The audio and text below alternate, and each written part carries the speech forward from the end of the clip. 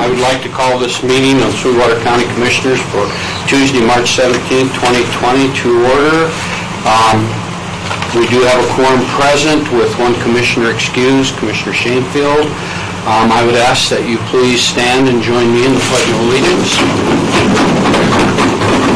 I pledge allegiance to the flag of the United States of America and to the republic for which it stands, one nation, under God, indivisible, with liberty and justice for all.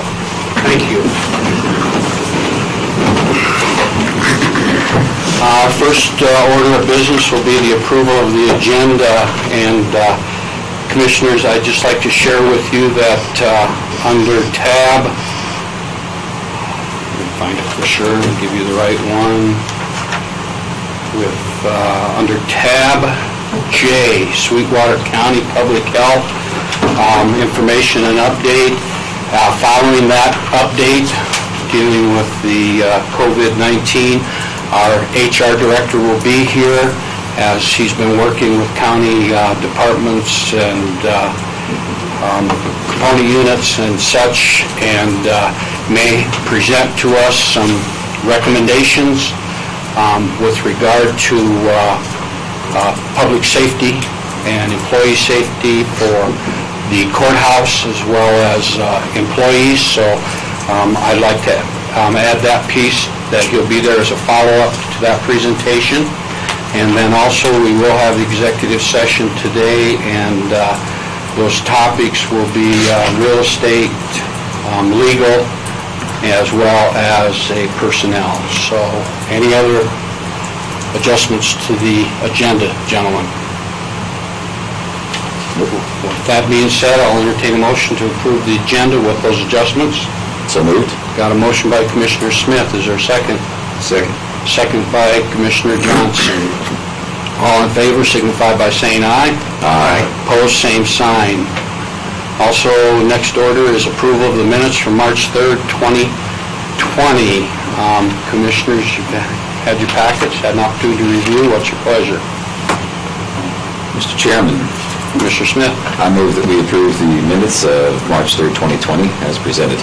Okay, we have a motion by Commissioner Smith to approve the minutes of March 3rd, 2020. Is there a second? Second. We have a second. Any discussion? I'd just like to note that I appreciate that you recognize my wife's passing in the minutes. I appreciate that very much. Mr. Johnson, our condolences again to you and your wife's family. And Appreciate it. You're welcome. Thank you. With that, any other comments? Which we have a motion, we have a second. All those in favor signify by saying aye. Aye. Opposed, same sign. Next, tab B is acceptance of the bills, which is the approval of the county vouchers, approval of warrants, approval of bonds, and monthly reports, as well as abates, rebates. Commissioners, what's your pleasure? Mr. Chairman, I move that we accept the approval of the county vouchers, warrants, approval of bonds, approval of monthly reports, and the approval of abates and rebates as presented. Okay, thank you, Commissioner Lloyd. We have a motion. Is there a second? Second. Second by Commissioner Johnson. Any further discussion? With that, all in favor signify by saying aye. Aye. Opposed, same sign. Motion carries. Up now, next item of business is a public hearing for 4 items out of planning and zoning. And Mr. Bingham, the floor is yours. Okay, thank you, Mr. Chairman. So the first hearing that we have is Joseph Lime. The legal description is Foothill Subdivision, Lot 21. It's 35 Wilkins Peak Road. Current zoning is I-2. It's West Side Water and Sewer, City of Rock Springs, Fire District 1, Rocky Mountain Power. Dominion Energy, it's off Wilkins Creek Drive, which is off 191. Here's the location of the site. So we're going to be hearing 2. One is a salvage yard, one's an impound yard, both owned by the applicant and owner. So this is the first conditional use that we'll be hearing, and then the second one will be down here, which is just an impound yard. This has been in operation since 2011, and which was a 2-year permit when it was originally approved, and then in December of 2013, it was renewed. Today we are seeking an indefinite time frame. It's been in operation for almost 10 years, and staff does support the indefinite time frame. This has been established. There is, as far as, there's a drainage plan. Mr. Flynn has put a screening fence in the front of the property in his original permit, and it has been approved subsequently, the stacking of vehicles, so that we don't always allow that with impound yards, but due to the fact that this is a salvage yard, he is requesting that the vehicles be stacked in this location. And this just shows you the posting of the sign. It's all heavy industrial surrounding. You go back here. There is some I-1 in the front here, which is directly off 191, but the properties located in the back here are all zoned heavy industrial, which is where we like to see these type of uses. We do have certain specific criteria for impound and salvage yards. It can't be established within 600 feet of a church, school, or residential zoning, or a mile of recreational facility, and there is not any types of uses within 600 feet. And the screening, like I stated, Mr. Flynn, when you first established this, you already put a 6-foot fence in there, which helps screen. Business must be licensed with YDOT, which Mr. Flynn, which is a state requirement, and he does have a permit for that. Colorado State Gas had no concerns, and Emergency Management had no concerns. The P&Z recommendation was 4-0 to recommend approval of the request. That's all I have, Mr. Chairman. Thank you, Mr. Ling. Joining us is the owner of the business. Would you introduce yourself, please? My name is Joseph Lyman. I own Sunlight Service. Thank you, Joseph. Thank you for being here. Any questions, Commissioners, before we open to a public hearing? Commissioner Johnson.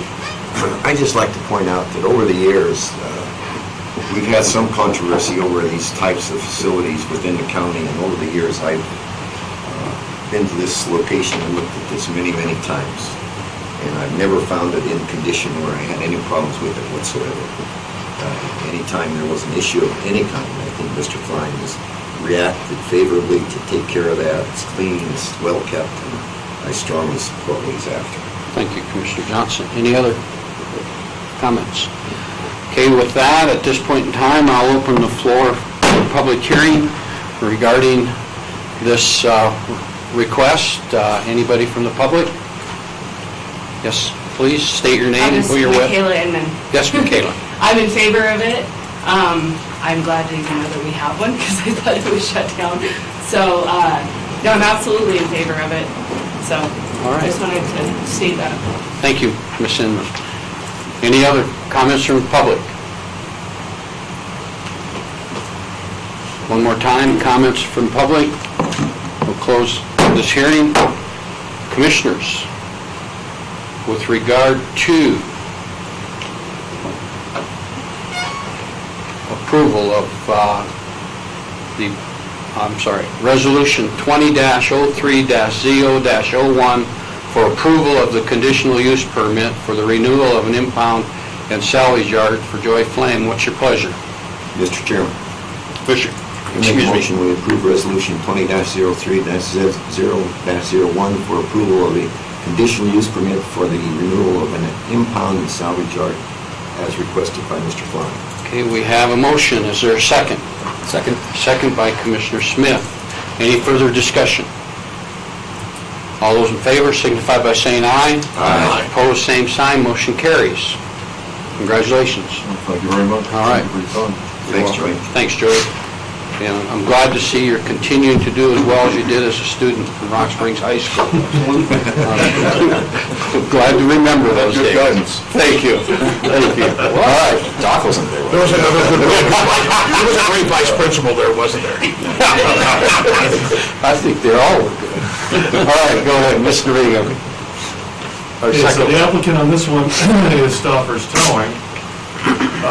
The lot is owned by Joseph Klein, and just to show you the location, so this is across the street, this is where the salvage yard is, and then this is where the impound yard is. This is a renewal, so this was established a couple of years ago.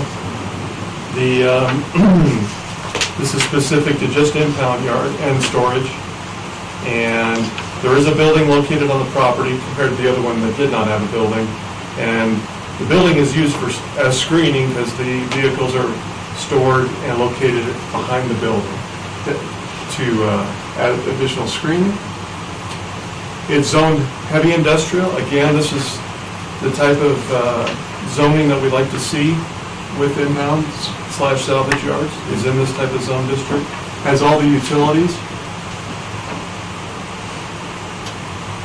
And that just shows you the location, and then the building right there. You can see where the salvage yard is existing right on that aerial photography, and so the vehicles are located at the rear of the property.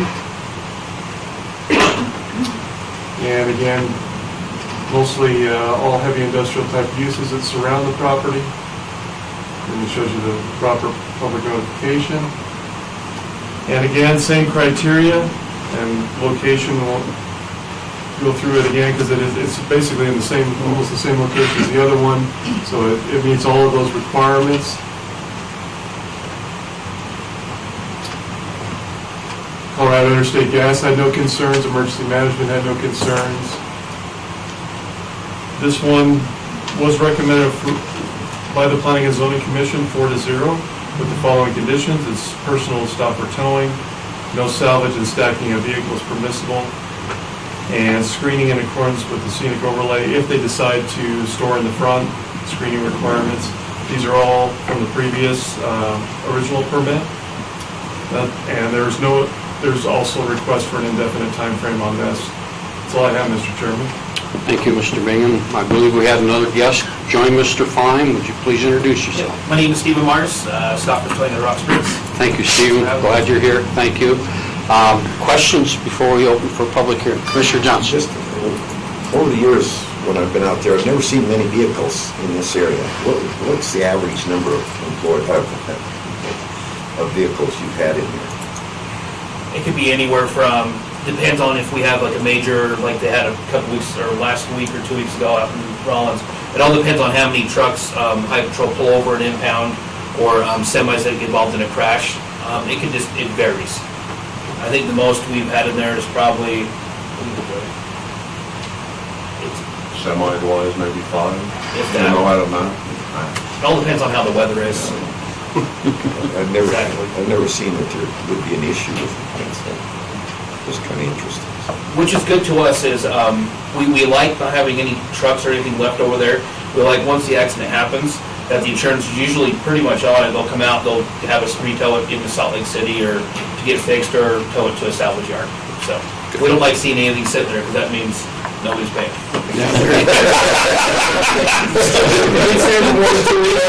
We're on the phone calling, so. Our goal is to have nothing in there. Other questions, commissioners? This one for me. I know you treat impound vehicles somewhat separately. No issues along that line for impounds or anything? Nothing like that. We keep our gates closed, keep our trucks inside. But we haven't, usually once we impound someone, the next day's come to get it. So Very good. So, no issues. good, thank you. Okay, we'll open now this session of a public hearing for Resolution 20-03-ZO-02 for approval of a conditional use permit for the renewal of an impound and salvage yard with the following conditions: that the conditional use permit is personal to Stouffer's Towing and runs concurrently with the state of Wyoming permits. 2, no salvage and/or stacking of vehicles is permissible on this property under this permit. And 3, screening in accordance with the scenic overlay regulations in Section 4 of the 215 zoning resolution will be required if the applicant chooses to store vehicles in the front setback yard. Therefore, I now open public hearing for this resolution. Any public comments? Any public comments? With none, I'll close the hearing. Commissioners, what's your pleasure regarding Resolution -20-03-ZO-02 for approval of a conditional use permit for the renewal of an impound and salvage yard? Mr. Chairman, Commissioner Smith. I move that we approve 20-03-ZO-02 for the approval of a conditional use permit for the renewal of an impound yard as presented, With specified conditions. with specified conditions as Thank you. presented. Heard the motion, is there a second? Second. Second by Commissioner Lloyd. Discussion. All those in favor signify by saying aye. Aye. Opposed, same sign. Thank you very much. Thank you, gentlemen, for being here. Mr. Bingham, you're still up, and I believe we have a person to represent We do. the next company. Would you please introduce yourself? Commissioners, I'm John Doak, I'm the owner of Vibe Desert Construction. Welcome. Thank you. So the property owner is John Doak and their living trust, and then Mr. Doak is with High Desert Construction is the applicant. It's located at 46 Reliance Road. The legal description is now Doak subdivision, Lot 3 is the location.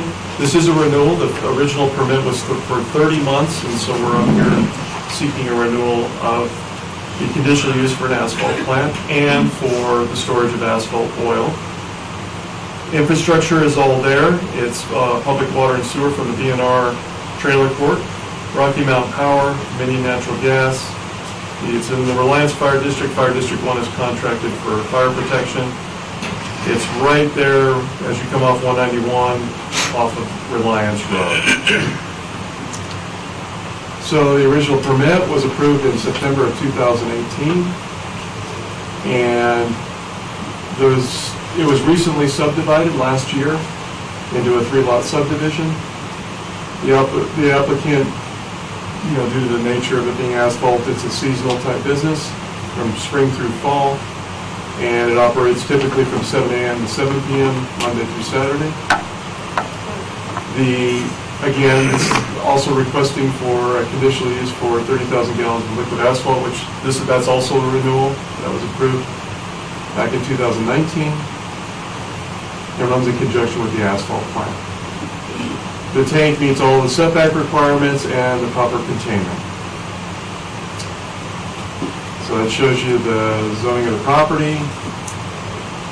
And Mr. Doak owns all of this, and this is zoned I-1 light industrial.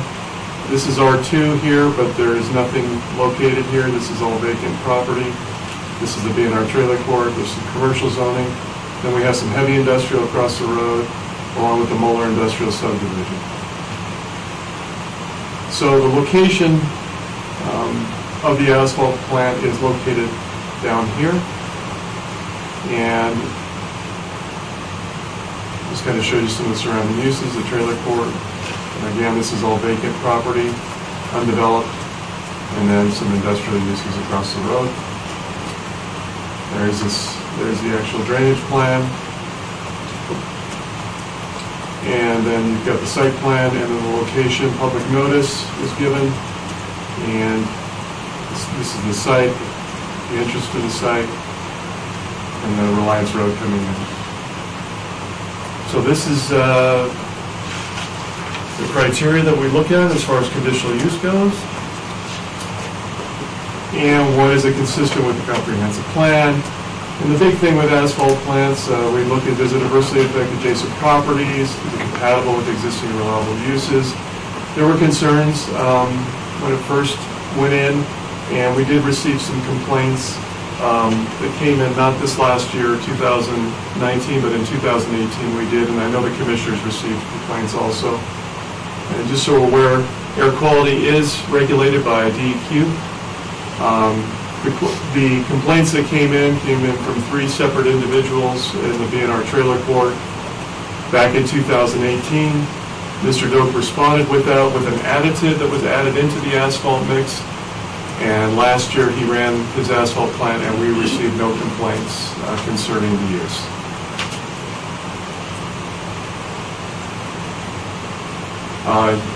Mr. Doak also has an approved DEQ air quality permit, which is required by DEQ, so that it meets air quality standards.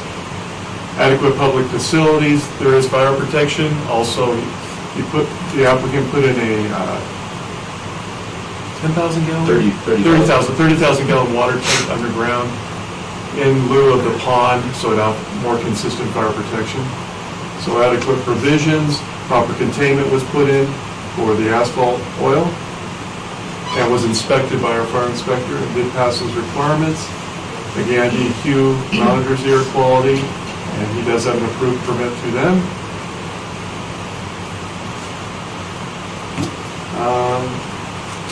As of, at the March 11th, 2020, we did not receive any negative public comments, and the Planning and Zoning Commission recommended approval with the following conditions: that it's personal to the applicant, Mr. Doak, for the operation at 46 Reliance Road. The conditional use permit is contingent upon approval from DEQ. Air quality is limited in size to produce no more than 150 tons per hour, and the applicant utilizes an asphalt additive to reduce odors during the operation of the plant, and this is for an indefinite time period. That's all I have, Mr. Chairman. Thank you, Mr. Chairman. Or, Mr. Chairman. Mr. Bingham, thank you. It'll go to his head. All right, with that, Commissioners, any questions? Yeah, just- Mr. Johnson. Casey, do you have any problems with the conditions that we put on this? No, I haven't.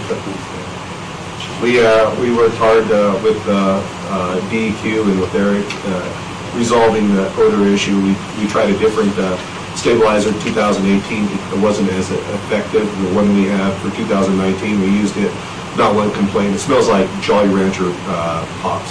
We did get, yeah, it does, that's exactly what it smells like. We did get a complaint about dust that there was, the day we got a complaint that actually DEQ guy was out in our yard, and he called me up and said, we just got a complaint, my guy is sitting in your yard, there is no dust, so we don't know why this came up. So, but it's been, like Eric said, there's been 3 individuals in the Beaver Trailer Court that have complained, and we tried to work with everybody that comes in and talks to us, but really we haven't had anybody. Last year we hadn't had one call about the smell.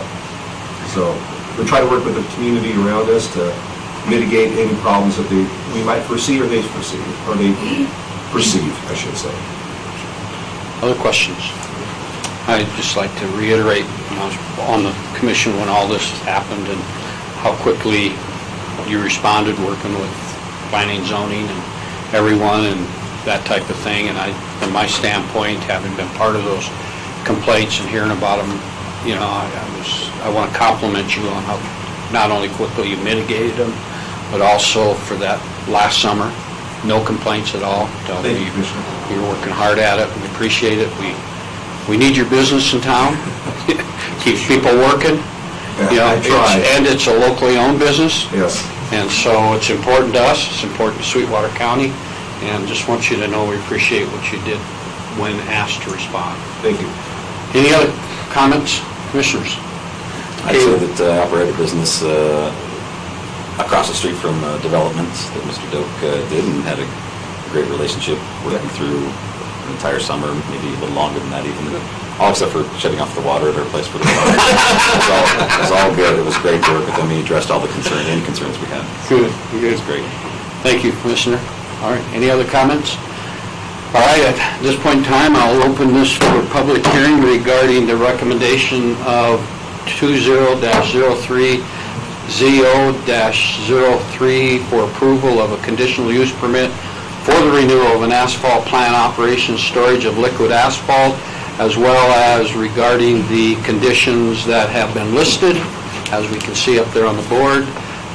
We're now open for public hearing. Comments from the public? Comments from the public?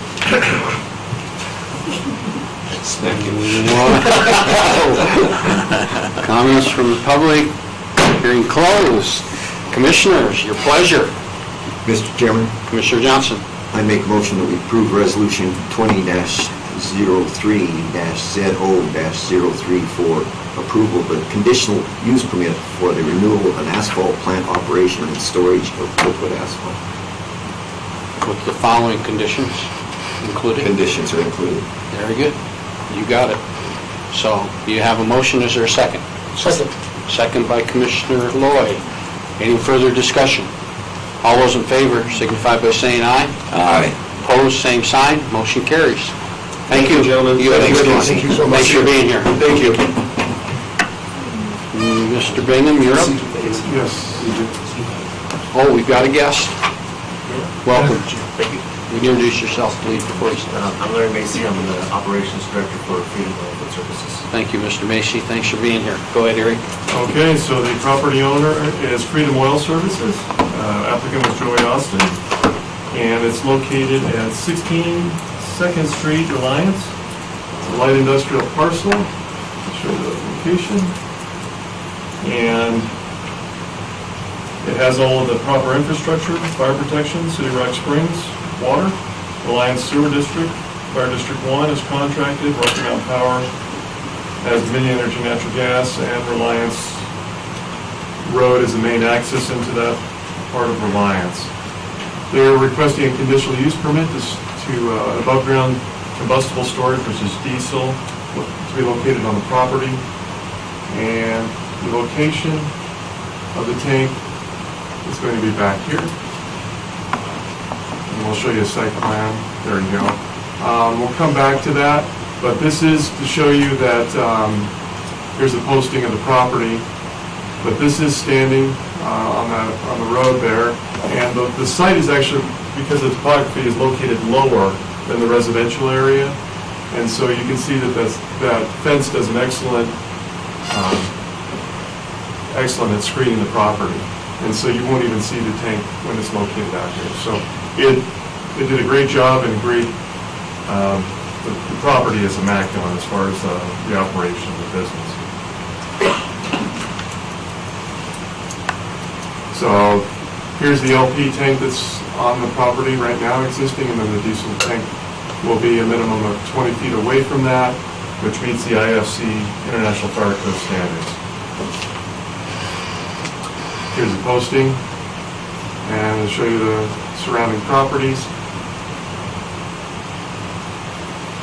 You know, the same type of criteria for conditional uses that we evaluate. You know, does it meet? Is it adversely going to affect adjacent properties? It will far exceed the minimum requirements by the IFC and the zoning resolution because it could be located towards the rear of the property, and so it meets all of those. We don't see any adverse effects on adjacent properties. Demonstrate adequate public facility. There's fire hydrants. It will be a double wall tank, so it will not be required to have containment. Will not create any undue traffic congestion. Again, it'll meet all the IFC requirements. There were 2 negative comments that came in, and I will show you the location where those comments came in were from these 2 property owners. And you can see this one will be about 496 feet away, and this one will be almost 600 feet away, which far exceeds the setback requirements.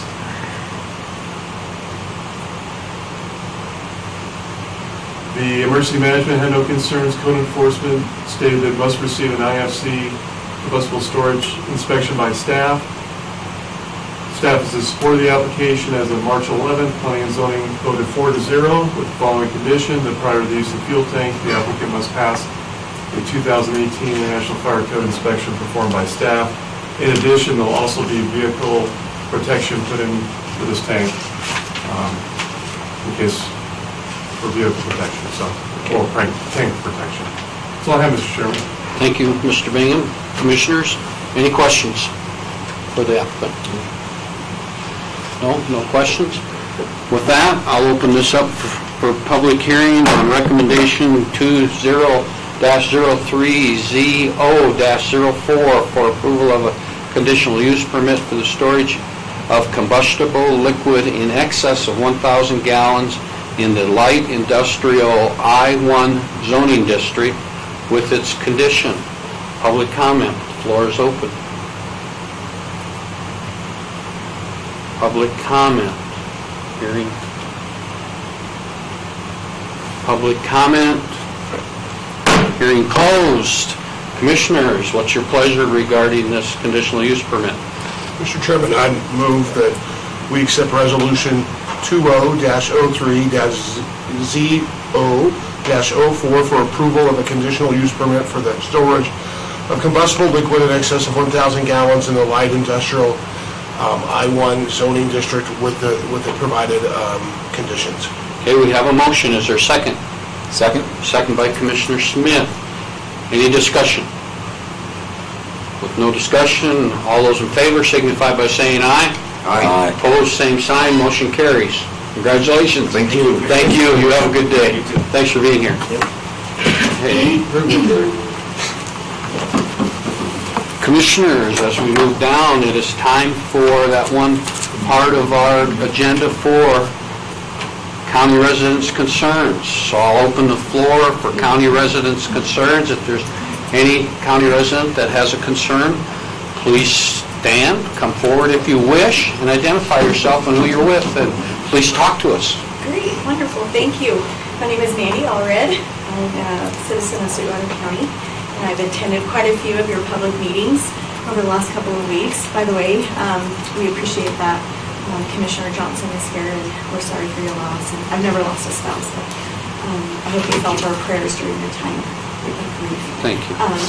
Chairman, we appreciate the opportunity we have to come here and commune with each other and discuss the issues that we found to be pretty egregious for us.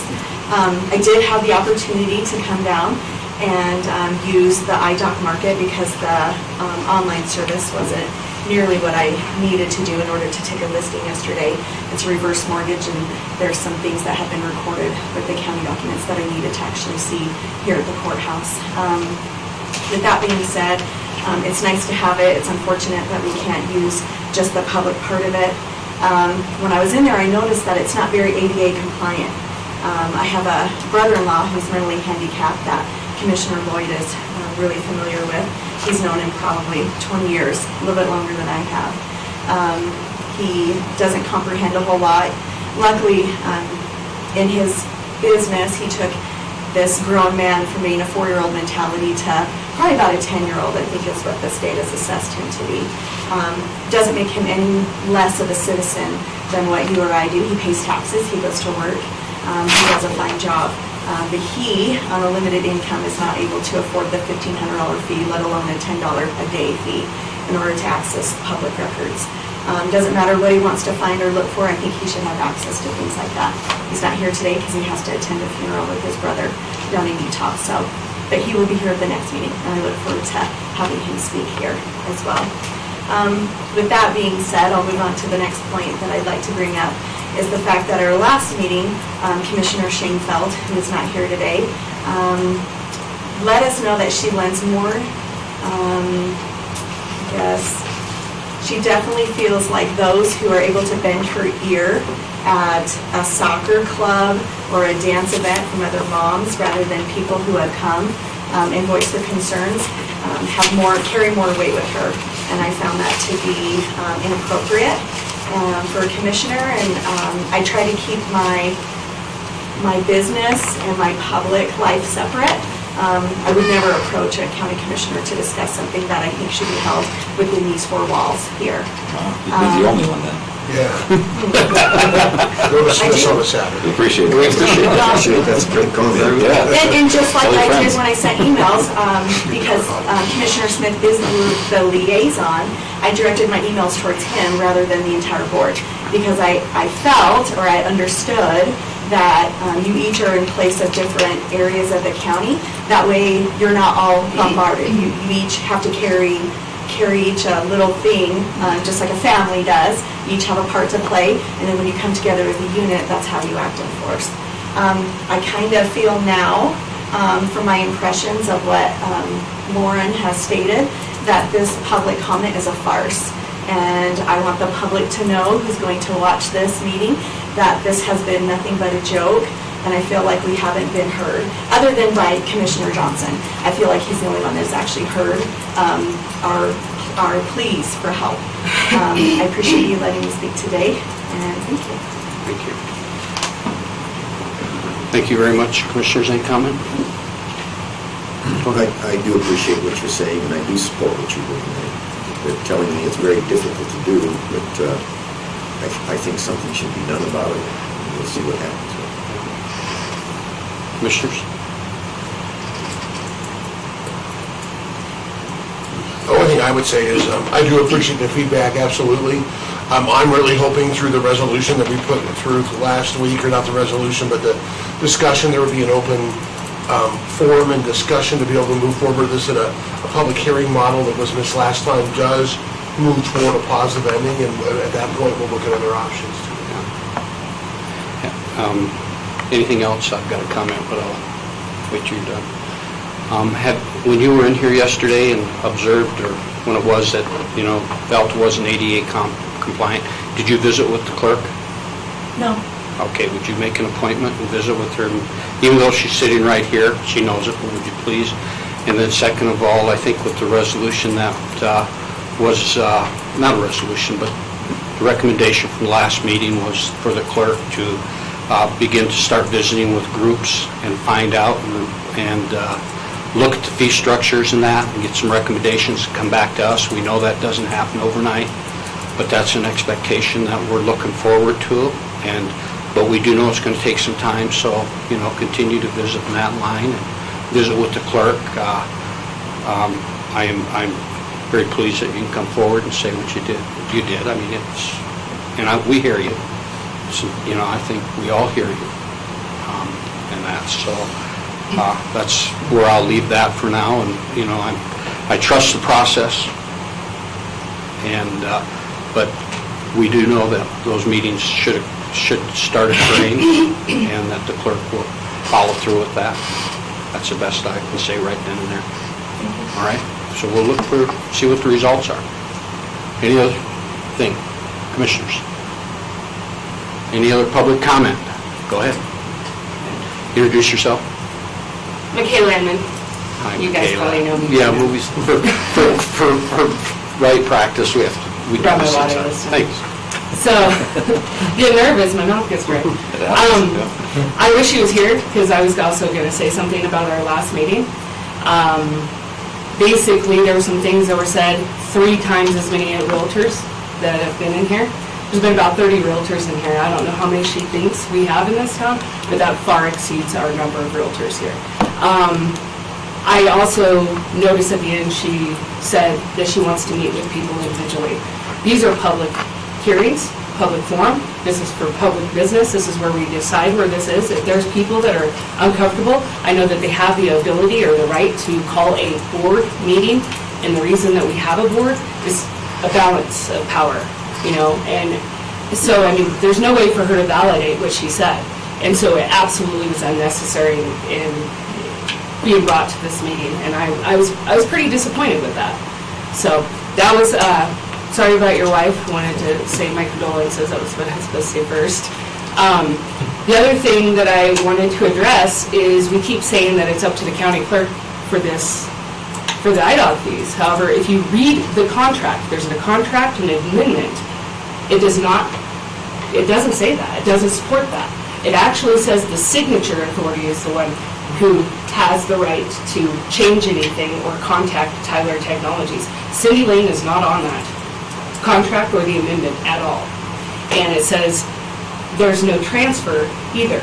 So I'm having a problem with being told that it's out of your guys' hands when it is signed only by the commissioners. It is not signed by our county clerk. And I deal with contracts, amendments, and addendums all day long. That's what my job is. And it's a pretty long amendment. The contract itself isn't that long, but it goes over every single one of these things. The cost, there's no fluctuating cost. It's an annual cost. I already know that she's not going to be able to change the cost probably until June, July, whenever the contract's up, because that's what the contract says. So to sit and pretend like, oh, we're just going to see this out until June, why not just be honest and say, hey, we can't change it until then let's look at it, instead of having meetings that are pointless, because they're saying basically, I tried to call meetings, she didn't respond. I did ask her if it's ADA compliant in here, which I know it's not. She didn't respond. So it's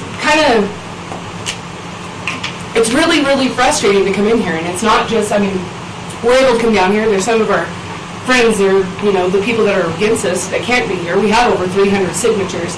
It's pretty obvious in the public, the comments that are being made, that it's not supportive. And like she said, I have friends that are confined to a wheelchair. They can't even get down here. I mean, right now we have the coronavirus. We want everybody to show up here. I mean, this was initiated to be put forth for the public's convenience. And like I said, with the I-tax and the I-regs, those cost just as much as if not more. I have the contract. I brought it to you. I hope you all had a chance to look at it. But if we're trying to recapture costs on IDOCs, then why aren't we trying to recapture costs on what else was put out there for the community to use at their convenience? And it's really frustrating because still it doesn't make any sense. $3,355 for the upgrade, but we're just going to leave out everything else. We don't use the marriage certificate. I didn't use a marriage certificate here. That's something that's confined to our office. So there's add-ons that cost that monthly fee. Do we need to start picking at that? How are they going to recapture it?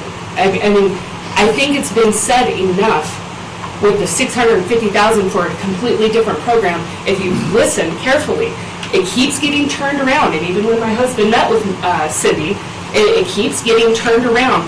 It's basically, that's mandatory. The archiving our records and preserving, that's mandatory. That's her job. That's why we elect her to preserve those records. And you're going to have just a small number of people in this community paying for that through fees that are supposedly recapturing a fee that is $3,355. I mean, it's already been passed. So I really resent the fact that we keep hearing, oh, well, we got to test this out. It's impacted us. That's why we're here. That's why we have come down here every single Tuesday since November to say something about this. So, there we go. That's all I have. John, we've heard some questions regarding the legality of the contract, I believe. And would you research that? Sure. If you haven't already, please. Thank you. All right. Anything else for us? Yeah. Any questions? Go ahead. Just a comment. I support what you're saying. And I still, maybe it's an oversight on our part, but I think we are the ones that are responsible for that. We're the ones that allocated the money and earmarked the money for this, for the IDOC. And I think we have a responsibility to, if it's not right, to try to correct it. The timing might be an issue with it, but I do think we just can't let it go. I've done a lot of research on it. There's resistance to it. They don't think that it's fair. I tend to agree with them. I don't think it is fair. We'll see what happens with it. But I do think we're in a contract at this point in time. And it's very difficult. I'm talking to our IT people, which I've done. It's very difficult to change the way we set it up originally. But if there's a will, there's a way. Yep. That's what we have to do. In July. We appreciate you coming. We appreciate it. Yeah. I appreciate your support, and I appreciate that you've been very boisterous about it. So, I thank you. Thank you. Commissioner? I'm disappointed this hasn't resolved. It's been a long time, and it feels as though we can find some middle ground and some happiness. And so that's been disappointing to me. I thought it would be taken care of by now, and some resolution found. So I just encourage that again. Let's try to find some middle ground and some happiness and move forward. That's my. And I believed, I think we talked after the last meeting and getting people together to talk about it, get some information to, from what was going on and what would be best, is the best route. It's just not happening as fast as I think everybody was hoping it would. But I still think that's the right way of getting the stakeholders in yourselves and talk about the fees and what will work, what should work, what shouldn't work, but, and that type of thing. I still believe it's the way to go. I agree with Mr. Johnson that based on the contract, it might be a little later now, but we'll have John look into those things as to, responsibility of the contract and that type of thing. We did allocate the money, so yeah, we are somewhat responsible, but we did in turn turn it over to be managed by the clerk and that type of thing. So, but we do appreciate you still visiting with us and coming forward. That is appreciated.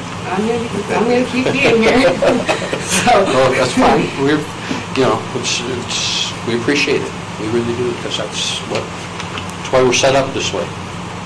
Okay? Okay. Thank you. I felt pretty discouraged last week. I mean, it sounded like it was kind of done in vain, Well, being here. I guess when I look back on it, my comment is I understand where you're coming from, but I didn't see it that way. I saw it as a way to start moving forward, to take into concerns, and, and that type of thing. So, we appreciate it. We really do. Okay. Thank you. Well, I'm going to keep being here. So. find a ground that will work. I saw it more along that line, but going back to what Commissioner Smith said, find a happy medium, that type of thing. So I don't think. I saw it that way, but it just, takes time. But Yeah. it takes time, I get that. Well, I know it takes the time of running out this contract. However, you can change it right at the end. It does, that's actually included in the contract. So we'll have our attorney look at it. Yeah, and it's, from the very beginning, I think we all asked for a reasonable fee.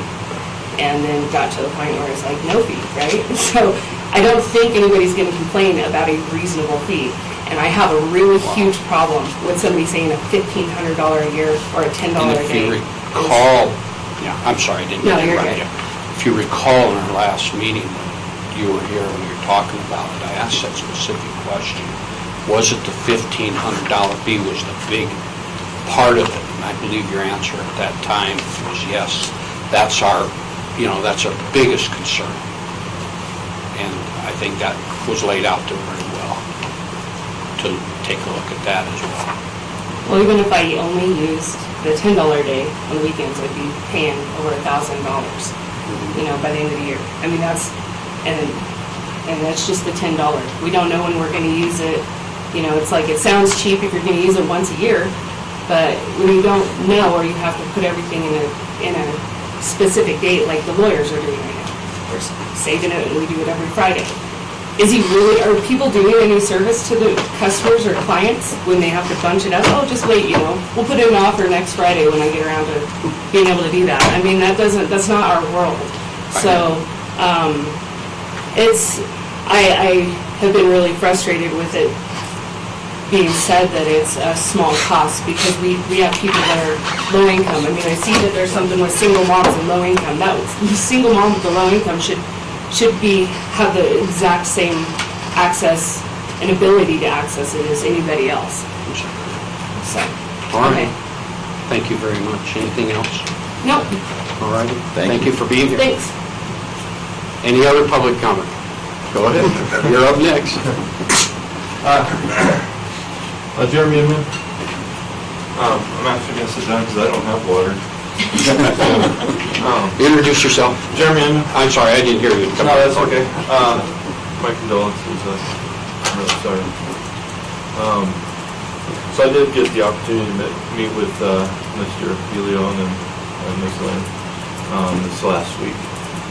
So just on the point that the commissioners made, that we ought to start from square one, essentially, as far as a dialogue goes with the county clerk and all this. Bob Dylan said times they are changing, and this is a pretty empty room compared to last commissioners meeting. And essentially, we have in place a perfect system to handle COVID-19 already. There was access at home for all these records that the real estate agents need to access, people in the county need to access, title companies. And now we've put in place a system where you either pay or you have to come down to the courthouse, public place. And just addressing fears of people, with COVID-19, whether or not, personally, I'm not that scared of it, but I know that for people that are my parents' age, my grandparents' age, they're pretty terrified. And this was a way that we could have safely accessed all of these records from the comfort of our home, which we still can, but there's a premium on it. And so I just want to remind everybody that as we go forward, since we are trying to work on a middle ground, this be an expedient process and not be slow. The big concern that I have is, I understand that the county needs to recoup or defray costs. But if two people, essentially, almost, were to pay for the yearly fee at the price that it's set, it would essentially defray the cost of the whole program. And so, it's hard to see it as, again, being a reasonable fee if the entire cost can be recouped by two users. And we definitely don't, I wouldn't think, want to make the residents of Sweetwater County revenue for the county. It's probably one thing for the roads and the costs that the county has to be covered by tax dollars, by fees that the county puts in place, but I don't think the county wants to get rich on its residents. And so, just my big concern is that as we move forward with this pandemic, that we not drag this out, that we take the measures. If there is signature authority in the contract, that the commissioners use it, that there be some sort of reasonable fee established soon, so that moms with kids, as we know, schools are canceled for a while. So this is going to impact a lot of people in our community that would otherwise have a lot more available time during business hours to do stuff like this. And I know that for my wife, I work graveyards. If she's going to come down to the courthouse and research these records, she's got to bring my 1-year-old and my 10-year-old down here now. So, I mean, this is going to impact a lot of people. Call it a perfect storm, if you will, pandemic, thrown into the mix where we have the access available online, but at a steep premium. And, I mean, from a businessman standpoint, that's probably exactly what you want. If I was a toilet paper salesman right now, I'd be very, very happy, But You wouldn't have any to sell. I wouldn't have any to sell, but that's a good thing. Especially if it related to the fact it's part of the cure. Yeah, exactly. Well, it helped, But in a time where our government is recommending that we stay home and avoid public gatherings as much as possible, they're not saying that we can't, but they're saying be reasonable. Stuff like stay 3 feet away from people, don't touch your face, all these things. We're talking about a fee that can be lowered and people can have access to all this stuff down here, which would keep everyone in this building safer too. It could be accessed from home.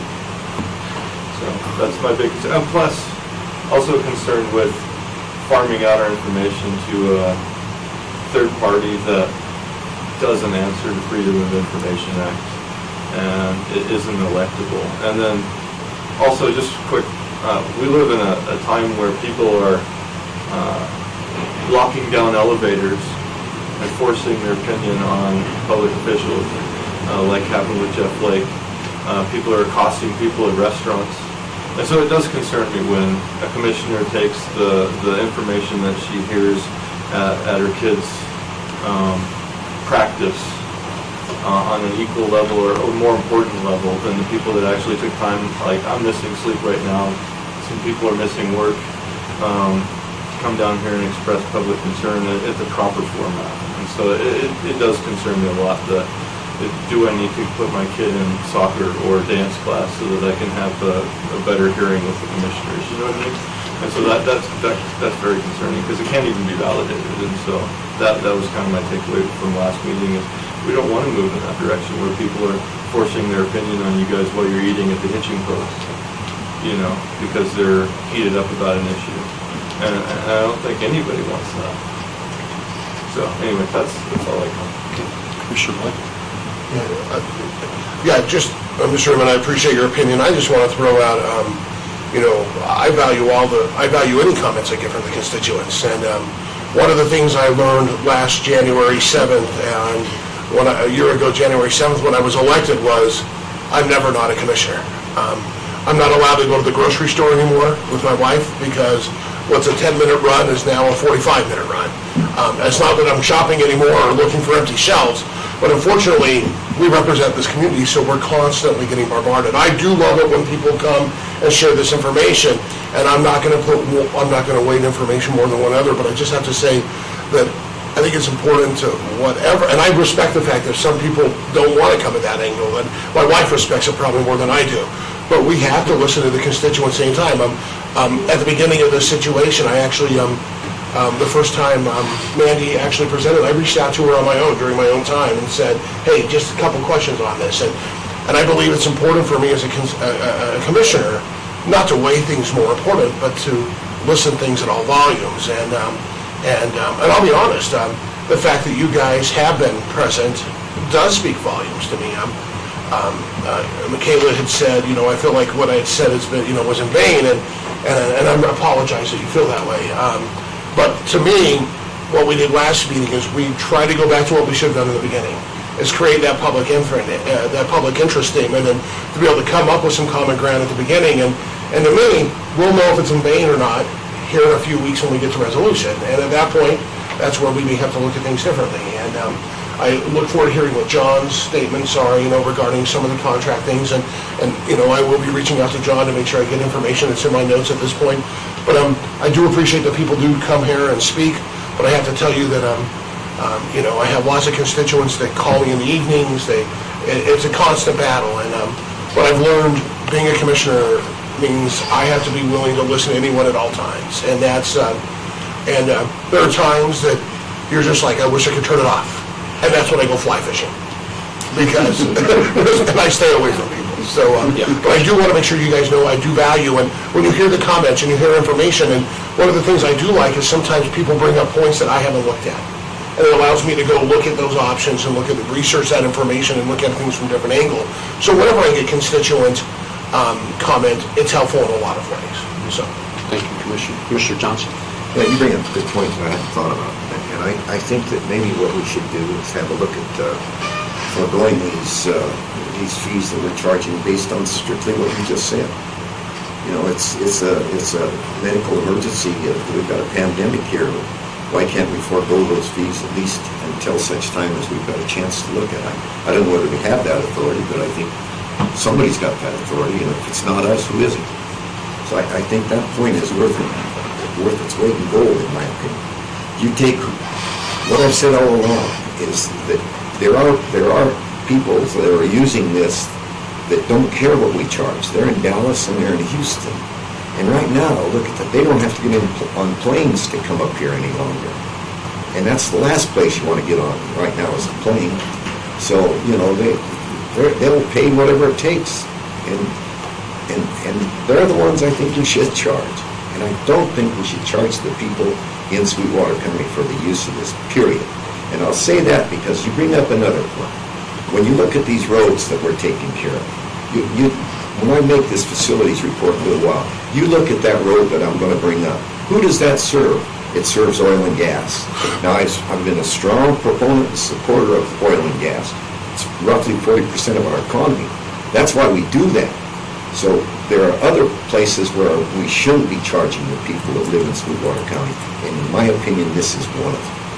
And the other thing that I did also find is that a lot of the people that are the users that are in business say a reasonable fee. Now, I don't know what a reasonable fee is, but you people do know what a reasonable fee is. And I think we need to take that into consideration, and I think we need to look at what legally we can do about this. And I do think the point you bring up should receive prime consideration, because I don't want 50 people in here, not because of what they might be saying to me, because I'll tell you, I work 24/7 for you. I understand that, and when I ran, I understood that, and I'll do it, whether you're here or in the street, I'll listen to you, and I've done it for 14 years. And I do think that point you bring up, that single point, is worth major consideration. Thank you, Commissioner Johnson. Commissioner Smith? I'd just echo the sentiments of my fellow commissioners for sure,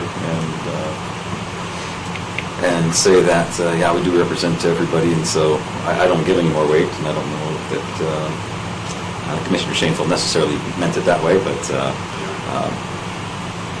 it's good to hear from if people aren't able to come. I'm happy to hear from them anytime at all. So we have county cell phones and emails and things like that, so we can hear from anybody at any time. But we got to put this to bed. Whatever that takes, let's get it done. Agreed. And whatever every one of you said is right on. There isn't anything said that's wrong. The thing is, it's going back to reasonable fee that you mentioned. I think that was the big piece at the last meeting for the county clerk to meet with groups and determine a reasonable fee. Which makes sense. Now, reasonable, for me, is a whole lot different than it is for you. But since you're the one using it, visiting with her, that should be determined. And that was the desire from the last meeting. So, I think we're all headed in the same direction.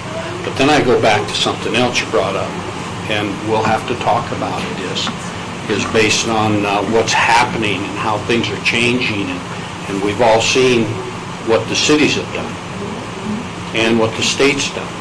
It's no different here. Conversation's coming up.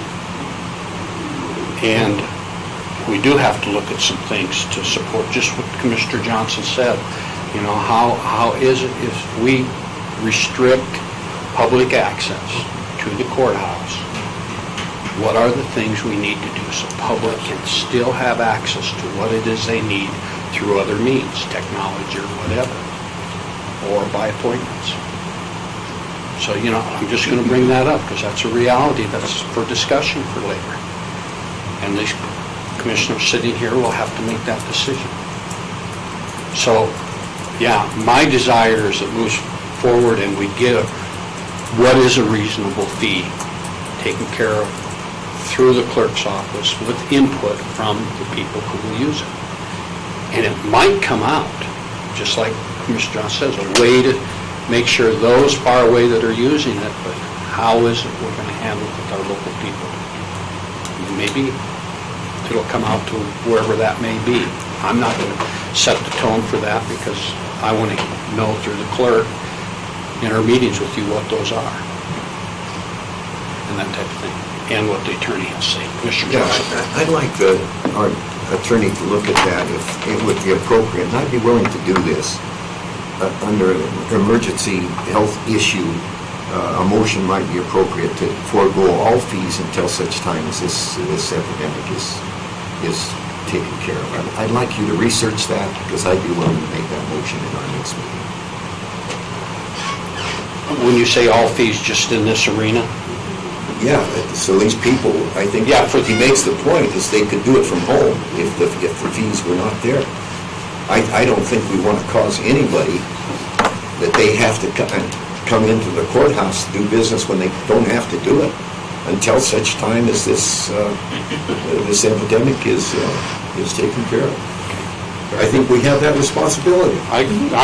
You know, like I said, we're going to have some conversations here down the pike a ways later this morning about how we can meet the needs of the safety of the people, but yet continue to do business without closing the courthouse. We're going to have those conversations, and there may be some things. So right now, our attorney, I've kind of looked at him, and he has something he'd like to say, which I approve very much so. So, John?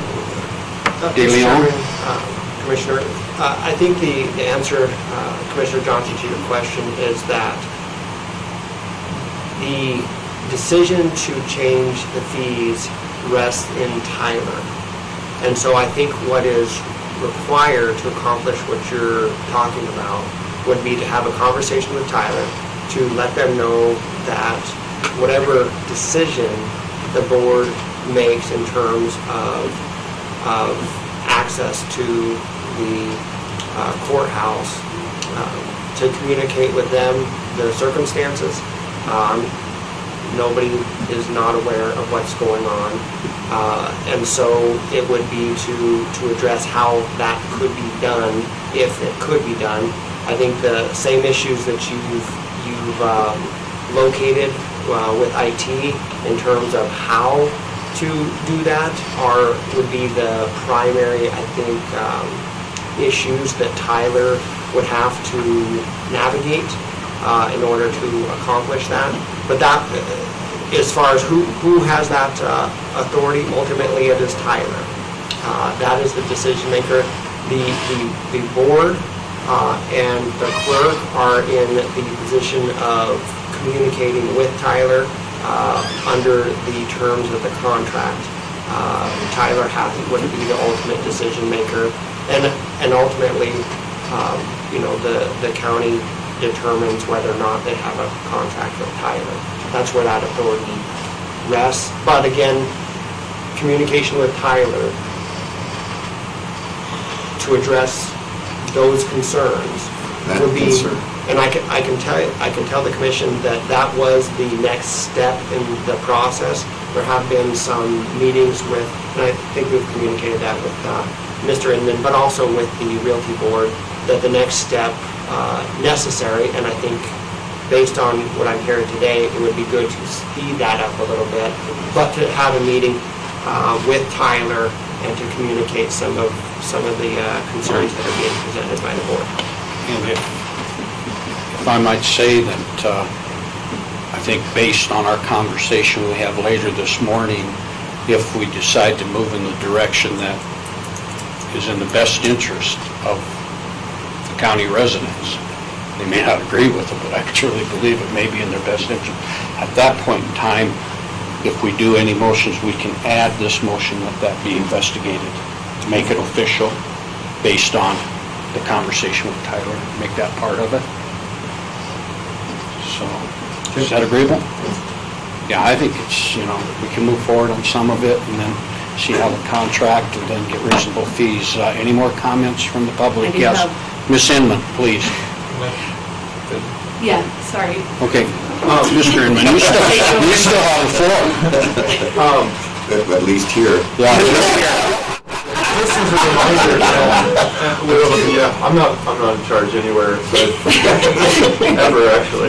Maybe when I'm alone at work, I'm in charge. Just addressing, I appreciate that you listen to your constituents away from here and here, but I can just from this last presentation, I can say that there's 2 people in Reliance that had a written complaint, and I can see their names were at the top of the list, and I can see what they complained. And so, Ms. Martinez was pretty succinct. She said, we don't want that sort of thing in Reliance. It was a short complaint, but you can see and you can read that. And I noticed that when there's no public comment, you guys look to motion. So in a sense, public silence is, in a way, consent. And so when you get away from this area where it's our opportunity to get our voice on record and our written, and it must be difficult having people come up to you in the store and say, hey, what about this issue? But, I mean, for the sake of everyone, it's better if they, say, hey, can you put this down on paper so that I can get this in the record so everybody has your voice? And so we can verify that, I can go home and make up 500 people that are angry about these fees and come back with a piece of paper and say 500 people talked to me this week, but I really have no proof of that unless we do it in this forum. So that's my only other comment. Anyone? I'll yield to the board. Thank you. Yield to the boss. Yield to the boss. Yes, Ms. Inman. Michaela, again. Yes, Michaela. I was kind of going to touch on that because actually the ethics for the commission is understandable. You guys are working all the time, and we appreciate that you come in. I came to you initially to talk to it outside of here, and I did contact Cindy outside of here, and it got me nowhere. That's why I started coming here. We did start out trying to reach out to her, and we were told absolutely not. And so this was the next step. So it was not like we just came in here and started making a big deal about this. We did reach out to her, and this is our next option. So, but at the same time, the code of ethics for the commission is you can't allow outside, if they're not willing to put their name publicly on public issues, like if you go back and you read all of the stuff in the state or in the, all the different levels, emails, all the conversations, they're actually there with the names on it. Otherwise, they don't exist. So that is actually the ethics of why we have it. Now, you guys are allowed to meet privately as a board with somebody that does not want to come forward and keep it, but the bearing of it is a lot different. And it basically, that is what it said in the beginning of the thing, is that the outside influence cannot come in here if it's not in a public forum. That's my understanding of what I wrote on the ethics. So I understand that you guys are working 24/7 all the time.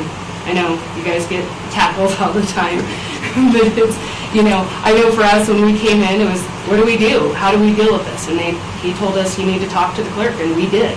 So, and I know we individually, I was with her, I was with 2 other agents when they called, and I know people have emailed, and so this was not, we didn't come in here to pounce on anybody. It was after we were rejected, so. Thank you. Commissioner? No, that's all, and I appreciate you giving testimony that we should get hazardous pay. That was a test, right? That's what I heard. I'll make a motion. All right, with that, any other public comment? Thank you. Thank you. Any other public comment? The kids, they don't have anything to say? With that, No? I'll close public comment. Thank you very much. We appreciate what was said. Commissioners, we can move on with our agenda with reports, then take a break, or take a break. Your pleasures. I don't care when we're gonna, whatever. I'm open for whatever. Okay, let's move on. Let's do commissioners' reports. Up first, Commissioner Johnson. Yeah, I appreciate the sheriff being here because I want to say something here that I need you to hear. First, I have the Public Works report that I'll read. This is from March 17th. Buildings, we issued an addendum on the courthouse roof replacement project that will allow us to do some maintenance work on the cooling tower. The archive building boxes have all been marked and the new shelving behind the community room is just about complete. Engineering. The Bar X road bids are due later this month. We are also working on the specifications for the CMAC project. Road and Bridge. Snow turning to mud is the story for Road and Bridge on the east end of the county. The remainder of the county crew is starting on our spring maintenance schedule. Defibrilators, signs, guardrails, etc. Custodial. We will be changing the custodial schedule in all the buildings so that we can more often clean the public space during the day time usage hours. And there's a couple of pictures here that you have that are included. On the 4th, I attended the federal agency meeting. The only thing I have to report there is that you recall the last recent meetings that I've had with them. We started that the RFP was going to come out in January, then February, then it was going to be March. Well, the latest meeting now, it's April. And I will be amazed that if it comes out in April because of what's going on in Washington. Agreed. You know, things might be, they're slowing down in Washington, and that might be in our best interest, but we will find out. Very good. And then,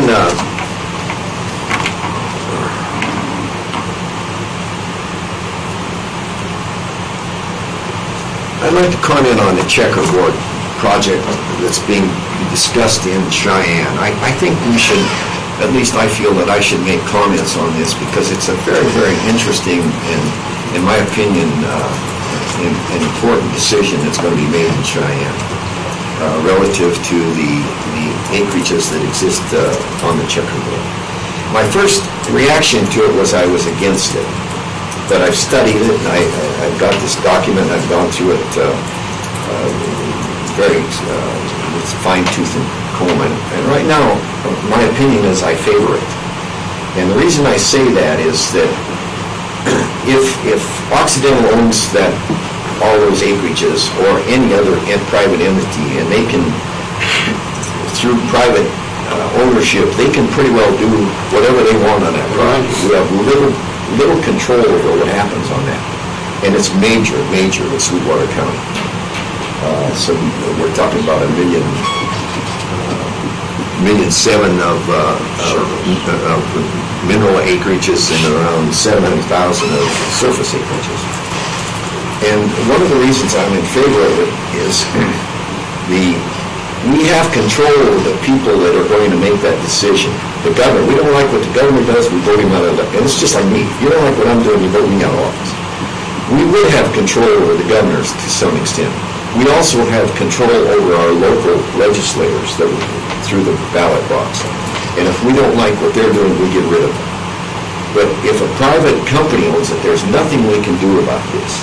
And one of the issues that was brought up by the assessor and the treasurer is that we're going to lose tax dollars. Well, in this document, the governor is on record. Let me see if I can find that. I'll read that to you.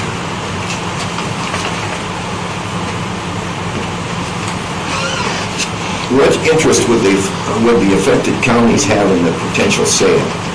And what he says here, and that's the first thing that pops into our mind, is we're going to lose tax dollars because you can't tax the state.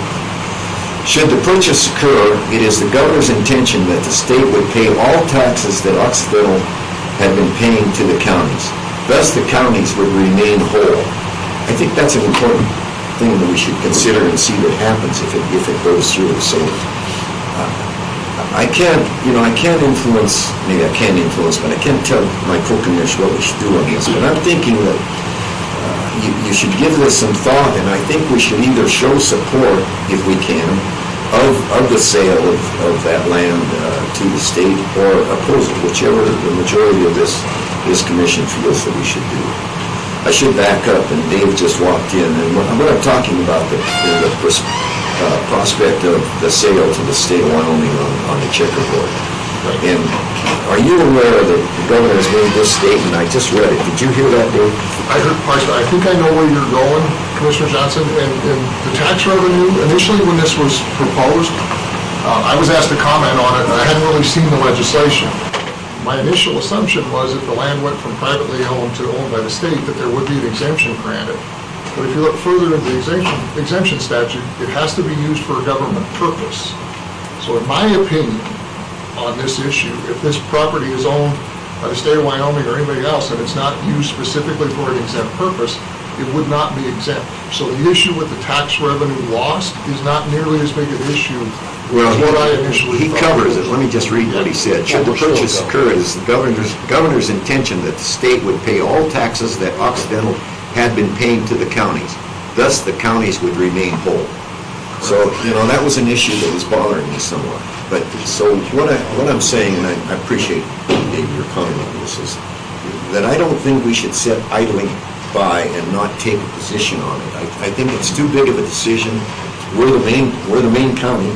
When you look at the acreages, we're the main player, and I think it's extremely important to us, and I think we should look at taking the position. And if you haven't seen this document, I'll get you copies of this document. Have you seen this document? You've seen it? When was that? When did that come out? I don't know. I've had it, and I apologize because I haven't seen it. When you're done, I'll make a comment. So anyway, that's the main point that I make with that. We shouldn't just let people in Cheyenne make a decision with us without us making the comment. All right. On the recap call, well, first of all, let me say this. Last Thursday was the last day of legislative session. I sat through the conference meeting with the Senate legislative leaders where they had to go into conference over this bill and talk about the lands of purchase. When the first bill came out, they had a formula similar to the PILT for paying the money to counties. As it shook out, based on our follow-up call on Friday at noon with WCCA, the bill passed, but it needs work. And where it needs work is just exactly where what you're talking about is payment to the counties. And my understanding is the way the bill came out, the PILT is not there. It has the bill is written of such a fashion that the assessor will assess the property and then determine the value, and then the county gets paid on that. But the way it's written, there's no guarantee that we'll get our money, is what was shared to us by our executive director. So the bill needs work through the interim, and the legislator's willing to do that. And there's some key pieces of that bill, and it goes back to just what Mr. Davis said as far as being exempt or non-exempt. If that word were to change out of the present bill to, I would say, I think we're non-exempt, most of the exempts, anyhow, that would benefit us immensely. So I don't want to use the wrong terminology, but yes, I agree with you, we need to support the bill, but we need to find out where are those particular places in that bill that need to be modified in support of the bill based on this and this. So we're guaranteed our money. But for all the reasons you've listed, when talking with people down there, they know that for the most part we're in support of the bill. for those reasons, just what you said. But the bill still needs some work, Commissioner Johnson. And I agree, this would support a letter of support, but I would ask that we do a little more research in the wording of the bill, even so much as talk with Jeremiah where that's at, so we can comment that, what makes the bill better for counties would be this. With this commission's support, the bill, I think it's Bill 189, I believe, is that right? 187? Something, whatever the bill number is. Whatever it is. It's going to be looked at in corporations or minerals this summer, and we'll want to keep an eye on it, and I will. I see that as a role as commissioner, serving, part of the WCCA, so attending those meetings will be important and testifying, but we need to dissect that bill and make sure we know what needs to be changed in it, so when we send a letter of support, we're not supporting the bill as is, because it could damage us, is my understanding. Well, just to put this in perspective, and anybody that might be listening to this, is that I'll tell you the surface acreages that are involved. Albany's got 10,000. Carbon's got 110,000. Laramie's got less than 1,000. Lincoln's got 70,000. Sweetwater County's got 690,000 acres. Uinta's got 130. What we're talking about is a little over 1 million acres of surface. And when you talk about gross minerals, you can own the mineral rights without owning the surface. When you look at that, of the total of 4 million acres of gross minerals, we've got 1.7 million of that. And so we've got a major stake in this thing. And I think that we need to be vocal on it, and I think our local legislators, I hear nothing from them. I hope they're on top of this. Well, they came out and voted on it late Thursday before the session closed, and it passed, so I haven't looked at how the vote shook out. So at this point, you think it's going in the right direction? At this point, I feel the bill is a good bill, but yet it needs to be better to protect us. So I don't think, going backwards, I don't think it takes our interests in 100% for Sweetwater County. And it should. And it should, because it impacts us more than anybody else. For the state, it's a good bill to take control of lands that don't go into. Well, there's some problems I have with it. They turn around and try to sell the surface. I have problems with that. Yeah, we do too, and we'll have to hopefully see that, so. Okay? Yep. Next, there's an issue that and that's why I asked the sheriff to be here on this issue. I've got a draft here of a resolution that I've been thinking about for a long while, talking to people that think we should do something like this. I think, Sheriff, you can correct me if I'm wrong, but I think the number of firearms in Wyoming is number one in the country, and I think it's something like 8 to 1. Every individual in Wyoming's got 8 guns. So, I don't know whether that's good or bad, but in my opinion, it's good, because we use those guns. That's why we live in Wyoming. We love to hunt and those types of things. So what I've done here is I've prepared a draft resolution that would make Sweetwater County, Wyoming a Second Amendment sanctuary county. And some of the other states have done this. I don't think it's been done anywhere in the state of Wyoming yet. And my thought is I think we should be the lead on this. Now, I don't know whether I'm going to get support on this, but and I'm not asking you to take any action on it. And this is a draft in draft form, so you can look at it, and you can, but I'd like to bring it up at the next meeting or so, and to talk about it. Sheriff, I'd like you to take this too, if you would. Very much appreciate it, and I apologize, I intended to try to get with you before I did this, but it's still draft, and your opinion's extremely important to us, I believe. So. You'll have a final draft Well, if you want to come. if you don't like the language, and you can make, but it's in draft form, so we can change it if we so. Or we can say no, I'm opposed to it, but my intent is to make a motion along those lines, and we'll find out whether. Can't own guns and oppose something that supports me owning the guns. That's kind of ludicrous. So I would like to suggest, look at the language, make any suggestions of change on the draft document, get it to Commissioner Johnson, and then Commissioner Johnson, maybe you can have Sally or whoever it is that does your work, and let's, would you agree, put it on the agenda for the next meeting, gentlemen? I'd like them on the agenda. Okay, very good. And then the last thing I have is on Thursday, I'll be at the CLG meeting in Kimmer, so if there's any issues that you might have with CLG, I think one of the things that's going to be discussed is this project with the land issue, because obviously UN is involved in that, and it affects all southwestern Wyoming, so I think that's going to be a hot topic for that meeting. Maybe somebody will research that bill by now and find out what those points are. Yeah, I think that they'll probably know more. They'll know more than I do, which is usually the case. So, okay, any questions? Dave's still after me.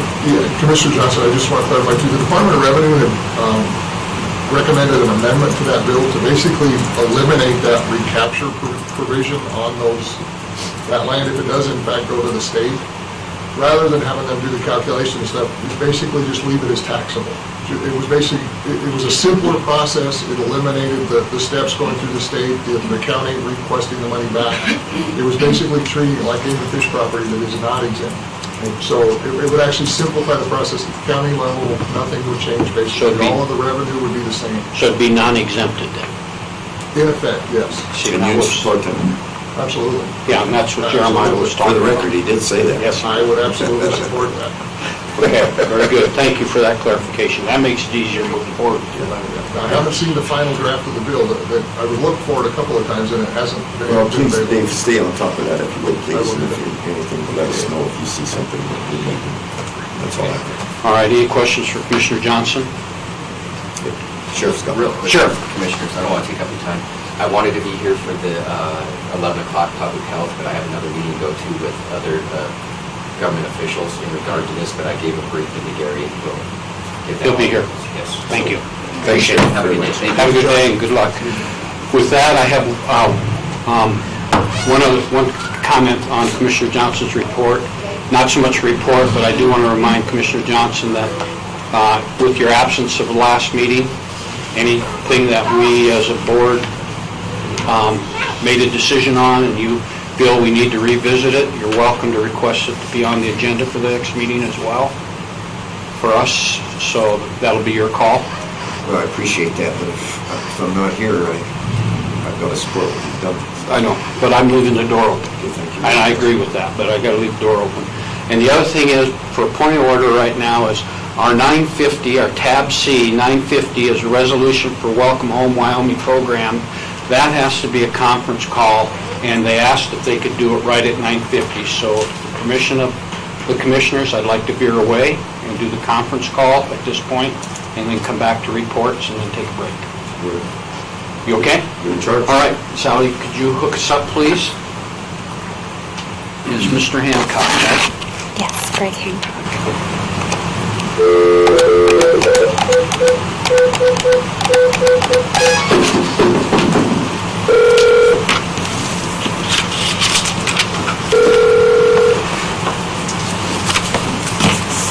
Good morning, Giant Housing Authorities, Greg. Greg, Mr. Hancock, this is Commissioner Wendling, Chairman Wendling, Sweetwater County Board of County Commissioners meeting. How are you today? I'm doing well, and thanks for your call. I appreciate it. You're welcome, and I'd like to let you know that also present at the table is Commissioner Johnson, Commissioner Smith, and Commissioner Lloyd.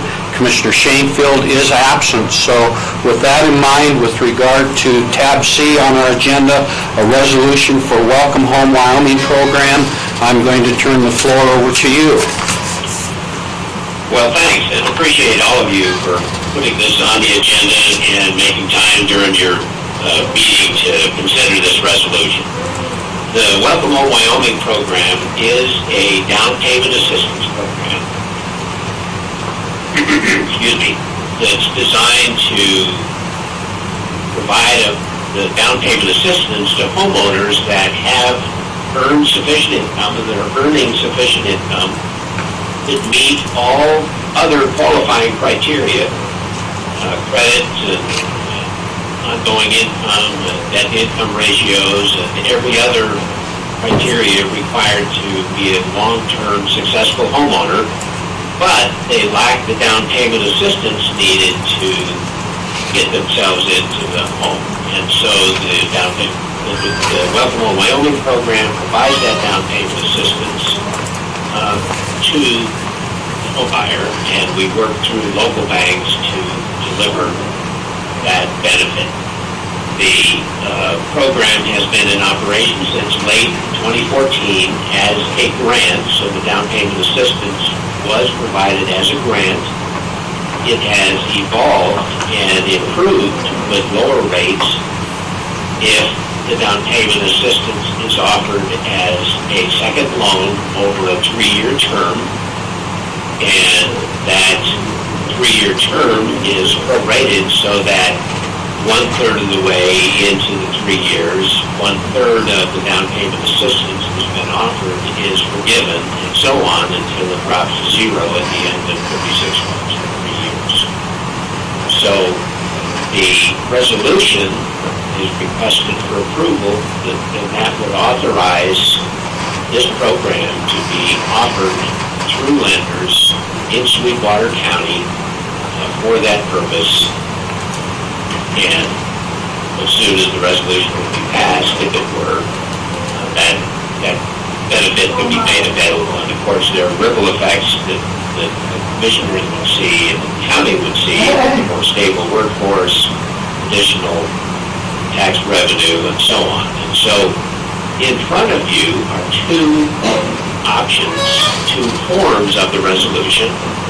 John DeLeon and I had a very good conversation about it here a couple weeks ago, and option one is kind of recites all the appropriate state statutes, and if the commission chose to approve option one, then that benefit that's been previously discussed would be available in full force and effect until the commissioners at some point in the future, if they did, would elect to withdraw it. The second option is the same resolution essentially, except that it makes the benefit available for a 3-year term that could be reviewed, of course, as that 3-year term approached, and could be renewed at that time. So that's kind of the quick and dirty, and I'm very willing to respond to any other questions the commissioners might have. Thanks again. Thank you, Greg. Commissioners, questions? Commissioner Johnson. Thank you for bringing this to our attention. I'm just curious, what have the other counties done within the state of Wyoming? We have, and I just counted, we have 8 counties so far have approved it. It's up for consideration this morning, actually, in Weston and Washington counties as well. And since we all have approved it unanimously, I think there's one that's Sublette County is, their attorney is looking at it, and the 24th is when they'll consider it, but it's seen as a positive thing, and I should have said earlier that there's no financial or administrative burden that the county experiences with this. It just basically opens the door without any liability to make this option available to potential owners. Other questions? Commissioner Smith. When the language in there says that it's forgivable after 3 years, the loan, how does that work? What are the criteria there, and what's forgivable? Well, typically the down payment assistance amount is about 5%. So, and that money can be used either as a direct down payment or help cover other closing costs, fees. So when they close on the loan, if they're still in the home, and if they're making timely payments and so on, which we trust they would, given all of the other qualifying criteria, then each month that they make their payment, the balance of the second loan that's due ratchets down 136. And so by the end of 36 months or 3 years, the balance due is zero, and then that second loan is nil. Okay? Does that answer your question, Commissioner Smith? Any other questions? Commissioner Lloyd? Yeah, how many, in the average year, how many people benefit from this opportunity, with this opportunity you provide? Sure. Across the state, there have to date been 625 loans made since really it was like the beginning of 2015, so in roughly 5 years, 4.5 years, that many households have taken advantage. And no noted concerns for the county, any of the counties involved have occurred with any of those loans? No, there's no liability that the county incurs related to it. It's the money, down payment assistance, is fronted by the lender, and then the loans are serviced by U.S. Bank. And U.S. Bank reimburses the local lender for that down payment assistance that's been offered, along with servicing the loan. And so there is no direct consequence at all. It's simply, I'd say, a procedural or an administrative process to just, with this resolution, opening the door for this opportunity. Okay. All right. Other questions? So U.S. Bank is backing the loan from a local lender and reimbursing for the expenses of that loan. And it's not the participant who's paying the fees for that loan. Is that correct? Correct. Very good. Okay. Any other questions? Go ahead, Commissioner Johnson. Just, obviously, you may have had some disagreement because we've got two different renditions in front of us. Why is there a difference of opinion, John? Do you have an opinion that's, what's your opinion? 3 year indefinite. 3 years versus the indefinite. Mr. Chairman, Commissioner, again, on the substantive side, of course, that is your decision. What I recognized is that one option, which is the option, and so I don't advocate one side or the other per se. I defer to your judgment on that, but one position will be perpetual. It'll be in existence forever. That is the document that has been adopted by other counties. I don't know that they recognize the pros and cons. If it is perpetual, then there would be no reason for this to come up again. The concern there is that it is now taken from your decision-making power, that it would be forgotten, it would just be there, it would never come up again. The questions that Commissioner Smith is asking in terms of what's the nature, how does it work, some of the questions that Commissioner Lloyd is asking in terms of how is this playing out, what are the statistics, those types of things would not be brought forward. One of the other points that I made with Mr. Hancock is that the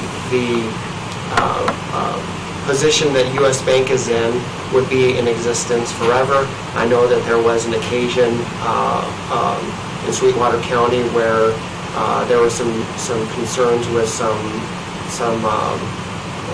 the ways that some banks were handling some pieces, and so that's the area of concern.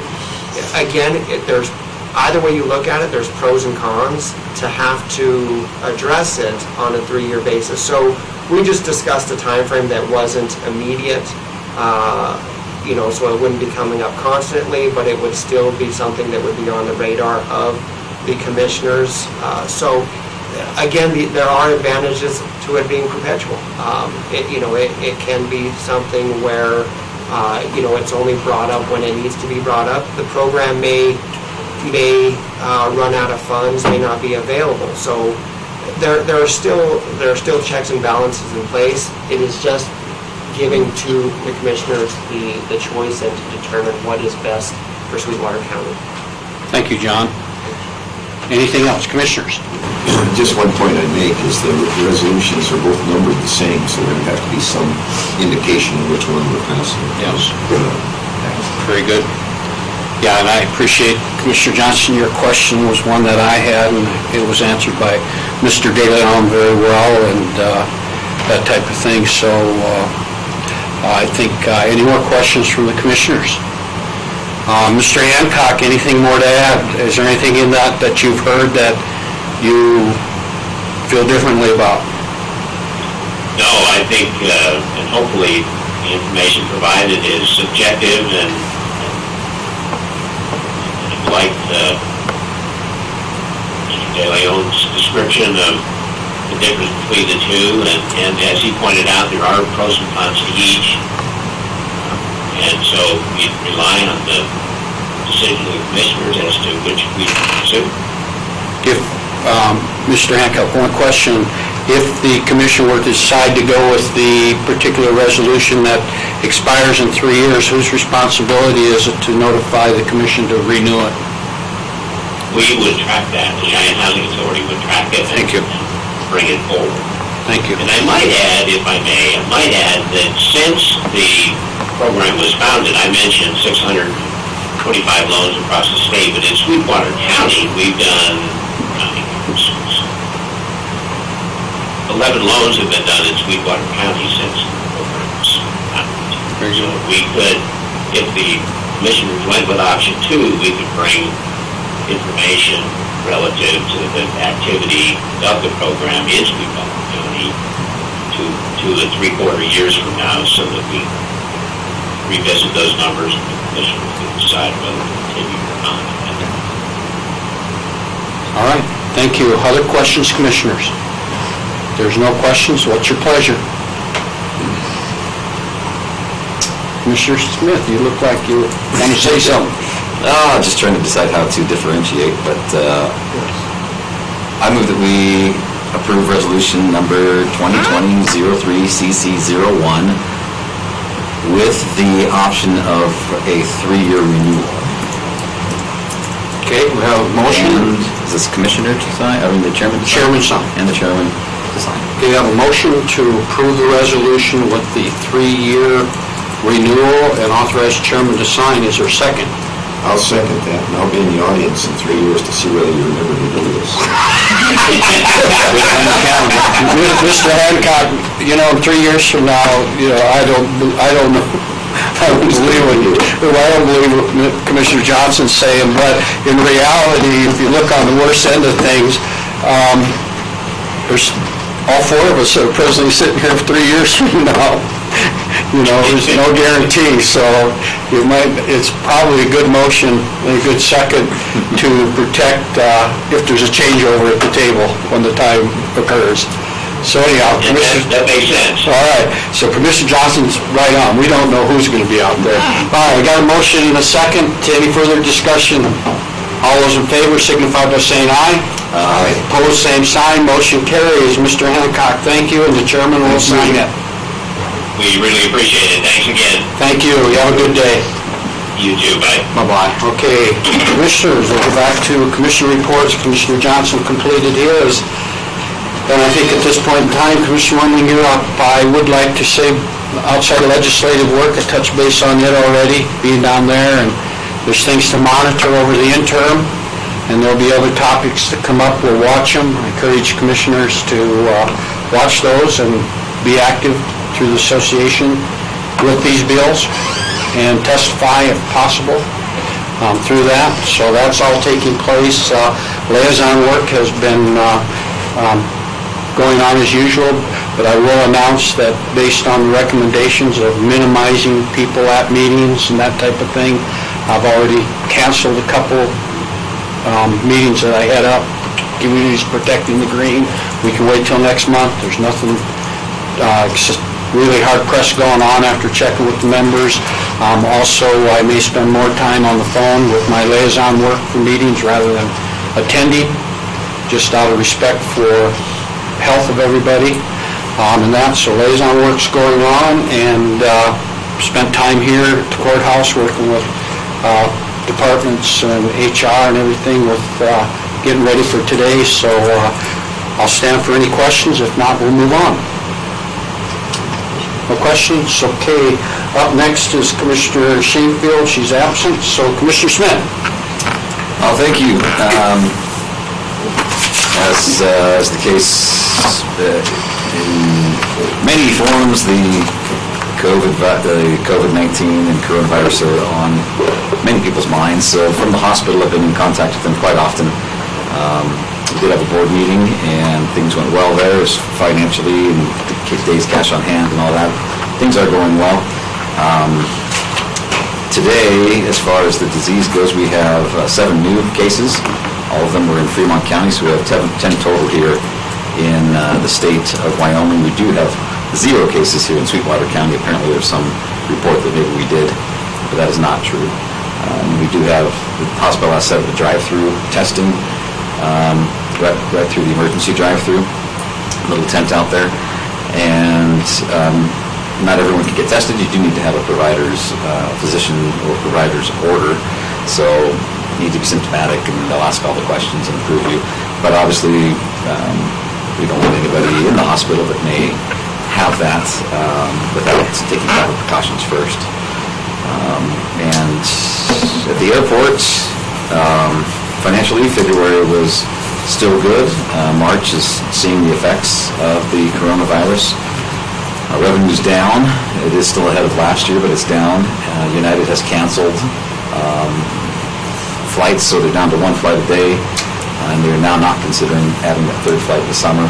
So financially, while they are doing all right now, it's certainly heading the wrong direction dollar-wise for the airport.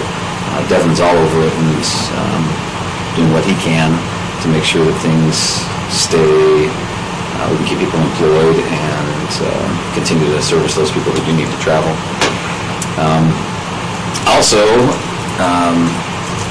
in my work, I'm also the president of the Wyoming Assisted Living Association, so not only I work with our assisted living facilities that we own here in the state that I deal with, but I try to represent all the others as well. And with the bill that's coming out of Washington to provide support, billions of dollars of support, a good chunk of that, somewhere we're thinking around $40 million will come to Wyoming. And I'm trying to be a part of the decision-making process of where that money goes, of whether it goes to just the Department of Health, and they divvy it out, or whether the associations involved get that money and decide where it goes out. So with our 2 nursing homes and our assisted living here, and 2 assisted livings here in Sweetwater County, we want to make sure that people are taken care of. If they're ill and not able to work, not have vacation, will they continue to be paid? And that's something we're really trying hard to make sure happens, so the financial impacts to people and individuals will be lessened. So, do have a board meeting tomorrow with the airport. We're going to do it on the phone. So, that's my report. So, Questions? On the airport, I was in a discussion with some people that allegedly knew what's going on in the airport. They indicated that, there's a lot of surplus planes right now, and they don't have a place to park them. Correct. And this individual said that we're parking planes out at the airport. Is that true? Yeah, Devin's working on letting people know, letting the airlines know that we have space and availability, and would love to house the airplanes that aren't flying, so that we can generate some revenue there. Absolutely. My hopes would be they come in empty and they leave full. Be nice. Full of fuel, at least. Full of fuel, exactly, yeah. So that's really where the downturn is. I mean, the boardings, but also fuel, landing fees are going to be way down. Yeah. And I really appreciate Dev's doing a good job of keeping everybody in the loop. Yeah. With, and that type of thing. And that's what we need for good information, like Mr. Johnson brought up. So, thanks to him, and also Irene. Irene's doing the same thing. Everybody. She's kept me apprised of what's going on in their efforts as well. Yep. And I appreciate that, because my hands are pretty full just with work, and so having somebody reach out to me and not having to have me reach out to them to find that information is very helpful this time, because it's a bit overwhelming trying to take care of everybody at this juncture. Amen. Thank you. Commissioner Lloyd? Keep it quick since we are a little bit behind. First of all, just touching on COVID-19, I know it's affected everyone's lives in so many ways, in so many unknown ways, but I do think we deserve to give some, just some public acknowledgement to the work that our community health office and our community health officer are doing. I know Dr. Station's been more than available to lots of entities to guide and provide information throughout this time, and I think that work needs to be noticed and recognized. Jen kind of mentioned even the drive-through options to test at the hospital, all positive movements, and a lot's being said about this situation. And just to keep it short and quick, I guess I would throw it out as this is a time, this is new, this is something none of us have seen, and at this point, I think this is when we have to bind together the community. And I always talk about one of the greatest things about this community is the community. And I think if at any time we needed to come together in positive ways and work together, this is a time. And so, no matter where you sit on it, whether you think it's a publicity stunt, it's overblown, or if you think it's been underblown, it's a time that we work together and we move forward. So, but I do want to recognize those people for doing the work that they've done. A few board meetings, Starbucks, I was unable to attend the meeting, but I have been in touch with Mary and Judy, and there are no concerns going on to note. I had a library board meeting last night, and of course the library has joined the long list of community groups that have closed down, and they've decided to close down until further notice. They are going to be looking and pushing their online options at the library at this point, and using some of their employees from home to promote programs and develop programs. So when they can reopen, they can reopen with a bang, and a lot of good stuff going on. So, but a very difficult decision by that board, and very well done. Outside of that, some of the things I've done is as always, met with department heads and elected officials, attended a phone call recap with the Commissioner Association regarding the legislative update that have happened, and then I've also spent 2 days at the legislative session since the last meeting also. So lots going on, and that's what I have. Thank you, Commissioner. Questions for Commissioner Lloyd? Just a comment, he mentioned that no one's remembered times like this, and I don't know, I guess I'd ask, there was the 1918 flu. I'm not sure if Commissioner Wentworth or Commissioner Johnson remember that. My other life I did. I do, I clarify my no respect. So, all right. Keep up good reports, gentlemen, good reports, thank you. Let's take a break for about 7 minutes. Let's try to get back here right at 10:30, and we can catch up, do some catching.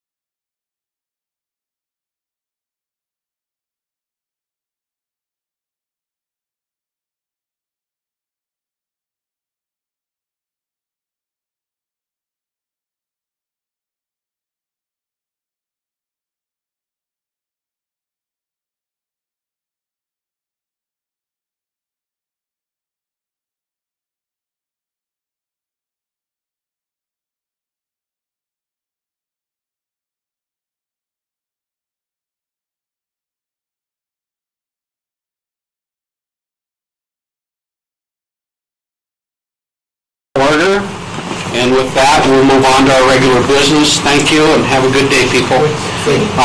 First item is tab D, which is Board of Community Health, and it's a board appointment, so slow in getting it opened up. I've got it. I know you do, I figured. All right, here we go. For Sweetwater County,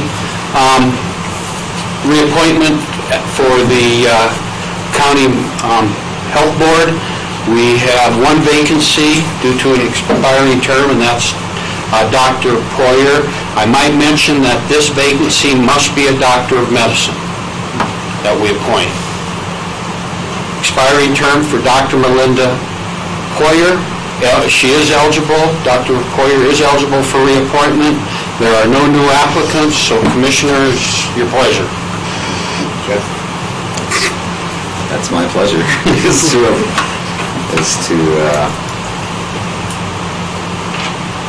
I move that we approve the appointment of Dr. Melinda Poyer for a 4-year term to continue as the District Board of Health.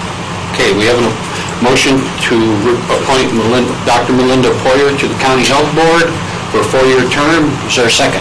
Second. We have a second by Commissioner Lloyd. Any further discussion? No discussion. All those in favor signify by saying aye. Aye. Opposed, same sign. Congratulations, Dr. Poyer. Tab E, it's filling of positions and filing of positions and salaries from agencies receiving county funding. And our clerk, Ms. Lane, you are here. Would you please welcome?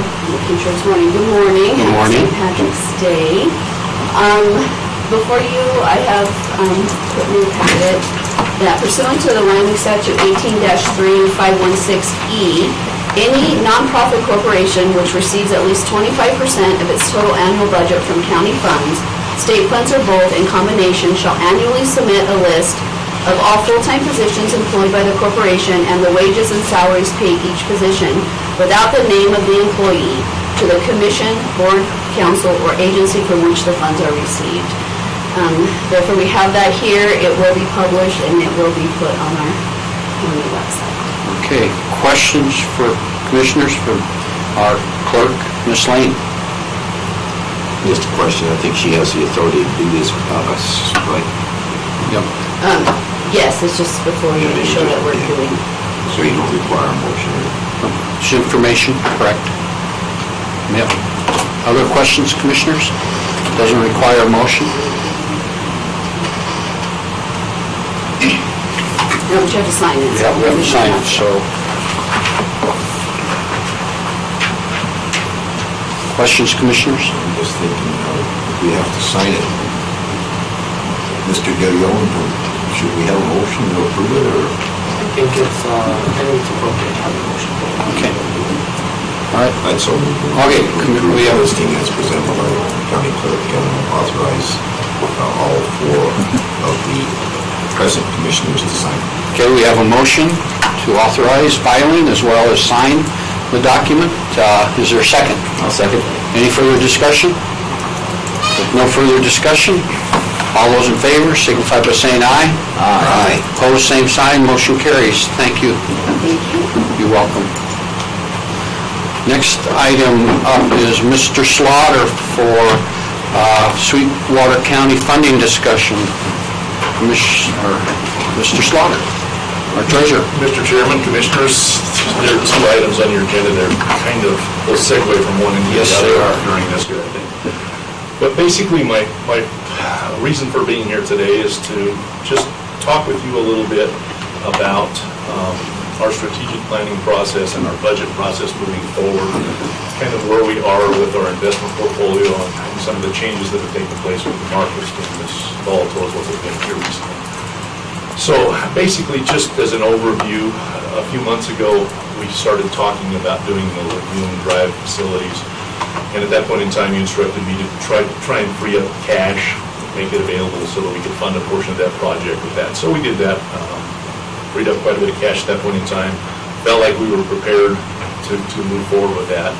And then ultimately, as you well know, as we moved into that, we were looking at the lease revenue issue and found out that we couldn't move forward with it because we didn't actually own the property, nor did we have a long-term lease in place on those properties.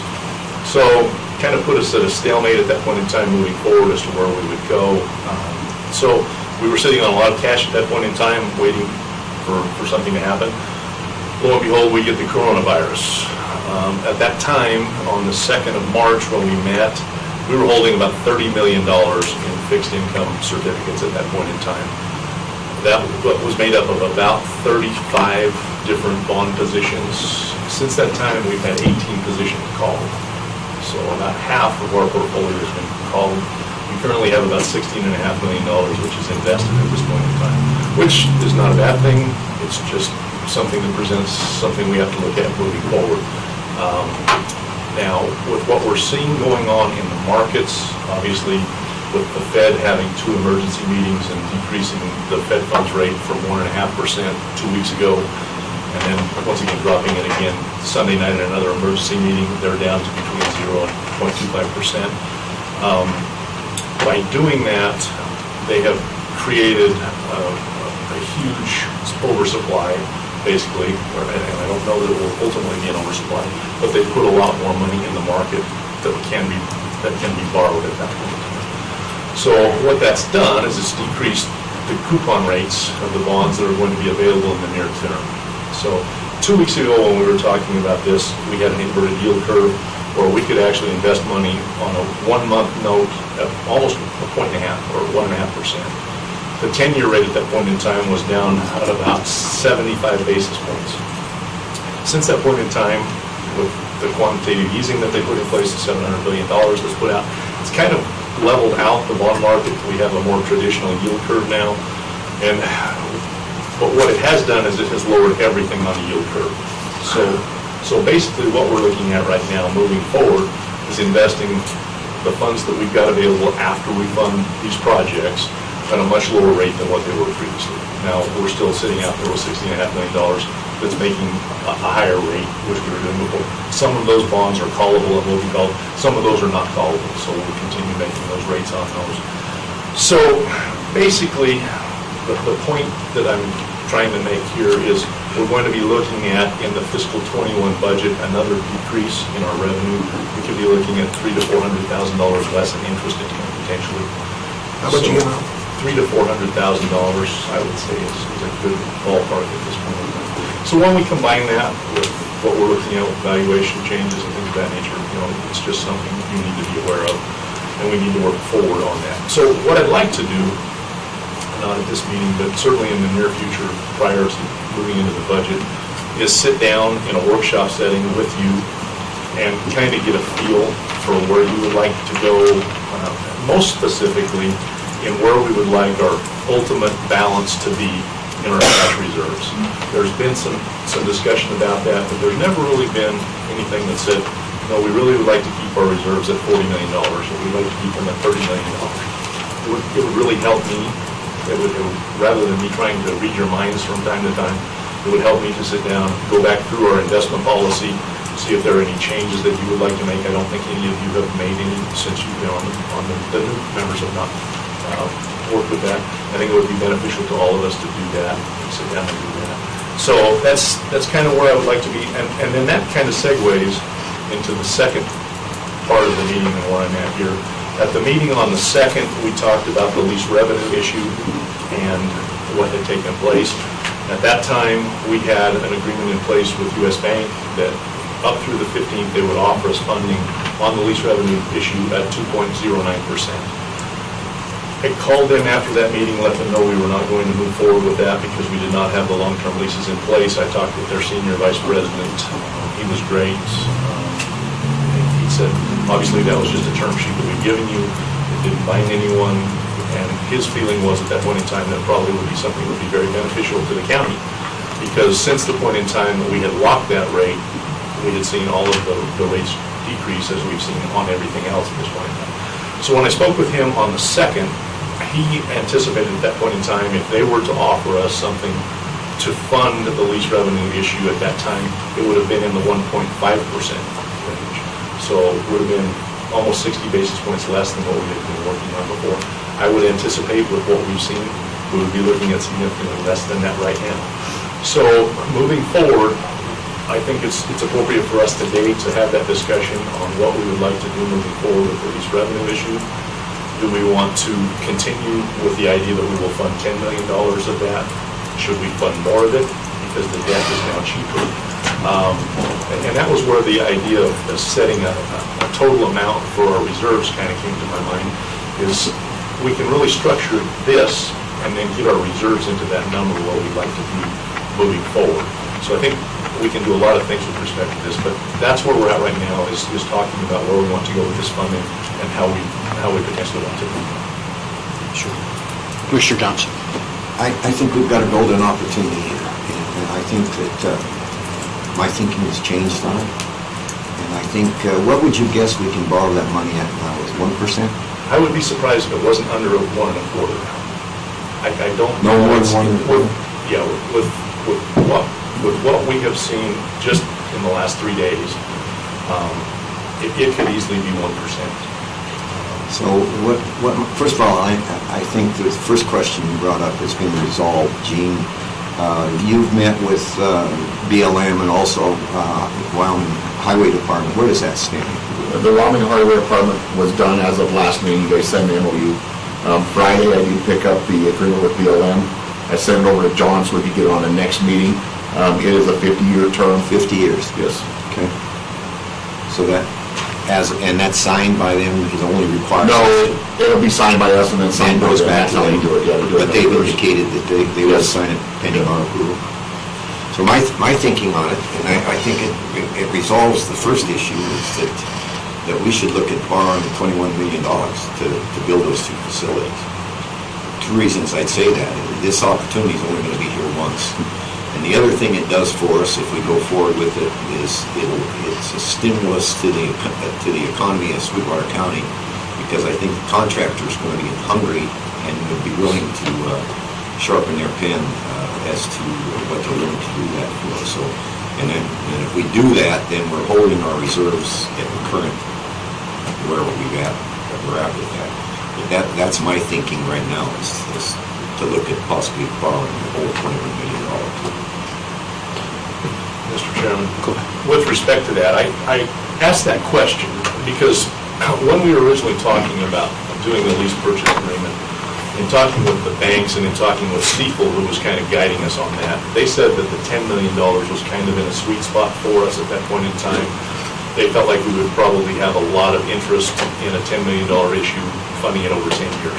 So in my conversation with Mr. Parker, I posed that question to him, how would this affect, how would it affect us if we were to potentially try and borrow $15 million or $20 million or fund the entire project with this? And his answer to me at that point in time was, U.S. Bank doesn't look at this as all of the other banks do. They would love to have the opportunity to do something like this with any part of that. So whether we chose to go with the $10 million again or to fund it, as you say, with $21 million, they would be willing to do that. Now, another thing he did ask me, and he said, I don't know how the board will respond to this, but I did tell him I would propose the question. He said because the bank was willing to extend the rate as they did previously, would the board possibly consider just offering this to U.S. Bank rather than going out to another RFP? And I said, I don't know, I'll bring that up to the board. But they were very interested in it, and as I say, it sounded to me like their rates would be very, very favorable. So it might be something you would consider. Well, I think that we blessed that once. I don't see any reason why we wouldn't bless it again. That's my opinion. See what they were willing to do. And like I say, I think it's a good opportunity. Anything else for you? Commissioner Smith? It's a hard question off the top of your head, maybe it's not off the top of your head. What would the change in interest rate, if it were, say, we go 1%, if we were able to get that, what would that save us compared to what we were going to do the cost of the loan? Boy, I couldn't. Right now. Come on, Ron! It would be significant. Well, you get the big bucks, Ron. Yeah, I can't. Do you know the cost of the loan, what it was previously? I'm sorry? The cost of the loan previously in the previous terms? Oh, I had the numbers when I brought them to you previously, and the total was going to be $1.1 million a year on the $10 million for the 10-year life of the You're gonna cut it in half. Yeah, so it would cut it, I think we were looking at almost $1 million in total on this. So we It would really- cut it to $500,000. So we really could help offset this $300,000 shortfall in our interest income by.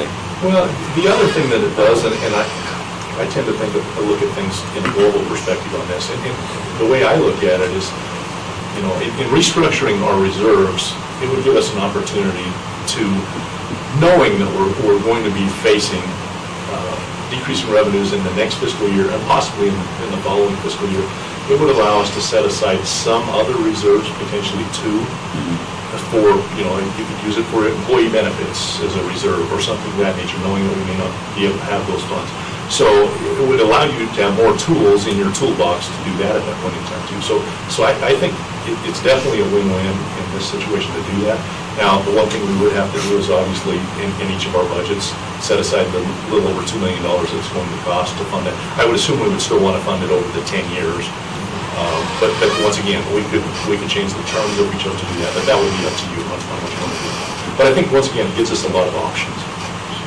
So I agree with Commissioner Johnson as far as borrowing the entire amount. I think that's a great option. Not totally on board with let's just do U.S. Bank. I mean, I think competition, I've always enjoyed competition, and I don't know if that perhaps gets us something a little bit better in the end. I don't know. But those are my thoughts. Thank you, Commissioner Smith. Commissioner Lloyd, anything at this point? It's a lot of new information to process and think about at this point. I do think it brings out some options. I mean, I even started wondering with some of our budget positions and the changing economy, and we would even consider it, one thought, maybe even just building one building and waiting down the road to build the other, right? Which may not be something that the rest of the commission would want to look at, but that was an option I'd even considered. It'd be interesting, but with this thought of, almost half the interest rate, it could bring up some interesting options.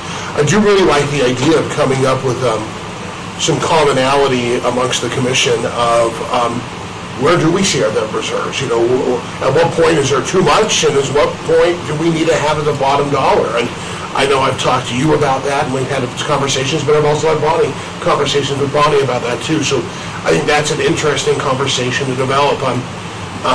I think there's some new information to ponder, and there's some new directions, and I know for me, I'd like a little time to be able to investigate some of those options, but I do think that, not long-term, but very, even next meeting, but I do think there's some possibilities there to look at some different angles now. Okay. Anything else, sir? I guess I get to be last. It's not so bad all the time. I like the idea of looking at investing the full amount. Just from the standpoint that anytime you can borrow money, use other people's money at the lowest rate possible and protect your own, that's very important. I think there's even bigger reasons to protect our reserves, and I can start naming them off. First of all, you said it, valuation's dropping, and from what we're hearing is this year, and goes right in line with when I was down at the legislative session, supporting next year and maybe a third year. Good chance third year. So we play that into the factor, decreasing revenue, impacting budgets. So our reserves become very important along that line. The other reason it comes to important, the conversation Thursday at the legislature, when the oil markets for 2 days tanked, is for every dollar that they drop, it's $100+ million to the revenue of Wyoming, either direction. The conversations down there with Senate leaders and representatives is if the oil doesn't straighten out within 21 days of that session ending, there's a good chance the governor would be calling back the legislators for a special session to review budget.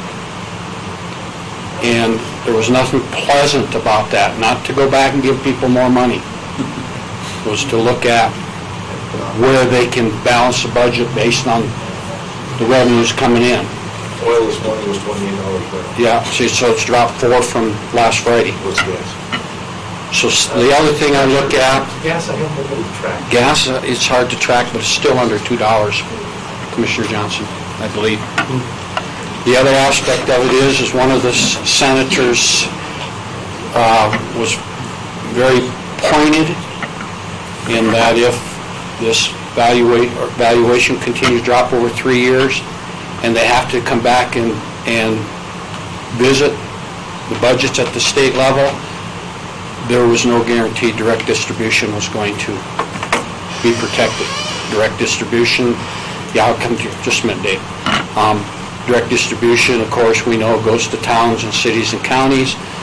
The thing the legislature found out in this last interim with their different revenue meetings that I attended from the small towns, that for some of them, 17 to 30% of their town budgets is direct distribution. And that's why direct distribution formula changed, impacting just the cities and small towns, not the county share. I also look at our conversations that we've had in the past couple board meetings of what's ahead of us. We do know that the legislative session did not move on appointing any additional judges for our court. So, but it will be an interim topic. And if that occurs, then remember our expected occurred responsibilities are courtrooms, a courtroom at that level. And we know that we have previous plans, so we know those previous plans, Commissioner Johnson, I believe, if I can use your verbiage, was at that time when they were put together about $4.5 million. So we have that ahead of us with the other revenue issues. So I guess my point is protecting and redirecting our reserves as much as we can, because we're going to need them. Not to bring into play what's occurring right now in our own midst, which in the next couple topics we're going to have to address, and that type of thing. So with that, here's where I'm at with all that together. I think you're here to request that, first of all, at a future session, a workshop, which we could tack on to one of our budget workshops. Let's talk about what we're going to do with our reserves.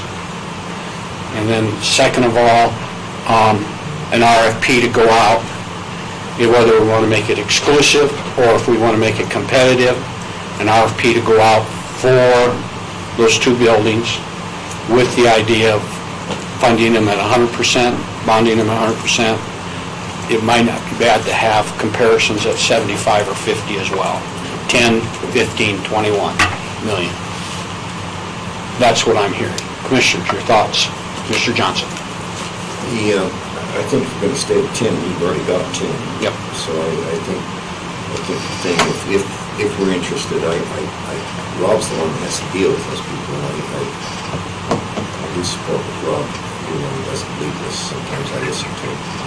And so either way on that, I think we should go be competitive if we need to do that. But I'd like to make a comment about the state. You know, Sweetwater County, we've eliminated 43 positions in Sweetwater County over the last 5 or 6 years. How many has the state of Wyoming eliminated? Matter of fact, we had a meeting here, and they wanted to add people. Wyoming County Commissioners Association wanted to add people. When are they going to come to the party and understand that times are getting tough and they should be doing the things that they should be doing? We've done it. We started that a long time ago, and we knew what we were doing at that point in time. So I have a little problem of feeling sorry for the state of Wyoming as to what they're doing.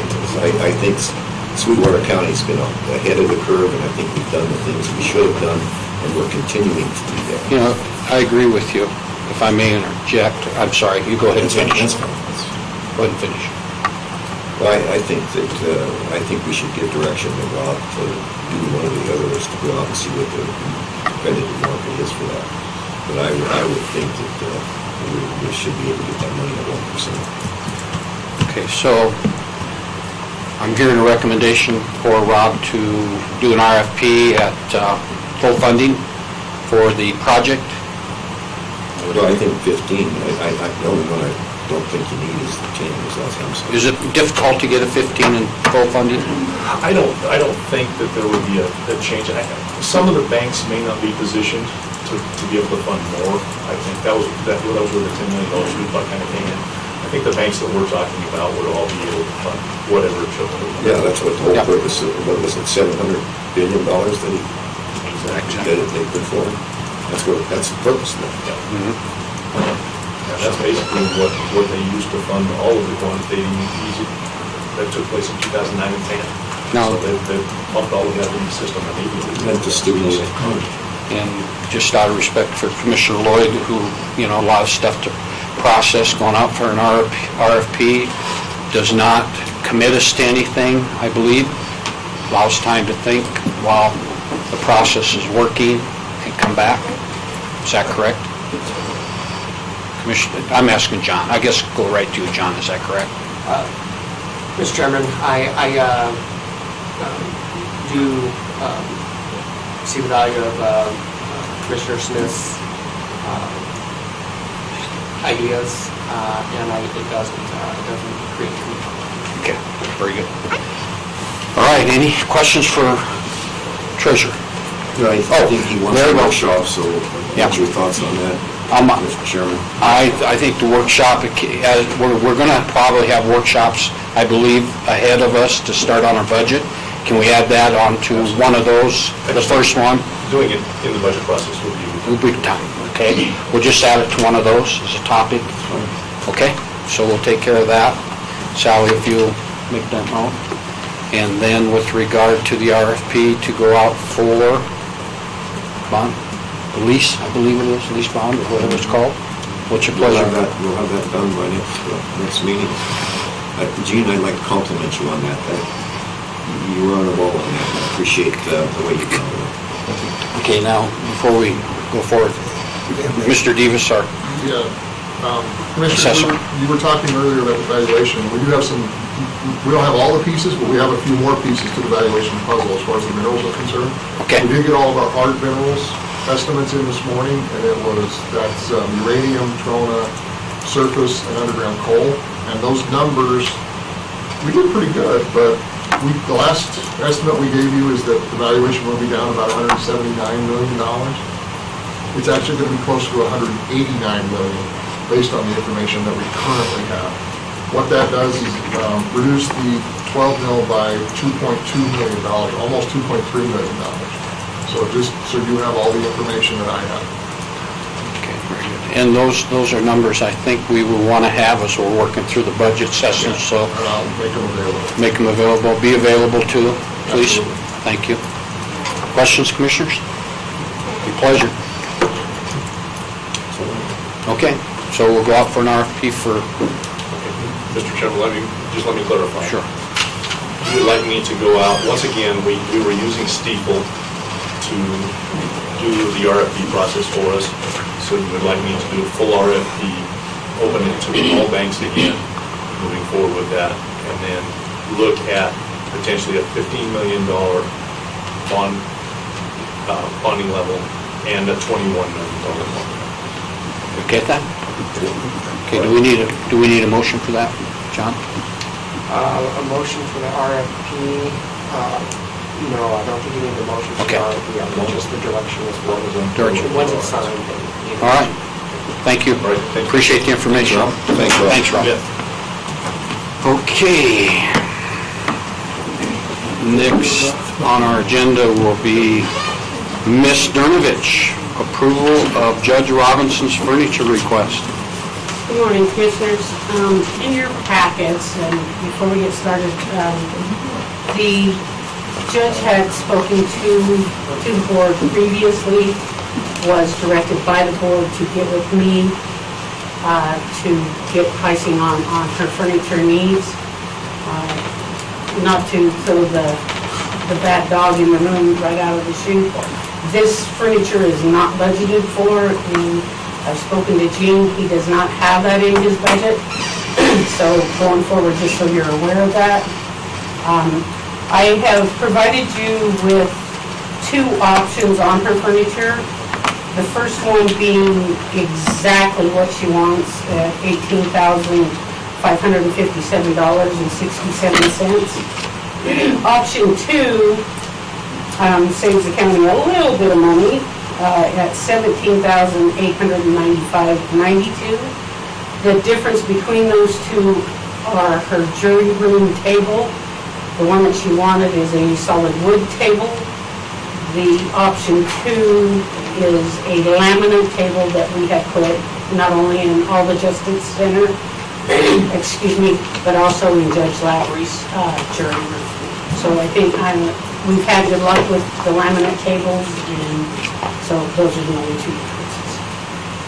Also included in your packet is if the funding is an issue, Judge Robinson has stated in her memo to me her top priorities of those furniture selections, which include the jury room, table and chairs, and her desk as being top priorities. Thank you. Commissioners, any questions? Commissioner Palmer. I love judges, and I say that because I never want to be in front of them. But I think we should be consistent with that furniture, that all that furniture that we're buying for any judge should be consistent with what the historical purchases have been. So can you assure us that that is the case, that none of this is out of the ordinary? Yes, it is. She picked her desk is from National Business, which we bought lots of furniture from. The conference table and chairs is from Han, exactly from where we bought all the stuff for the Justice Center. Very good. Thank you. Yes. Other questions, Commissioners? Obviously, this is going to have a budget amendment. Bonnie, is that what we're going to have to do here? Okay. Commissioner Lloyd, any questions? Yeah. Bonnie, where are we at on cash carryover? Because I'm sure that's where we'd have to pull it from. So. Total cash carryover or just from last year? Yeah. Well, what we reserves versus cash reserves. Total reserves? Total reserves. From what we'd have to pull this from. From what? What we'd have to pull this from. We have I think about 12 million just in cash carryover that isn't reserved for anything specifically, or it's just in the cash carryover. From last year? Not from last year, total. Total carryover. About 12 million. We have very little left from last year. I would say less than, I'd say only maybe 100,000 or 200,000 from last year. Since it's legal, I have to ask this question. I saw our district attorney come in. Danny, you got any money in your budget? Very little. I'm redecorating my office. That's going to come up next week. Okay. And in all fairness, when I say legal in the room, I've got to ask Judge Procost if he has any money in his budget. Well, that's the state's. You don't control that, huh? That's even better. Thank you. I know the answer. Gentlemen, we've heard, we've asked questions. What's your pleasure here? I guess just one last question, I guess, and Justice Robinson isn't here, but would this be something that could, any of this be able to hold until the budget session, or is it imperative that it's done in a timely manner? Go ahead. I think I can try to answer that for you. So that was the reason that the judge had put her priority list together. That's attached in the documents there. Right. And I think if, I think the judge is very much aware of the situation, and so if possible, if we can buy some of that now, budget the rest for next year, I think she's amenable to that. But she would like to see us get the jury room table and chairs and her desk as top priority. So, excuse me, Roy. Right. Any other questions? Commissioner Johnson? I'm just wondering what that number would be. If we were to do just her conference table, with the conference table and chairs is $7,727, and her desk is $9,290. With her desk? Yes. So together it'd be $16,000. How much? No, 16. 16? So if you list your two priorities, you don't have It's not much different, so. Those are the big items. Gentlemen, I recommend you consider a motion that we purchase the furniture for the judge and make it option 2 of $18,557.67. Is that correct, Marty? Option 1, I mean, option 1? You want option 1? It's not that much difference. So I'd entertain that motion from somebody. Going to die the motion? Okay. Entertain the motion. Fails. Okay. I move that we approve option 2. Okay. I have a motion to approve option 2. Is there a second? Second. There's a second. Any more discussion? All those in favor signify by saying aye. Aye. Opposed, same sign. Motion carries. Option 2, Marty. Okay, and I do have one question. Sure. And I place this on order, even though there will be a budget amendment for the board, or should I wait until the budget amendment is? We voted, I think we probably. Bonnie, let's hear. She can, if you'll approve it, she can go ahead and order We it. just approved it. We just approved it. Just approved You it? have to approve the budget amendment, if you'll approve the budget amendment. Oh, you're saying if we approve it at the next meeting, you can, okay. Well, I think, commissioners, I don't think there's any doubt. Obviously, we're going to approve it. We're going to approve it, so get it ordered. Get it ordered. Thank you. Thank you. Thank you. Okay, up next, we have tab G, and we have discussion, we have the 2020 Southwest Wyoming Adventure Magazine and Chamber Map. And Ms. McMichael, welcome. Good morning. Please stay to introduce yourself and why you're here, who you represent. All right, I'm Chelsea McMichael with the Rock Springs Rock Miner. I have sent over flyers for our chamber map and for our 2020 adventure guide. Do you need copies of those again? Okay. Okay. So this year, obviously, we do the chamber map on a yearly basis. We do that with the Rock Springs Chamber and the Green River Chamber. They distribute those to all of the tourism spots here in Sweetwater County, including hotels, truck stops, at both the chambers, and that's pretty much it. With this though, this year we have a brand new magazine that we're coming out with. I have brought you an example. This is what Rollins, our sister paper, has done in the past, specifically for Rollins. We are including all of Southwest Wyoming. This includes from Saratoga, Rollins, all the way to Evanston on the I-80 corridor.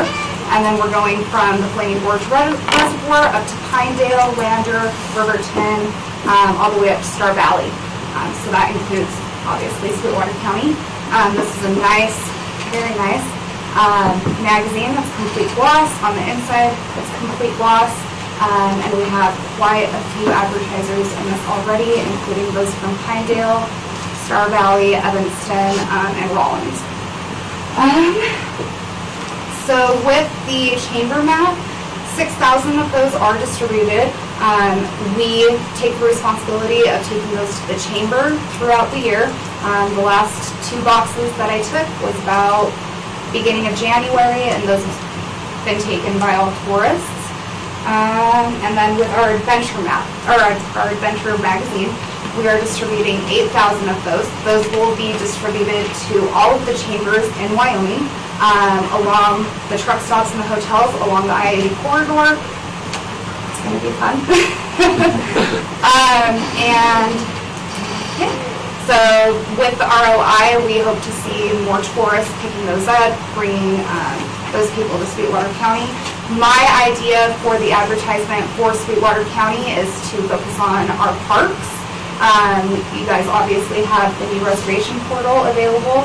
I would like to kind of target people towards that rather than having weddings up in Jackson, having weddings up in Casper, these places that are bringing, don't get me wrong, they're bringing in quite a few dollars to Wyoming. However, we want to bring those dollars here to Sweetwater County and have people rather go get married. We have beautiful spots too. So we want people to get married in our county rather than having to travel another 4.5 hours north to do so. Also with that, we want to target that's available for Memorial Day through Labor Day. And just saying that there are lodging spaces available and that this is just another avenue. With this, if you do put an ad in our chamber map, you get a 25% discount in the advertisement that you place in the adventure guide. I have given you guys 3 different options on pricing for that. In the first column, that tells you what size it is. The second column that I have tells you the price of each size for the adventure guide. And the chamber map, the third column is the chamber map, the pricing on each of that. If you take that and you bundle it together, the fourth column that I have gives you the discounted price on both. Try to make it as simple as possible. Very good. Commissioners, questions? Well, the comment I made is well done. Yeah. It's extremely well done. It's very responsible for that. I'm sorry, what? It's well done.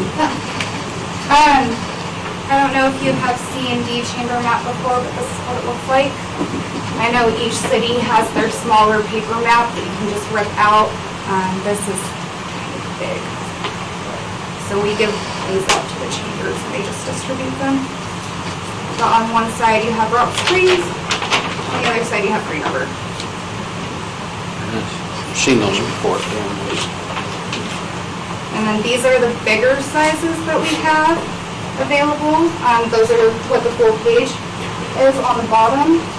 And then there's the different smaller sizes in here. Rock Springs didn't complain about Green River getting what they like. We switch those off every year.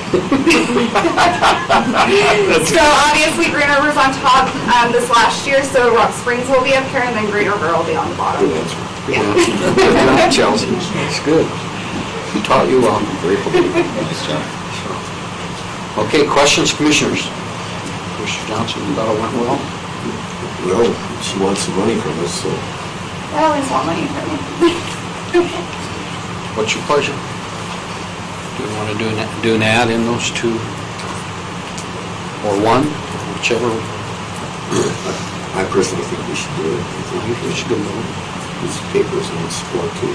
And the app design is also a bit part of the cost too. So we design the whole ad. I can go out and take a picture. Will you design the ad? Is that your responsibility? I help design it with my design team.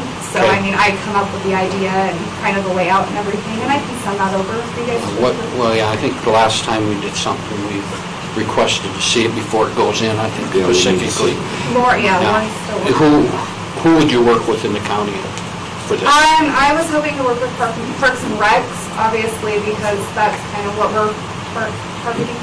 That would be Mr. Legursky, because he oversees public works, and whoever's under him, so that would be the place to start. Will you be okay with that, Gene? Yeah. Commissioners?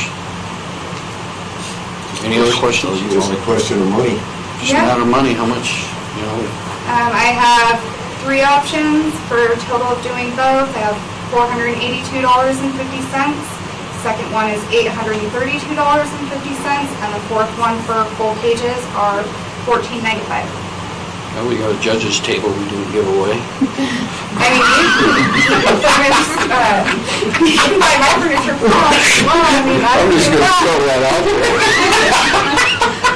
I thought we didn't fund a judge's table. Come on, when you guys stick your neck out? You seemed interested in it. Well, I'm interested in doing it. I mean, obviously, I would like you to buy full pages. I think that would bring in the most ROI, but due to the fact that this is the first year that we are doing the Adventure Guide magazine, I wouldn't blame you if you only wanted to do a half page and then kind of see the consistency of how much that brings in for tourism. You're saying that you can calculate an ROI depending on how much money? We can see how many of our magazines are at least taken.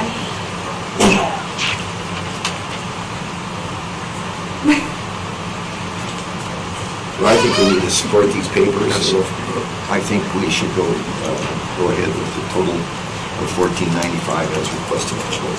Full page for both. Okay, we have a motion. support full page for a total of $14.95, which covers a full page in the adventure guide and a full page in the chamber map. So we have I have one more thing. Okay. So obviously this is the front of the chamber map. Do you guys want to be right here then? Well, we don't want that to say Sweetwater County. Well, On the front. Full page. on the front? Yeah. You can't do that. That would be taken away from the chambers. Well, if you turn them over and that's the presenting side, then that can be the front. See, that can, That does look like the front all of a sudden. Yeah, it depends on how you lay them in the chambers, I think whether we'll it's just go, front or back. obviously the chambers are trying to sell themselves, so they're kind of putting them in their little filers like that. We're just trying to make it. We're good. Anyhow, okay? Anything else? We have a motion. Is there a second? I'll second that. We got a motion, we got a second. Discussion? Any questions? Okay, without any discussion, all those that approve signify by saying aye. Aye. Opposed, same sign, motion carries. You've got 2 full-page ads for a total of $14.95. Have a great day. Thank you. Thank you. Have fun. You too. Okay, up next, we have a update and information on the COVID-19 from Sweetwater County Public Health. We have some presenters here, and if they'll come up front, and before you introduce yourselves, I will remind the commission that part of this will be a follow-up by our HR director, Mr. McLean, to share some considerations for the county. I've been social distancing in the back till the last minute. This is not a good room to have meetings in. That's why I've got this empty chair here. Not over here. We're trying to make do. So we'll hope the people that are here are the only ones that really need to be here. So with that in mind, I believe we do have a request from Public Health, which Ms. Kim Lineberger, you're the Executive Director, so if you'd please introduce yourself and people that are with you and what their roles are. Sure. Well, good morning, Commissioners and Mr. Chairman. We're happy to be here. Today's a good day to have a good day, so every day's a good day. I'm Kim Lineberger, like you said, I'm the Director of Sweetwater County District Board of Health, commonly known as Public Health or Community Nursing. I brought Dr. Jean Station with me. She's our County Health Officer. And I've got Carla Roich with me. She's the Public Health Emergency Response Coordinator. And Judy Roderick is the Emergency Manager for Sweetwater County. Welcome. Okay. Go ahead.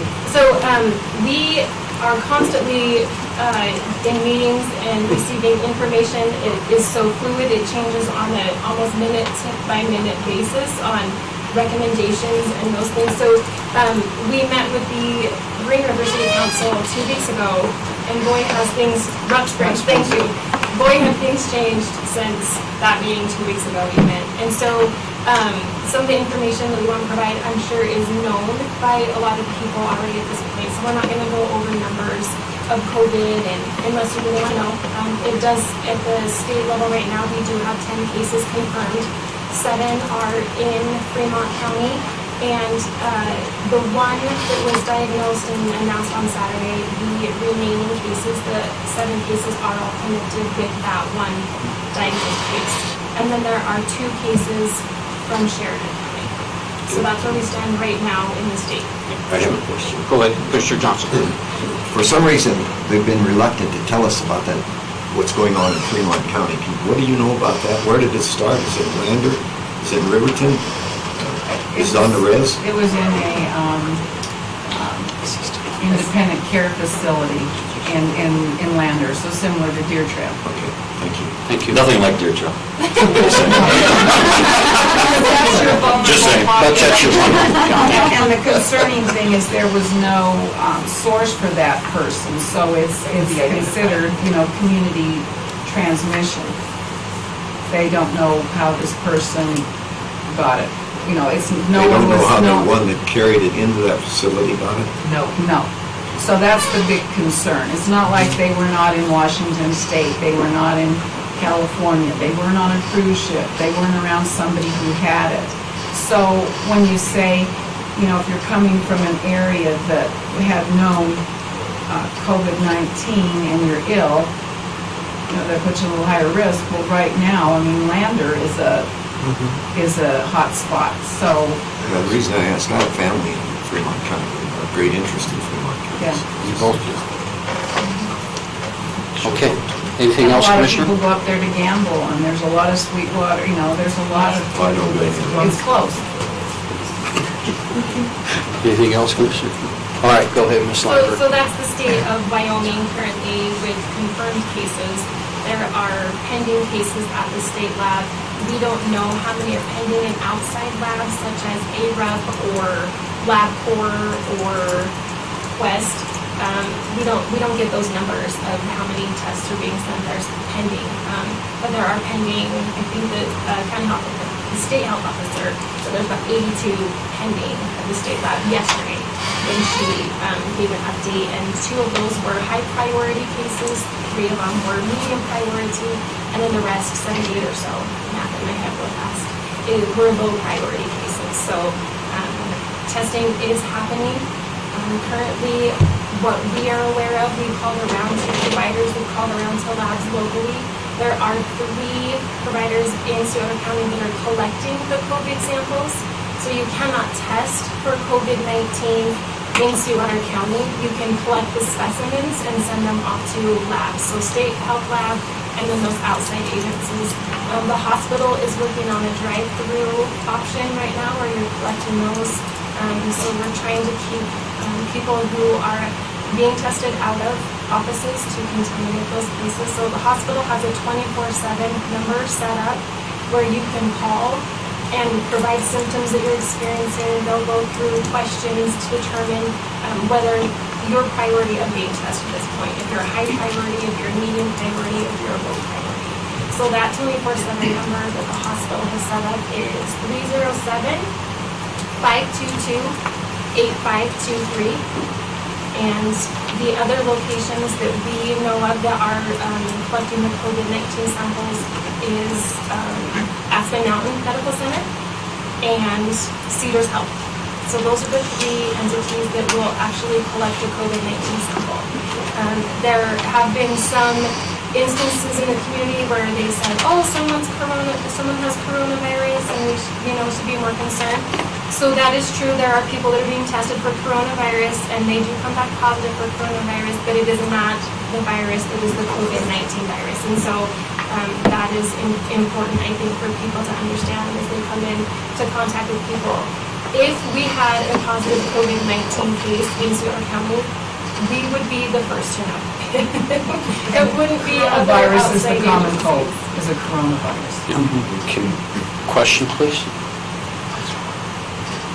Protocol when you're notified, I'm sure you thought about this, but what will be the protocol when you're notified, hopefully you don't get one, of a positive 19? What will be protocol for you as public health service? Protocol, right. So currently the state does a lot of the disease investigation and follow-up. So we would be taking direction from the state on how to proceed and go forward with that confirmation. Thank you. Do you know anything else about that?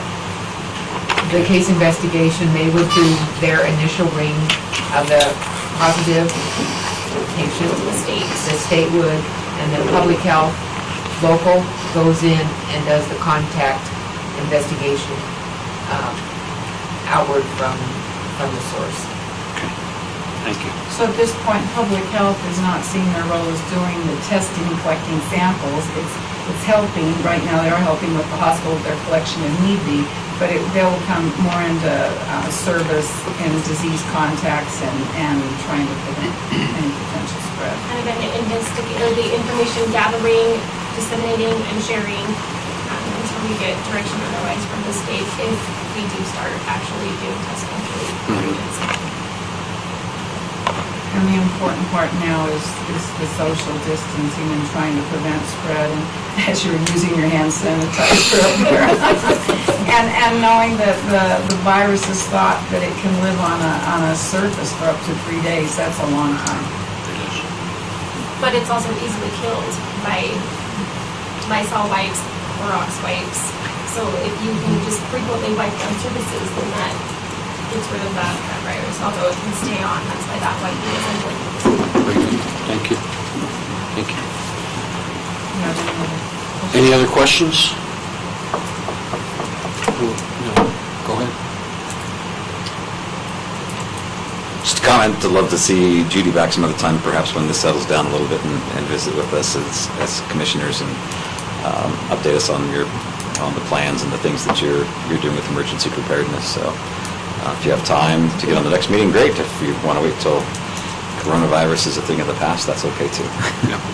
Just, Go ahead, Commissioner Johnson. I'd like you to repeat that number for the audience that might be out there. I had trouble hearing you, just the telephone number that they would. Oh, the phone number to Yeah. offer testing, that number is 307-522-8523. And that's the hospital. That's the hospital. Okay. It's a 24, it's a phone number to, kind of decide what level you're going to get testing. Because you just don't drive up to this area for testing. You would know ahead and they're waiting for, and you don't go in to the building, they are out there. And then the other option is if you happen to have a private care provider, there are order slips to send over to the hospital, or that you call in yourself and get in that time. You just don't have to go through the hospital number. You can call your independent provider, we'll have order capabilities. Commissioner Johnson. Were we not told this morning that they need a doctor's recommendation before they can even go up to the hospital and have that? Is that true or not? So that's where if you're calling the hospital, they're kind of triaging some of that and getting that. That's why you just don't drive up. They know you're coming. That's the point. That's But where it is at this point. my doctor doesn't have to tell me that and tell him that I need. Yeah, that's what I'm saying. If I were your doctor and you said, I have symptoms, I have a fever and a cough, and I would say, okay, let me get the test for you, and then I would get the stuff back, contact the hospital and let them know I am sending you. So you don't have to call that hospital number, I as your provider am doing it for you. So I've got to call you then? Or whoever your provider is. But the other option, if you don't have a provider, or you, is to call that number. And to clarify, that number is 24/7, but the testing is not 24/7.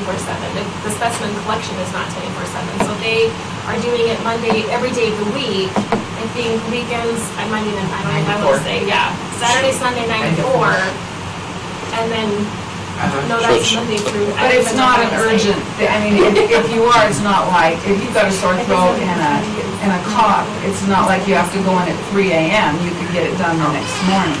So the numbers is to make an appointment to drive through to get The number tested. is to be screened to qualify, to see which risk category. Right now, there isn't enough to Okay. test all comers. All right, that makes sense. So we can't just drive up there and you can't just have the public No. say, hey, I want to go get Plus, you tested. need to know if you're positive, who's going to take care of you, or what do you do next? They need to have demographics. They can't just, and the results might not come back for a day to 5 days, depending on where you're sending it and how backlogged they are. And like Kim mentioned, there's a priority even at the state. People are considered high priority. Say you're in the hospital and you're coughing and fever and you're ill, they're going to be higher priority than somebody who says, I was in Lander gambling last weekend and now I have a cough and a fever. The hospitalized person is going to be a higher priority. And with that being said, anyone who is tested for COVID-19, you have to stay home until you get a negative result back. So if that test, if you supply that sample, you're home until that result comes back negative. And just because it's negative now doesn't mean you don't get exposed along the way, and if you get sicker again, you can still be retested. That just says what you are at that point in time. So what I just heard, I think, is if you get it once, doesn't mean you won't get it a second or a third time. Is that correct? I think that's still Out there? Jury's out on that. It's a novel virus. It's novel, who knows, yes. Okay, very good. Thank you. And to also know that Sweetwater County Public Health has a Facebook page, so we post information that we get to that Facebook page. The hospital is using their website and their Facebook page to get information out also. So we're trying to get... We're trying to coordinate and give the same message, and we're in contact with the hospital, and their site at the very beginning, if you go on the hospital website, has a little line across it you can click on and get all of these things answered. If there, go back to there's those that test positive, and then there's the tests that have been sent in that we don't know about. Correct. If any of those tests are Sweetwater County, do they notify you Right away. right away? If they're positive. If they're positive, but if they don't know if they're positive, do you get any notification, Carla? If I could, we had a Grand Rounds call, and we were informed that the State of Wyoming Department of Health has set up with the labs that are actually doing the testing, no matter where they are, Wapler, here, there, whatever, any of the positives that are coming back, of course, have to be recorded, but they're also asking that any of the negative COVID-19 testings also be reported to the state so that they can get an epidemiological overview of how many are actually being tested and how many are actually returning positive. So that has been initiated through the Wyoming Department of Health. We have reportable diseases that we have to do. The labs they already know what they have to report to the states across the whole United States. This one has been added to that list. So it's going to take a little bit of time to get those numbers, but you'll be able to see the numbers in a week or two, and then, of course, review them further down the line. Very good. At this point in time, though, of those that are pending, we are not notified how many of these are coming. So we do not know. I know they're out there. They are but not we reported wouldn't- to us. Yeah, They're not unless they reported to positive. us. As it stands now, you only are notified about the positives and who they are. Correct. Very good. Any other questions, Commissioner? I'd like to say thank you. We appreciate it very much. At this time, I would ask that our HR Director, Mr. McLean, come forward, and we'll talk a little bit about what's occurred in the county, and based on what's occurred in the county, he may have some recommendations for us. So, Gary, if you'd please join us. Thank you, Mr. Chairman. Would you give an overview, I'll let you explain it, to the commissioners as to what's taken place this week, please? Sure. Thank you, Mr. Chairman, County Commissioners. In light of all the circumstances, and as Kim mentioned, the fluidity of it, we had a meeting yesterday with several groups, the elected officials and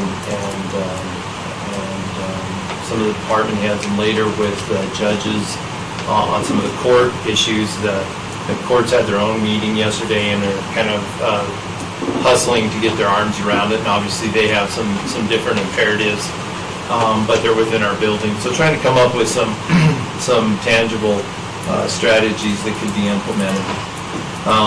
I think, in short, the clear consensus was that most of the county services, especially those in this building, and again, I'm accepting the courts, we'll discuss that separately, but most of the public services in this building and other places could be handled while mitigating many of the public exposures.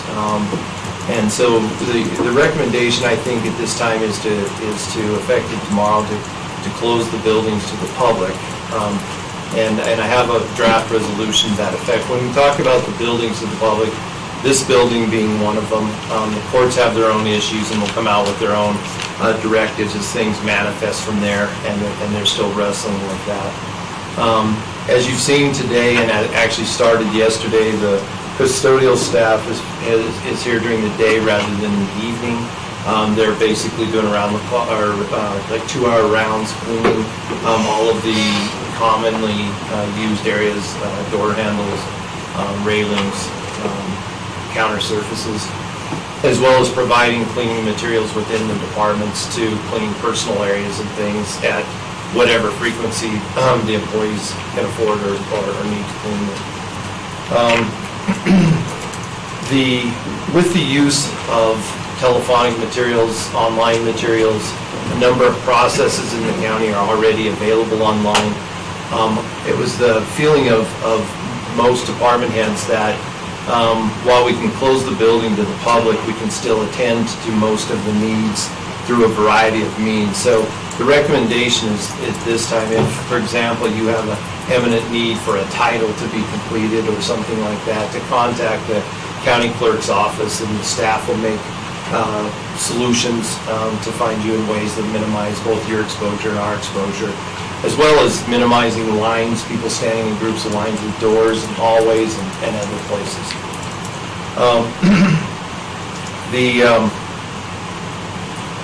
The buildings in Rock Springs, the Justice Center, and the jail. Obviously, the jail will continue to be open such that it is. Hopefully that doesn't apply to anyone in here, but it's quite a crew, so I won't assume anything. The Justice Center, again, is primarily there to meet the court needs. There's only one public entrance. We have the same accelerated cleaning cycle going on there and in the jail. Again, try to limit the public access as much as possible, but the courts still have imperatives to meet people's civil rights for speedy trials and other things. The places like the Road and Bridge buildings will be closed to public access. Obviously, Road and Bridge employees work out in the field, so we've come up with some ways for them to continue to work and minimize exposure. I think that's very manageable, and there's very little need for public communication or even staff contact in those areas. Law enforcement obviously is going to continue. That's going to be a risk. I spoke with Sheriff Grossnickel this morning and yesterday, and he's confident that they're doing the things they can do to minimize that, both in the patrol side and in the jail. But again, those will continue to be challenges. They have increased the cleaning cycle within the inmate areas as well as the staff areas since last week. The Health and Human Services building, we will close to the public with exception of public health needs, meaning, as I think Kim discussed yesterday in our meeting, there's needs to meet vaccinations and other things that will continue as long as they're able to do that. As she pointed out yesterday, there may become a need where their priority changes, and that is not the case, but we'll handle that at that point. So just to be specific, in that building, we have juvenile probation. Downstairs, the public areas will be closed to juvenile probation. They will also be closed to the veteran services upstairs. The only access area will be to the essential services for public health, at least at this time. Anything else? I guess any questions regarding that? I have a resolution to that effect. If there aren't any questions right now, I can pass it for the board to look at. And I guess we can take any questions. While he's passing that out, questions? I'm also passing out the COVID-19 right now, so. Thank you. Yeah, I like to do what I can to. That's it. Just wait down. Share your hands. I'll wait to touch it till the janitor can carry it out.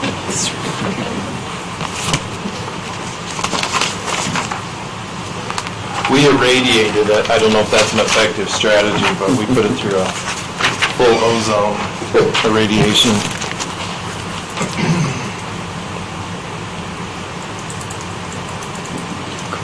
Just go ahead. So staffing, what's going to happen in-house with staffing? We're reducing some here? Yeah. So right now, obviously it's not an exercise that we've done a lot of.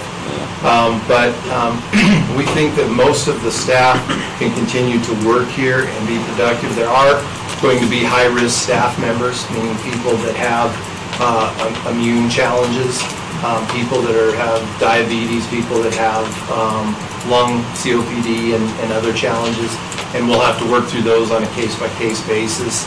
But we're pretty confident that either at home or here, or some combination of the two, that we'll be able to keep employees productive and also keep the services, the essential services to the public continuing in some way.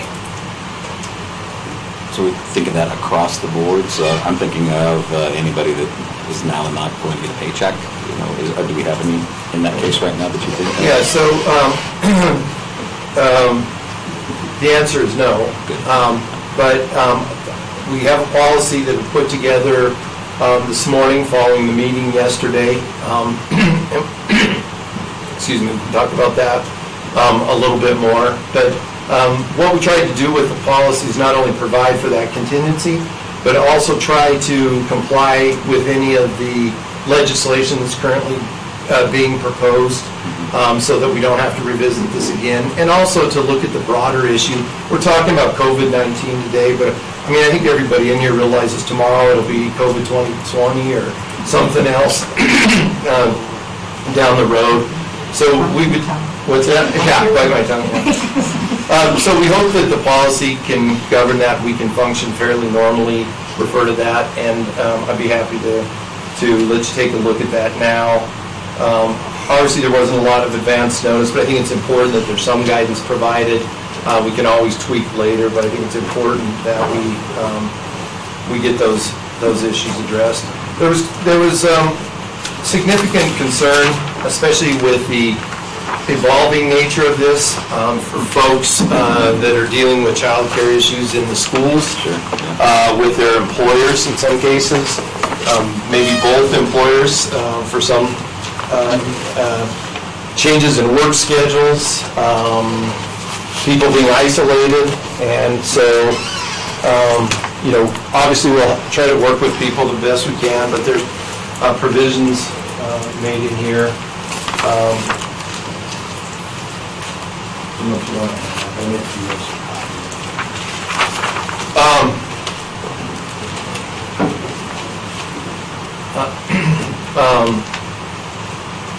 So I think it's appropriate if you want to take some time to review those. We could revisit them at the end of the day. Also, if you want to take some more time, give some of the department heads and health officials time to review it. Gary, one of the things on here, and I only go back to thought processes, facilities closed versus facilities restricting public access. Yeah. Are there going to be any services where a community person may have to call, make an appointment, and visit one of the offices here in the courthouse? So absolutely, and that'll be managed and directed by the service provider. So my question becomes, when I read facilities closed to the public, are we better to say facilities restricted to the public? I'm just throwing that out there. Yeah, we wrestled with that yesterday a little bit, but I think the problem with all of these things, and I know the public health officials come with this also, at some point we have to be very clear, because if there's too much wiggle room, then incentives end up at the same point where people are coming, standing at the outside of the building.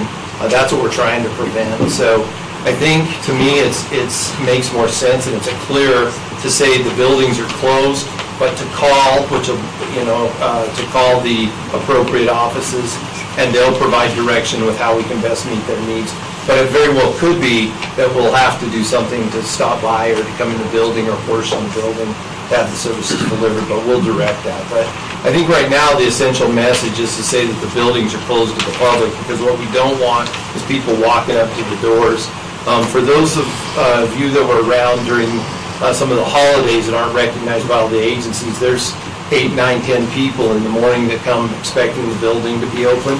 So it's that sort of eventuality that we just don't want. We'd rather deal with a contingency and say, yes, it's closed to the public, but call us and we'll work with you to find ways to meet their needs. So that's my thought, but we can just make whatever changes are needed. It's a draft. No, I like that. I say just as long as we can communicate to the public, people are still here working to try to meet your needs. You just can't come in. And so, yeah, the building closed makes it feel a little bit like, hey, there's nobody here. Sure. But yeah, there are staff here. They're still working. You can still accomplish the things you need to. Just going to do it in a different manner. So Sheriff Rosnickel was going to be here. He had a phone conference that he needed to take. He's made available the PIO for the Sheriff's Department to help get that message out following whatever decisions the board chooses to make today. And so we'll be able to hit, radio and newspaper and online sources and the county website and other things. Obviously, there'll be people that don't get that, and we'll have to deal with those. There's no doubt about it. And I'm hoping part of the discussion today and whatever coverage this meeting has will be to realize that we will meet any of the service needs. It just may be in a different way than it's been met historically. Great, that's the message. And effective tomorrow. Effective tomorrow morning, the building will be closed to the public. All staff will be here to continue to report unless they're in the high-risk group or for some other reason, we have them at home. Commissioners, other questions? Mr. Johnson? I see some language here, no travel outside the United States, but I would think we would not want anyone flying anywhere during this period of time. This doesn't preclude that. Yeah. So that's a... I'm talking about county employees. Sure, absolutely. That's a tough decision. There are entities, as you know, law enforcement entities travel to interview witnesses. They travel to for investigatory purposes. And so the position taken in here was to leave that up to the supervisor, but the points will take it. If the board's so inclined, we're certainly can put stronger language in that regard. But I think that not knowing all of the operating imperatives of all the different departments, I was resistant to do that at this point, but we certainly can. Have all the department heads looked at this and adjusted, or it's just us? No. Just us so far. And that's what I said, we just met last night to discuss this, and so this is really the first draft of this in kind of taking the feedback and trying to put that into a policy. So one thing we could do if the board was so inclined is to finish the meeting, revisit that, and I give everybody time to look at it for the remainder of the meeting. I certainly can do that. Well, the reason I bring that up, my son works in Silicon Valley, and his company, they fly all over. My son was supposed to have flown to China just a week before this was to take place. Yeah. And what they've done is their employees aren't flying anywhere. Yeah. Well, obviously it'd been good if we'd have done that 3 months ago, before the cat's out of the bag, but... Well, it's not out of the bag for Wyoming, and apparently it's not out of the bag for Sweetwater County yet. I personally don't think we should allow employees to fly anywhere. If there's and maybe the sheriff can make that judgment relative to his people, but I think somebody needs to screen that. I don't think we want people going anywhere that's not entirely critical to the situation. Are you talking about both personal and... Well, you can't stop Okay. those personal. We're talking about those people that are flying on the county's dollar, public stock. So I think you're saying essentially then allow the supervisors to... The sheriff will make that decision. I mean, I think Rob would that's make that decision for what it his says. But that's what's in the policy Yeah. now. I think that's what it says. Without us saying you can't travel anywhere if you are traveling on county business. I'm just I saying, don't think you're saying. keep them off. Well, you know, where Commissioner Johnson's going is, if this were a game of hockey, 9 times out of 10, everybody goes where the hockey puck is at. What we want to do is go where we think the hockey puck's going to be further out. And what he's saying is, further out, let's do something for now as well. So I think our thinking has to move more to where the puck's going to be than where it's at. And so a couple of questions while I was pondering. Does anybody else have any questions? I don't want to steal your questions. First of all, I would look to Dr. Stations. And when we talk about closing public buildings and that type of thing, and that, comfortable with... It's an advisable thing to do. Advisable. That's what you would advise. I mean, we need to know what your thoughts are because we work by And statute. you're still providing ways, like if you need something, you call, and if somebody just has to walk, kind of like what even what the hospital's doing for testing, you just don't show up, you call ahead, they know you're coming, you're prepared. You're not shutting all of your business down, but you're making provisions to limit contact. Well, limit contact, protect our employees, protect those people. In our community. In our community. So that's the only question I had on the resolution. when I looked at it just at this moment, so let's take that one. We might want to read, a commissioner may want to read the resolution to the public, because not everybody got a copy, right, Gary? Yeah, I mean, I have a few copies that I can. And then after the certainly completion of... Make available to anybody Yeah. that needs it. Mr. Chairman, I just want to make sure, are we talking about the whole building or excluding the third floor? I can read this for you. This speaks to that, I think, Judge. Yeah, let's read it, and then if there's some questions from the courts, we'll answer them, okay? All right, very good. Mr. Smith, would you like to read it? Sure. Resolution number 2020-03, CC02, resolution to close Sweetwater County buildings to the public amid the COVID-19 coronavirus pandemic. Whereas, due to the outbreak of the COVID-19 coronavirus, the Sweetwater County Board of County Commissioners desires to protect county employees and the public, and whereas the board desires to follow the Center of Disease Control CDC guidelines to help mitigate the spread of COVID-19 coronavirus, now therefore be it resolved that the Sweetwater County Board of County Commissioners does authorize to close the following Sweetwater County buildings to the public effective March 18, 2020. Facilities closed to the public include Sweetwater County Courthouse, Green River, except District Court, Sweetwater County Museum, Green River, Sweetwater County Services Building, Green River, Sweetwater County Sheriff's Administration Building, Rock Springs, Health and Human Services, HHS, Rock Springs, except for Public Health, Sweetwater County Rock Springs and Green River Road and Bridge Shops, Sweetwater County Vehicle Maintenance and Fire Building, Sweetwater County Purchasing Building, Rock Springs. Facilities that will remain open to public services, Sweetwater County District Court, Green River, Sweetwater County Circuit Court, Green River, Sweetwater County Justice Center, Public Health at the HHS Building in Rock Springs. Be it further resolved that Sweetwater County will continue to provide services to the public through appointments, phone, online, and other services as approved by the department, adopted and approved the 17th day of March, 2020. Signatures below. When you read Sweetwater County Circuit Court, did you say Justice Center or Green River? Circuit Court says Green River should. Okay. There's no Circuit Court. Okay. Thank you. Circuit Court's Green River. Gene's got a question. Go ahead, Gene.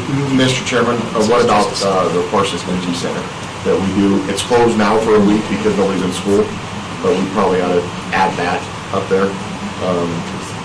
That's open after the daytime, and we do run programs through the Parks Department through there for kids after school. Well, and if we open that up, after school, even though school's not in session, what's going to happen there? What do we need to do? I can comment on that. Seems appropriate. It's considered a rec center for the kids. Right now, we're shutting down our city rec centers. It's a county building, a place for people to congregate. My feeling is it falls underneath facilities close to the public. So please make sure it's added, the Parson Eden rec building, or whatever you call it. That's my thought, Commissioner. Sure, absolutely. Okay, so with that addition, do we want that correction before we sign it? Sure, absolutely. Yeah, I'll go make this correction. Bring back later? Yeah.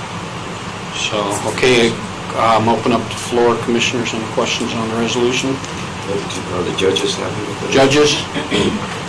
I think that our thinking is that it should read that with respect to the circuit court and the district court, that there'll be limited access, not just open. And then we'll provide further detail on that. And we're working on that. We're going to try to limit the amount of public proceedings that occur for the next little while, but there are things we have to do. Do you recommend verbiage on that? Will remain open with limited access? Limited public access. Limited public access. No problem. Remain open with limited public access. Got that, Gary?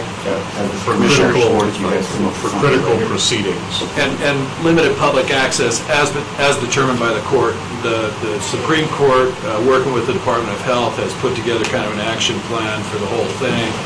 And it stages it, and depending on the stage we're in, we can restrict access further. Like right now, we're in what they call standby stage, and so that means there's been a coronavirus diagnosis somewhere in the state. That's all that means. But as that increases, that will change. If we have it in the county, that will change.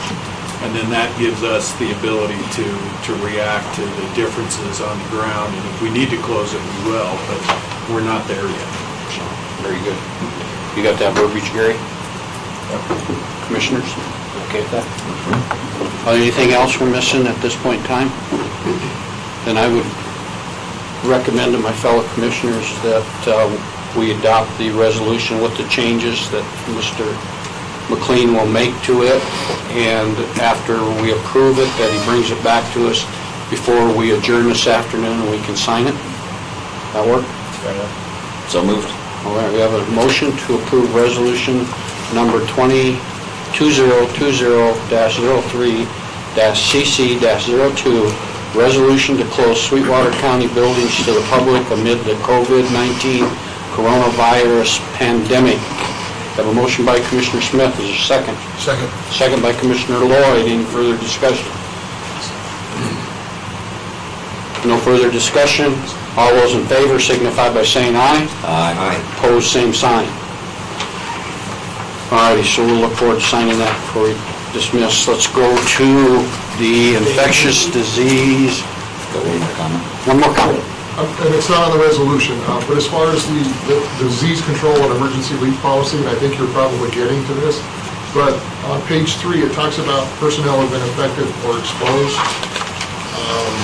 80 hours of emergency leave, I would just like clarification on whether that's paid leave or whether that's just without pay. Paid leave. Paid leave. Okay. I just needed to be sure. Here's what I'd like to do with the infectious disease control and emergency leave policy. I'd look to my fellow commissioners and say, for the most part, are you agreeable with this? Now, there's been a suggestion, there's a couple suggestions to change it, and Gary has those. But the other thing is, I might suggest for us, since he's coming back this afternoon with the other one to sign, maybe he could, with this being distributed to people in the courthouse and that, I'll give him a minute, like Mr. Davis said, paid. Gary can add that. Maybe he can bring us back a more finalized copy for us to approve this afternoon. Fine. Or as our last item. Will that work? Fine. Commissioners, your thoughts? I think gives us a chance to marinate. Give me a chance to marinate. Be able to read it a little more thoroughly than when we're getting presented to. Okay with that? I think probably more important than us reading it is the department heads. Yes. Getting that, which is what. But I want a sense of emergency that we need to This has to act be done on before today. we leave today, yes. Okay? All right, are you okay with that? Very good. With that, anything more with the COVID-19, Gary, on your end? No, I mean, I think we're trying to address the facility policies, the public, the internal policies, and then the only two other things, some of which I think Dr. Station alluded to. I think we need to continue as a board and as an organization to look for opportunities. The way this meeting room is not a good setup by any stretch of the imagination. There probably are some opportunities for that. As we saw yesterday, we had a meeting with 20-some people in it with only a few people in the room. That worked fine. We have lots of tools to do that. I think the more we can explore some of those things, the easier it becomes for us to both deliver services and to manage the risk. Very good. Yeah, and we'll take a look at some things for in here as well that we can do possibly. All right, very good. Any other questions?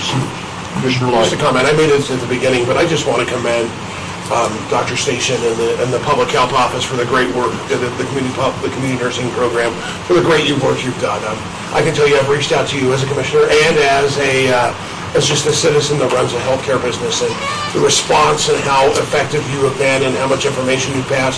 And as I've talked to anyone involved in this situation, there's been nothing but positives thrown out toward your organization and Dr. Station. So thank you. And then also Gary, just great job getting this put together in a short amount of time, and with the department heads getting together and reacting to this, because I think we've mentioned this is a fluid situation. I mean, we went from, in 48 hours, we went from you can have a room of 250 to a room of 25 to a room of 15 to a room of 10. I mean, that just tells you how fast this thing is moving and changing, and so we have to be prepared to still move on a dime and be looking ahead where, like Doc says, the puck is going to end up, not where it's at necessarily. So I do appreciate everyone partnering together and the work you guys are doing to get us to this point. Thank you. We can, Last thing, wash your hands, wash your hands, wash your hands. See, For a minimum of 20 surfaces. seconds. Minimum 20 seconds, wash your hands, wash your hands, wash your hands. Very like my mother. I know, but you're right, and we thank you for what you're doing. We're here to assist, here to help, don't forget that. Also, Gary's networked with it, we'll continue to stay with it, and Gary's got on it quick, fast, and where we're at today, we hope we're ahead of it, but we need to stay further ahead of it. And that's where all of us come in. Thank you very much for being here. Have a good day, and I hope it stays good. One day at a time. One day at a time. 1 hour at a time. They are 1 hour, there you go. I'm looking out there, Dave. I'm telling you, visionary. All right, thanks for the help. Thank you. Thanks, Dr. Yeah, like I said, we're small. I'll tell you what, I'll just email them out here, give me. On our agenda, Yeah, take care of it. I feel like I'm gonna wash my hands now. on our agenda next is, we have the request to restaff, but I've got to ask this question due to the time. Due to the time, is Mr., I think it's Andrew Browning, are you here? Andrew Browning's the gentleman with the Western Region tribes and that he's presenting in Sublet this morning and then coming here. So when he gets here, we may have to stop so he can do his presentation, because his next stop is Evanston. And if he doesn't get here, we will see him in 3 weeks. Okay, so let's move on. But if I have to stop and adjust the amendment, we're flexible. All right, let's go to... You're here all day, right? That's right. Be here. Let's go to the next one. Tab K is a request to approval to staff a position in the engineering department. Mr. Lugerski, Mr. McLean, you're up. Mr. Chairman, County Commissioners, before you is a request and in your packets with the cost summary of this to replace an assistant county engineer position. This position's been open for some time, largely because, as you know, and we'll discuss this more in the following item with pay plan update, but one of the big challenges that we had is that what things made sense to be aggregated in the public works function. And as you know, we started with facilities and we brought in the county parks into those areas. And if you look at it, historically when we filled this position, we had just sort of like an engineering, entry-level engineering position. Obviously, if we're looking at the large amount of facilities that we have, and then especially if you include the parks and recreation and the projects that are associated, that's a little bit different kind of person. And so, this fall and really into November, when we presented some of the original pay amendments, that's at the point where we finally said, hey, we've got a pretty clear idea of what we're asking of the public works function to do in terms of road and bridge, in terms of the facilities management, in terms of those things. So it seems appropriate now to bring before you the request to fill the assistant county engineer position. And Gene might have some more to add to that, but you have the cost estimates in your packets. Let me speak to it. Go ahead, Mr. Johnson. Quite a while ago, when we were looking at this, with this commission, we knew we needed this position. But there was an agreement that we would not fill it at that point in time, but sometime in the future, when the need arose, that we would do it. And I agree with what Gary's saying, that the time is here, because Gene has got a tremendous load now that he's trying to take care of, and I think it's important not only to be able to meet the needs that he has, but also for the future of this position. Hopefully, Gene's going to be here for 20 more years, but at some point there's going to be somebody, we're going to need somebody to backfill for him, and I think we need an engineer. I think the recruiting of that will dictate whether it's already a EIT or whether it's a professional engineer. Hopefully we get a PE with surveying license also, but that will be pinned. But I think we need to look for the right person. That's going to take a while, but I think we need to go forward and fill that position. I'm his liaison, and did I do okay? You did great.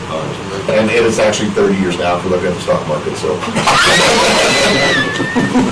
First of all, you gotta live long enough. You gotta get through this first crisis, present crisis. All right, with that, Commissioners, other questions? Yeah, I'll just reinforce what Commissioner Johnson said. I was here when we started this whole process, sizing down, moving, and pulling things together, and it was decided at that time to hold this position. Budget for it, but hold it until we need it. And that's been done, and I think you've waited long enough and you know when that is. Now it's time to bring it forward, and it will just be a matter of moving forward with it. So That position's been vacant, and we've been holding and working and trying to figure out since July 2017. So. Yep. Long time, yeah. So we've saved a lot of money in that position. So half, what I mean, 43 people. Well, that's one of the 43. But we've done a lot. That's actually not one of them. Not one of them, because that's one of the. Oh, that's been budgeted, That's yeah. been budgeted. Yeah, well, we've had a budget, but we haven't had to spend it. It was part of Bonnie's carryover every year. First time today I've done this. Okay, Commissioners, we've heard the request. What's your pleasure? Is there a liaison that would like to take that lead? Mr. Chairman? Yes, Commissioner Johnson. I make motion we honor a request to fill a vacant position in the Public Works Engineering Department for an engineer of, how would you say that? To fill a position of assistant engineer in the engineering department, reporting to Mr. Roberski, and with the understanding that we have to reach out and look for the right person to fill that job. Okay, we've got a motion. I think I second that. That was a big one, but it was clear. Good. We got a motion by Commissioner Johnson, second by Commissioner Smith. Any further discussion? All those in favor signify by saying aye. Aye. Opposed, same sign, motion carries. Thank you. Thanks, Gene. Thanks, Gene. You know, if Commissioner Johnson could just repeat that, that would be the 22nd for the hand washing period. Yeah. Repeat that motion. If everybody's washing their hands, Yeah. we'd meet the requirement. All righty. Next up on our agenda will be the Sweetwater County pay plan update, and would request that comes in by Mr. McLean. You're up again. Thank you, Mr. Chairman, County Commissioners. I'm going to go back kind of where we started this process a little bit, and it builds on the discussion that we just had with the county engineer position. I've provided the number of documents in your board packets, and these were all documents that we had discussed previously and were presented to the board back in November. In particular, what I'd like to draw your attention to is I've provided you with an itemized list of positions that have been addressed through early retirement, through not filling certain positions. That looks like this. Yep. Okay. So, just for your edification, these are positions and the saving. Now, this is very conservative because I'm only talking about what they were using numbers of what they made at that time. Obviously, if these positions had been filled, they would be making considerably more now. So we're not including savings for computers, travel, train, or the roughly 20% that you would add for positions for all those other things. We're just talking about salary and benefits here, okay? So just to summarize some of those things that have happened over that period, since I started here, the planning and zoning area at one time had 13 persons working in that area. There are now 3, and one of those is kind of a recent migration over from the engineering department. But basically, two planning people, and one code enforcement, fire code enforcement person. So over that period, what we've done is aggregate duties together. So as I mentioned, we've taken fire code enforcement, put that together with zoning enforcement, and got those together. That's in Jimmy's way. Some of you may recall, and certainly Mark Cobb, who's been around for a long time, will recall, we had a community development division as well as a planning division in the department, and the community development also was engaged in economic development. With some of the recent economic challenges and interest in projects like Endow and other things that the city and the governor and the commission has been interested in, those duties have largely fallen in the planning department. But as we've reduced these positions over time and reorganized, we eliminated the Parks Department, put that in Public Works. We took the Facilities Department and Custodial Department, combined those into Public Works, and combined Engineering and Road and Bridge. And all of those issues, I think if you talk to anyone, have resulted in improved service, better use of equipment, better use of staff, sharing of resources, sharing of staff. Some simple examples that have occurred just this winter.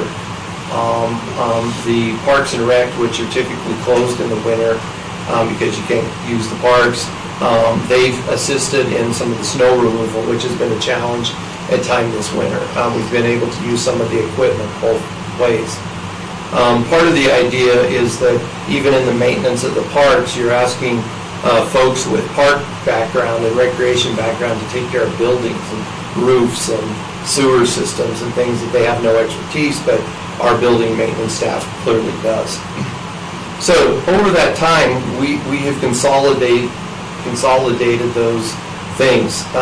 The last one, notable one of those was in July with the Parks, the board approving the resolution to dissolve the Parks and Rec, their board and this board, to dissolve them and move that function under the Public Works division. And for the past several years in my area, for example, the Veteran Services Department has reported to me we did not, we significantly, almost in half, cut the budget, but the folks in the department that do the work for Veteran Services have more money for training and other things. So as we've moved through these over time, the one thing that we haven't done is to address the salaries that resulted from the increased responsibilities, in some cases drastic increases in responsibility. So in November, I brought before the board recommended changes, which are in the board packet, discuss those with the board in executive session. Obviously, when we're talking about department heads, in this organization, we're talking about one person, and that's an appropriate executive session item. But after that, the board came out, and there was an approved list, which is in your packets, in the public board packet, of some recommended changes. As you recall, the Mountain States, now called the Employers Council, of which we've been a long time, 30-year member, provides data on salaries within the Rocky Mountain region for Arizona, Utah, Colorado, Wyoming. And so that was the data set that was used to look at some of those department head and professional positions. As I discussed with the board at that time, that data did not cover data for all of them. And those positions that were not addressed, meaning there just wasn't data for them. One example, for example, juvenile probation was not listed in that data set at all, will be addressed in what's forthcoming. And so we addressed the issues that needed to be addressed at that time. I think there were a number of factors. One, the consolidation changes. There were also, as we discussed with the board, a number of competitive issues. There were positions, number of positions open vacant in the local area, And a number of those folks were being recruited significantly for those positions, both in the private sector and in the public sector. And so the board made some changes to those positions at that time. Immediately following that, I met with the board and made a presentation and sought approval to have Condrey and Associates gather data for the more local market for the rest of the county positions. That data set, the way that works is you choose benchmark positions. So for example, positions that might be very representative of a class of work. So maybe in the clerical area, you might say an administrative assistant. I can go to a number of employers and get data for an administrative assistant. So that gives us an idea of those benchmark positions of how salaries are moving in that area. And then we'll get that back. When we get that back, we'll take a look at what our position is relative to that market, and then make some recommendations for any adjustments at that time. So those benchmark positions were provided to the Condrey and Associates. They, as well as some recommended places to get the data. Some of those are local, like school districts, hospital, college, cities, the city of Rock Springs, city of Green River, as well as a number of private entities. Some of them are just outside the region. We've tried to get data from the coal industry, from the drone industry, from the banking industry. Obviously, there's concern with some of those entities about competitive data, so we have a few we're still wrestling with. The bottom line is right now, I think that I can say pretty confidently that by the end of the month, by the end of this month, we'll have what data we're going to have back.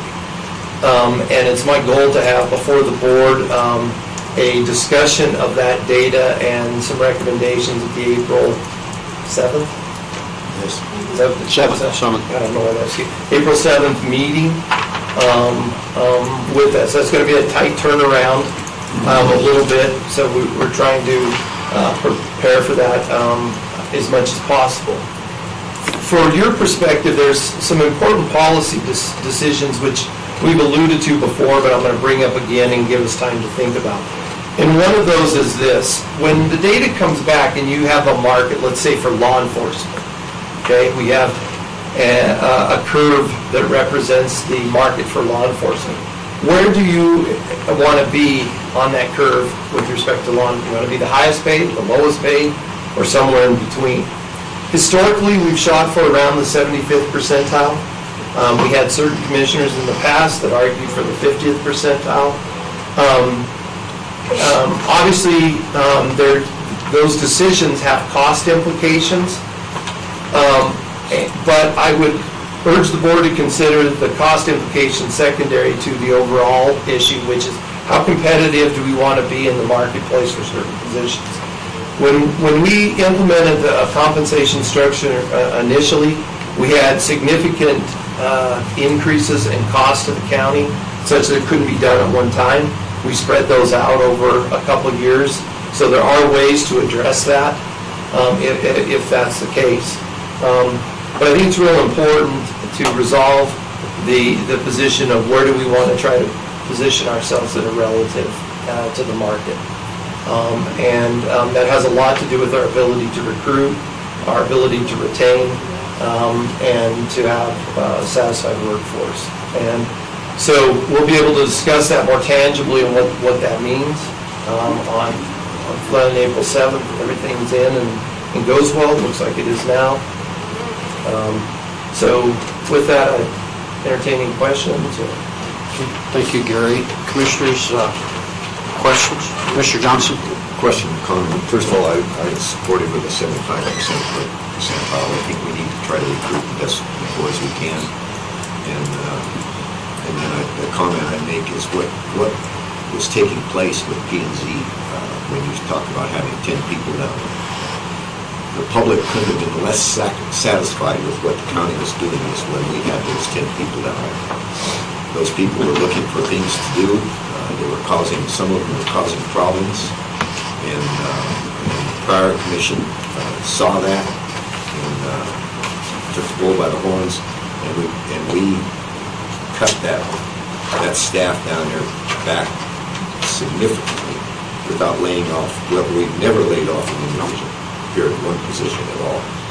But the net of that has been a much more streamlined group of people doing their job, and the public is much more satisfied with what's going on there than they were when we had 10 people left. So I think not only did we save millions of dollars by doing that, I'm talking overall, I think the performance of the people working for the county, and I've always said we've got some of the best people we could possibly have working in the county, is proof of the pudding that you don't have the complaints that we have from the public. The commissioners, are you finished? Yeah. Commissioners, any other questions or comments? Yeah, comments, I think I do believe we need to be competitive as we continue to work leaner and meaner. We need to have good people here who are going to do good work, and you don't get that by paying the 40th or 50th percentile. No. I don't believe. And so, and certainly the people that we have that we want to stay here, we also need to make sure we're competitive there and give them no reason to look around to go somewhere else. Because the cost of hiring and training, once you figure that in, I mean, it's exponential on top of the just actual salary and benefits. That's my comments. Thank you. Commissioner Roy? Agree. I don't think it's just about recruitment. I think it's about retention and maintaining, because we couldn't downsize some of these positions that have been changed without quality people or bringing in the right people. I always like to say you have to have the right people on the bus to be successful, and I think we need to be looking at that more competitive margin personally. So. Very good. Mr. Chairman, could I just have one comment, kind of to add on top of that? When we started this process back 10 years ago, 11 years ago now or more, part of the operating strategy was to minimize the number of staff but keep better staff, meaning to try to have more skills and better skills and more technical skills. For those of you that have been involved in discussions, economic development discussions with the trona mines, with coal mines, with the other industries in here, the challenge is that the demands in the workforce for them also are increasingly technical, more skills, more education, more training, more experience, but less people. And so necessarily that movement is towards a lower number, but a higher quality, I don't know if quality is right, but a higher skill level, higher training level, higher technical capability, and of course commensurately higher salary level in that regard, which is partly why I put the list here of the positions. Again, in Road and Bridge, there's 11 positions. We've added considerable, I don't know the exact number, if Gene's still here, maybe he knows, but with the Forest Service agreements and other things, we've added public roads during that time with 11 less people. Now, I just challenge anybody who travels those roads, notwithstanding the snowdrifts from this winter, to tell me that the roads aren't as good as they've ever been or better. So I think that's I think that in general it's the right process. We have some things that still need to be addressed. We're still working through some issues that we have with, some changes in departments. We've been meeting in some areas. I know Cindy has a couple. We have some in some other areas where we're trying to consolidate or, reconfigure positions that requires a little work, and we'll be continuously trying to do that. But I think it's consistent with what the other employers and the workforce is demanding, not just locally but nationally. It's kind of a mixed bag in a way, because as you know, as an example, General Motors had a position recently that had an equipment operator that did a number of processes, and the tolerance for that position was like a 10,000th of an inch and very high quality components. But that machine and the person that operated it made $135,000 a year, okay? But they only needed that one person running that one machine. They had 30-some positions doing it by hand that were making $30,000 a year.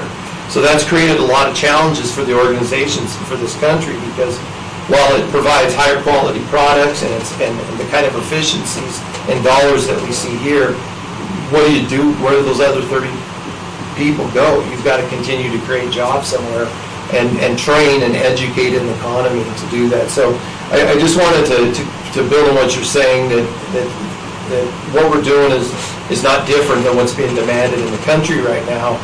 We got to try to keep pace with it, and the challenges are kind of daily. We've got to be more fluid, just like the COVID issue. We've got to be a little more fluid, and that's going to be working a little more closely on these issues and addressing them a little more frequently. Yeah, go ahead. Commissioner Lloyd?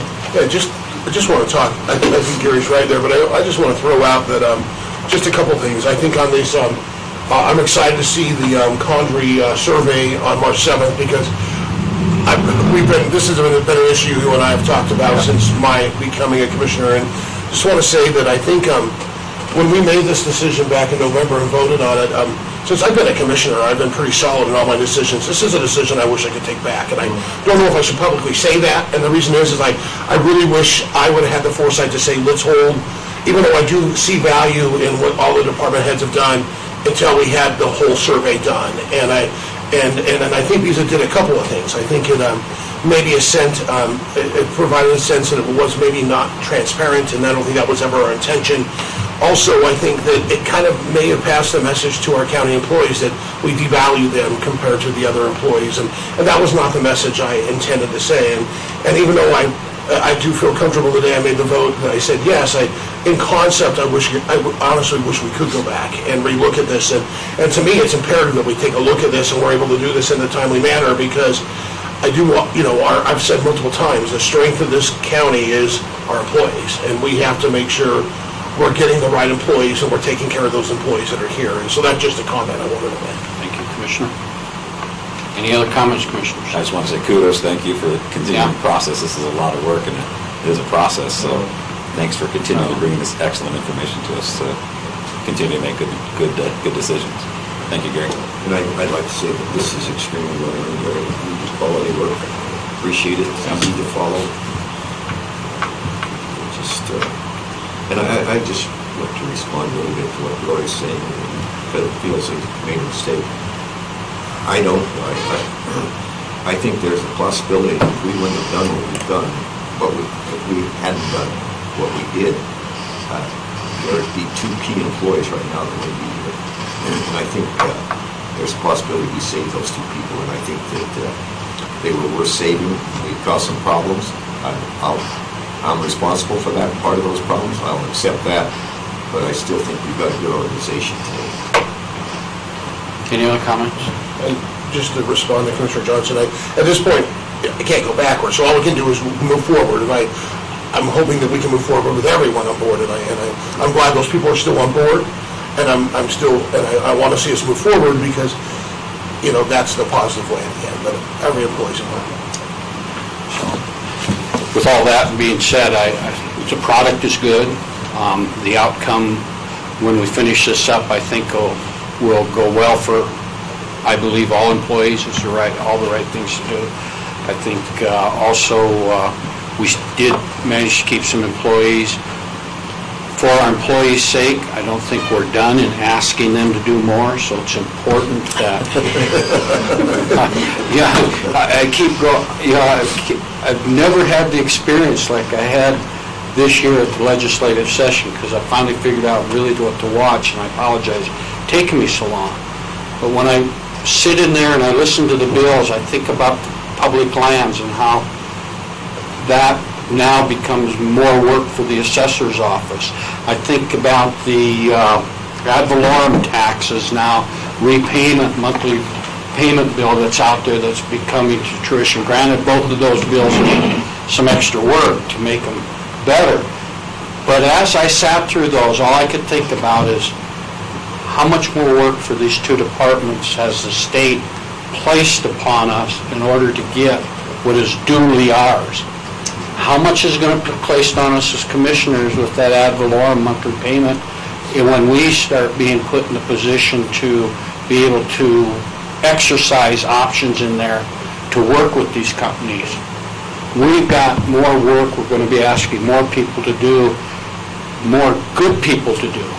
And this is an opportunity to take care of them. And the very last thing I want to say, why this is so important and timing is critical, we're going into our budget year, that time of the year. We've got to get it figured out how we're going to do it. I've always said the employees are most valuable to me. They have been my first career, and I can't say this is a career, so I'll say my first and second term so far. Important enough to me that I want to look at this as part of the budget system, because if it's necessary to go into reserves, our employees are the first ones that I want to earmark that, take care of if we have to go into reserve. I want to protect reserves for our employees as well as services. I can say that. So with that, that's all. It's very good, very well done. I'm glad that we had this today. The one thing I would ask is there's any more comments, commissioners. So what I've heard is good report. We're up to date. Did I hear correctly from all of us that 75% is where we'd like to? That's my view. Heard it from me. I would agree. I would agree too. I would agree, and we'll be looking forward to what that'll look like on April 7th. Sounds good. Sounds good. Thank you, Gary. Very well done. Okay. Can we have a break?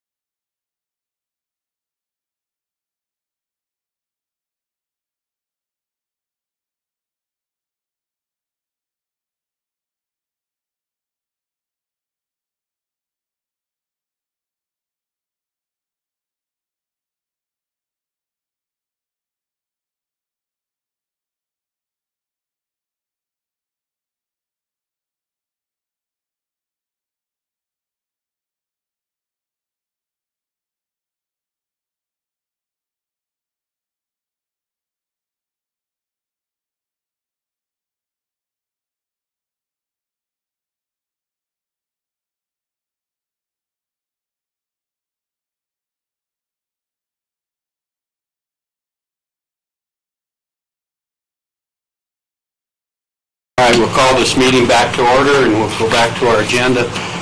Next up will be a amendment to the county district agreement for Covered Wagon Park. We have our representatives here. Come on up, gentlemen. Glad to see you. Thanks for waiting. Thanks for waiting. And Thank you so much. Thank you. Thanks, sir. I have one here for Lawrence. yeah, we'll put it right here. Okay, got it. Thank you.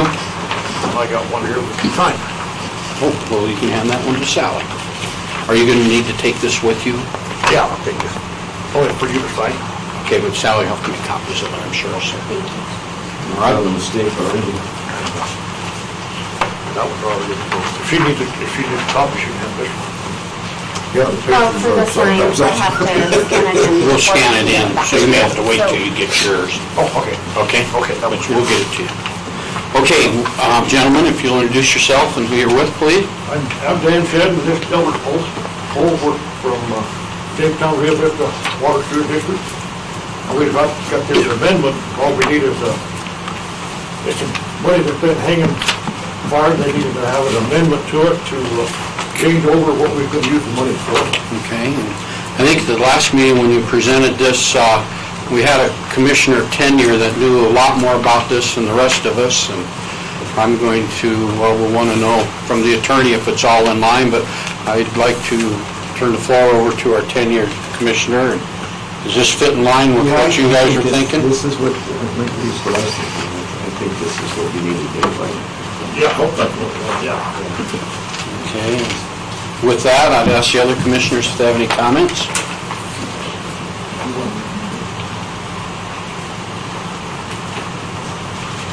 John, did you get a chance to see this before? I did, and I agree with that. Mrs. Johnson, okay. I'll give other commissioners a moment. I'm in good shape. Good shape? Commissioner Lloyd? I didn't see any concerns when I read When you were, okay, very good. So, with that in mind, we have an amendment to the county, I'm sorry, didn't mean to speak over Saying you. as long as this one's the one that's in the packet, I'm okay. Okay. Yeah, that's what I would, yeah. All right, we have an amendment to the district agreement for Covered Wagon Park. At this point in time, I would entertain a motion from Commissioner, maybe Commissioner Johnson, if you feel comfortable. Yeah, I feel comfortable. I'll make a motion to approve the amendment to the county district agreement relative to the Covered Wagon Park County District. Okay, we have a motion. Is there a second? I'll second. Would you like the chairman to sign that as well? Yeah, I think so. Okay. You probably should. Probably should. All right, I heard that in the motion. Is there a second? That second was the same way? Second it the same way, yeah. God, I love doing business with you guys. That's awesome. Any further discussion? I think you can sign it if you're 6 foot away from everyone and there's less than 10 people around. Got it. All right, all those in favor signify by saying aye. Aye. Opposed, same sign, motion carries. So, Good luck, make it happen. Little by little, it's Yeah. better, I hope. Contractor's waiting, so. Good. We can start turning dirt. Good. That's awesome. Appreciate what you're working your time. Gated, Appreciate it. everything. A lot new to this, so it's kind of all learning. Oh, so the upside down picture, that's your doing? No. He knew it was upside down. He did know it was upside down. Came through the packet, okay? Yeah, we're both kind of new at it, but newer than me, so. So, you're willing to do it, we appreciate that. Yeah, I think it's Appreciate it. great. Been quite a project and still quite a project going there. Yeah. Thankless job, so thank you. You should get the signatures on that, I guess, and what you need those. Yes, Sally's getting it, she's scanning it. She's getting it. Scan it in so we can give the original to her, so we'll move forward here as soon as we get it. Okay, appreciate you. We gotta have Sally back up, otherwise we keep going. So,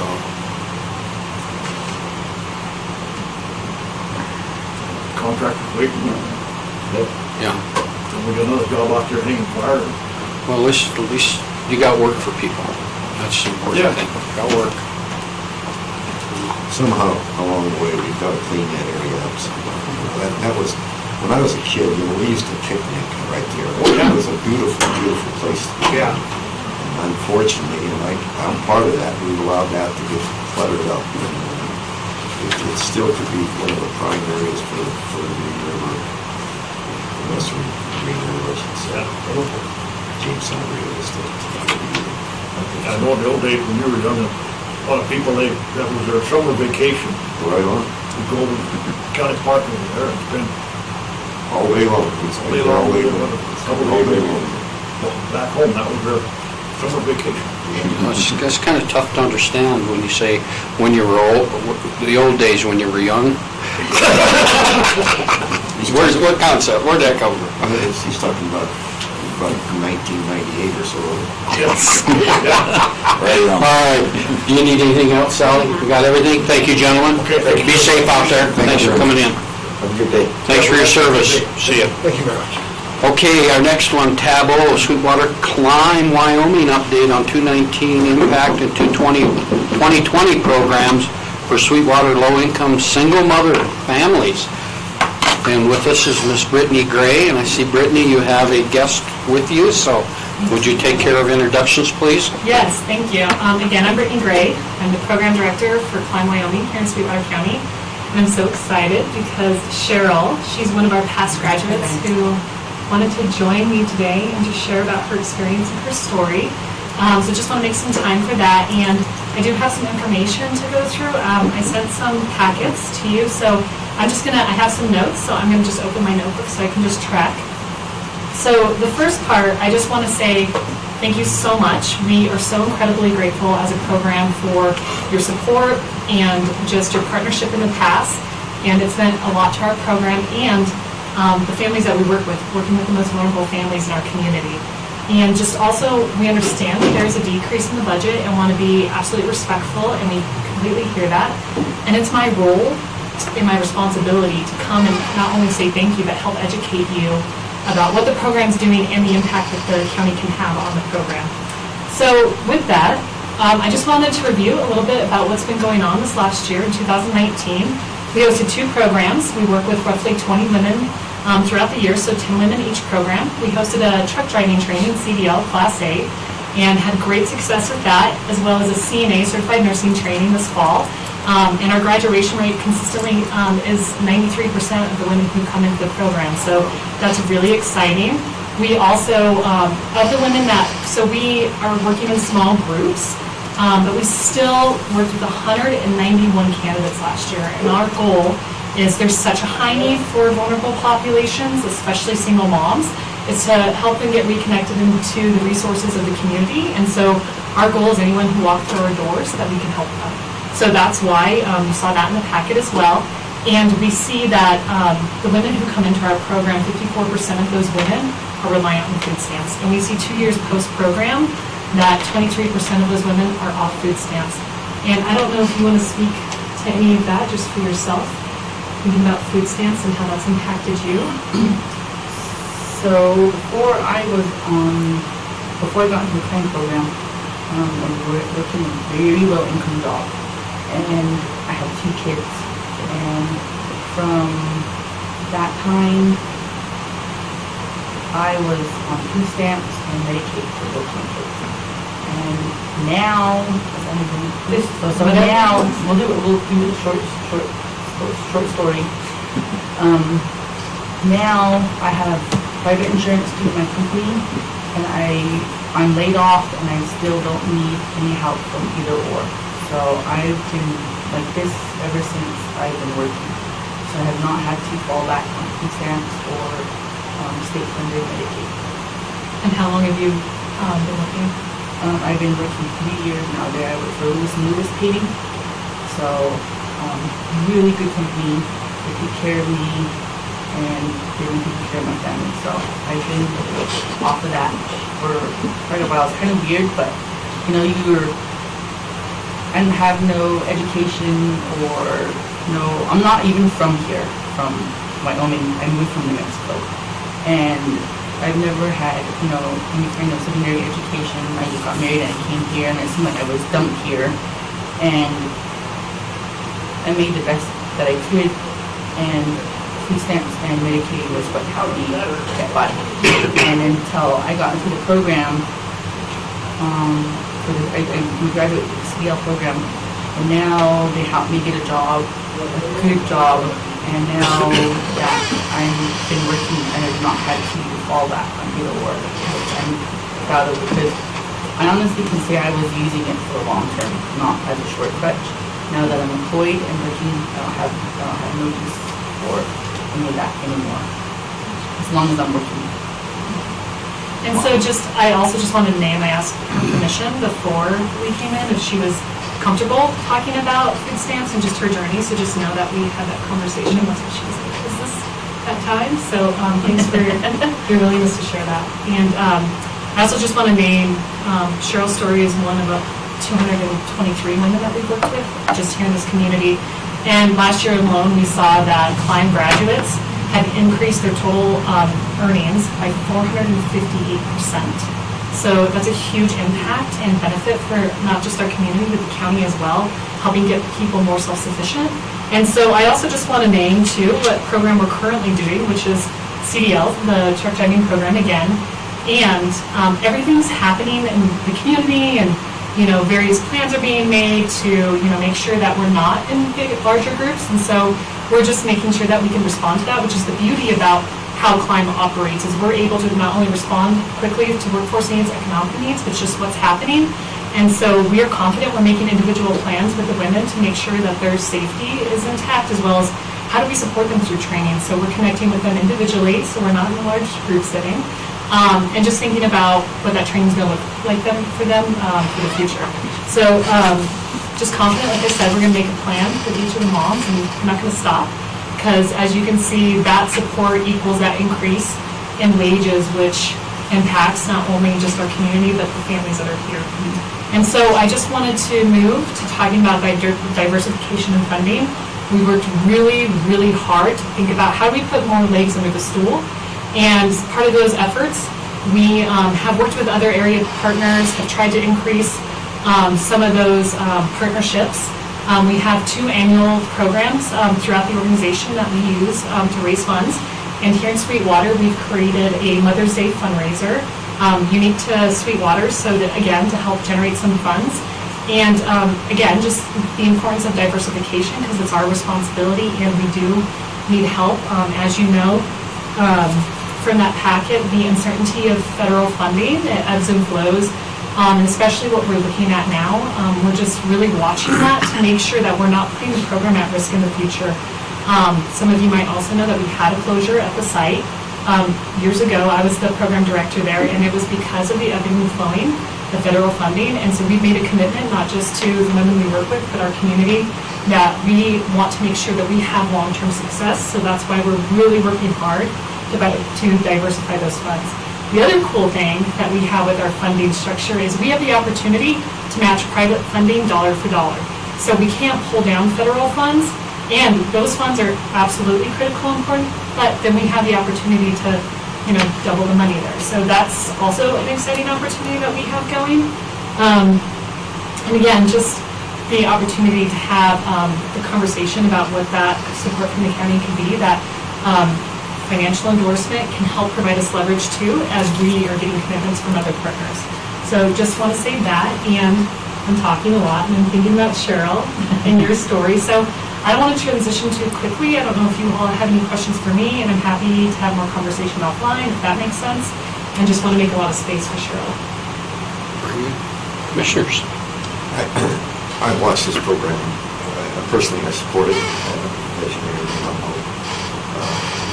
the thing that you said that's important to me is the people you're taking care of.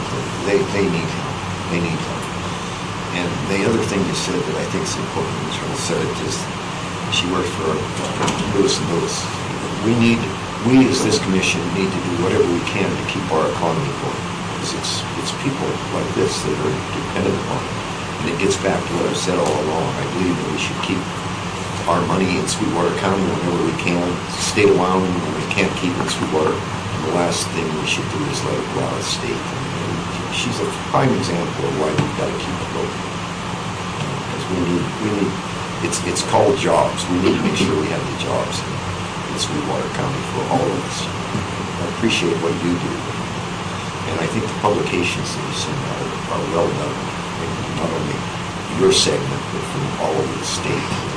this program is all over the state, and I watch that, and I think it's great. I just hope throughout the state they get people like you that are good at doing what you're doing. Question? Others? Comments? Just comment, Cheryl, sounds like you didn't fulfill a lifelong dream of moving to Wyoming, so we're glad you're here and hope that you feel welcome and want to stay here, and that's wonderful. I'm glad you found a program that can make a difference in your life no matter where you go. And Brittany, 93% graduation rate. Doc, did you ever do that? Did I ever? Did you ever have a 93%? Sure did, but the class was only sizes 6 or 8. Okay, well, I've had it. all right. Well, we'll knock you for that then.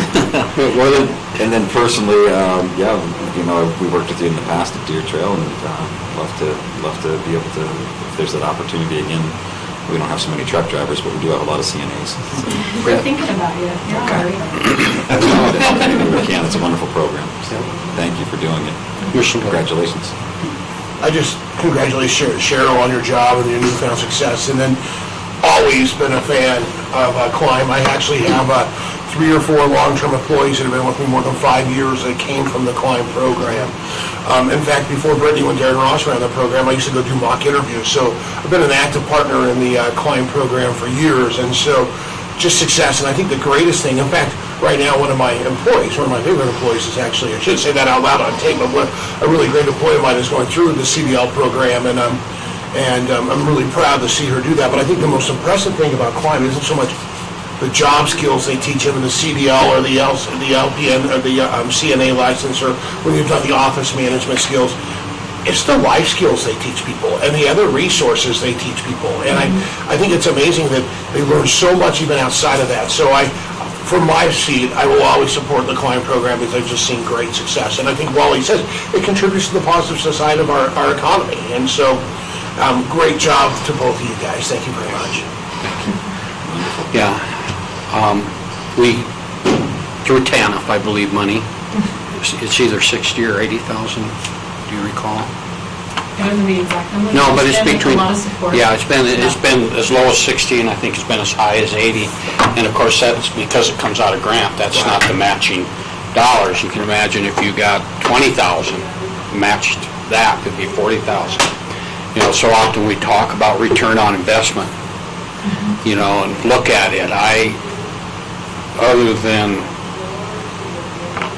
can't even think other than. I don't think there's anything that has the return on investments like your program does when we talk about putting monies in programs, and that can be measured in outcomes, successful outcomes. I don't know if there's a program in the county or city or maybe even the state that can compare to that. The other aspect to that is the fields that your students are going into, and that they're supported like I have never seen before, even more so than I believe our students probably are in the regular school. I think these mothers are, and that type of thing. And I think above all else, we just finished and approved at our last tripartite board meeting the needs assessment, which I need to bring to you guys at another time. I think today was it, but for our low-income grants. And one of the objectives that came very loud and clear is, in order to break the poverty arena within this county, it is to provide assistance to single mothers and to get them trained so they can support themselves. And I don't think there's a program that does it better than this program. And I think the other thing I want to say is most of our services provided, for the most part, are handout services. This is one service that, Cheryl, correct me if I'm wrong, but you're given the tools and support and get to determine for yourself if you're going to be successful or not. And we know a strong percentage have been successful. So there's many, many reasons to support this program and make sure it's successful, because the benefits are kids are more successful in school, families that have income no longer need assistance, which impacts us as taxpayers. And the list goes on, and I think Climb fits that bill, and you represent that very much. I've been to most of the graduations, I think I only missed one or two, but, and I know, you guys won't believe this, but I think I know most of those mothers that go through there. And that type of thing, but it's just phenomenal what those mothers do and what you've done. You know, I've known your member Climb, but until this moment haven't met you, and you as well as all the other participants and graduates of Climb, I just want you to know, very proud of you, proud of what you've done, and in the long run I know what it's going to do for your children, and that's the primary thing it's all about. So, way to stay strong, way to stay focused, and thank you for being in our community and for contributing the way you have. That's all I have. Commissioners, anything else? Good job, Mom. I just Awesome. wanted to also just offer this state, is there anything else that you feel is important to share with the commissioners as you think about before Climb, or what Climb is like for you, or what your life looks like now? Let me tell a little bit before Climb. Like I said, I came from New Mexico. I got married, and the man that I was married to worked out here, and he was an iron worker. So he mainly worked out here because of all the closed shutdowns and whatnot. So he ended up moving us out here. So we did move out here, and he was a different person back at home. And then we moved out here. It was a whole new ballgame. I wanted to help work and help, pull my part. And he goes, no, you can stay home, and I got this, I'll work. And so I did let him work, and then I was getting tired of staying home, and I wanted to go out and do something. So I told him, well, let me apply here and there and see if I can get a job, in one of the stores or around here in Green River. And he was like, no, I got it, I make enough money to support all of us. And so I finally, it seemed like it came down to like I was begging for a job. And he's like, well, if you go to work, who's gonna take care of the kids? And so I told him, I said, well, my mom is coming for the weekend, and she might want to stay for a while. And he's like, I guess that sounds okay. So really the only job that I was allowed to get was at McDonald's. And it was a really abusive, controlling relationship. And so that's all I was allowed to work at, was at McDonald's. And then he started taking jobs out of state, going to North Dakota, going to Montana, going to Idaho, and all of a sudden it just seemed like he just deserted us. But he was still supporting us, and I was still working at McDonald's. But then it got to a point to where he's like, no, I think you should start coming. Now your mom's here. She ended up staying, my mom. She ended up staying. And he's like, well, now you can come. We'll start going here and there. And I had a little 3-year-old that wasn't his kid. So we would take her here and there, and then somehow we ended up in Minnesota. We ended up hitting Minnesota. And they were doing a big bridge project out there, and we were supposed to stay out there for 4 months, and then move to Tennessee for another 2 months, and then move to Denver for another 2 more months, and then head back up to Minnesota. And my little girl had not been to preschool yet, and she's around that age for preschool. And I was like, we need to do something with her. He goes, no, we can just move her from school to school to school. I'm like, no, we can't. I already did that with my oldest son, and he's having a hard time right now. So I said, we cannot move them. So that abusive relationship got worse, that we were away from my mom, and we were in Minnesota. And that's what the fight was over, was I wanted my little girl, I wanted to stay here in Wyoming and have her start school here, stay here, and be here. And he wanted me to keep traveling with him. So I'm like, no, we can't do this. I'm not gonna do this. So I ended up running away from Minnesota because school was gonna start for my little girl here in a bit. And I ran off from him in Minnesota, and I ended up in women's shelters along the way, and I took off from him with about $300, and I made it back from hitting Minnesota to here. That's about a 24, 25-hour drive. We made it in 4 days to come back over here because I was determined to have my child to be in school. So that happened, and then things just got worse with the marriage, and it fell apart. And so just a little bit before school started, I told my mom, you know what, Mom, just let's pack my kids. I have 2 kids. I have an older son and a little girl at the time.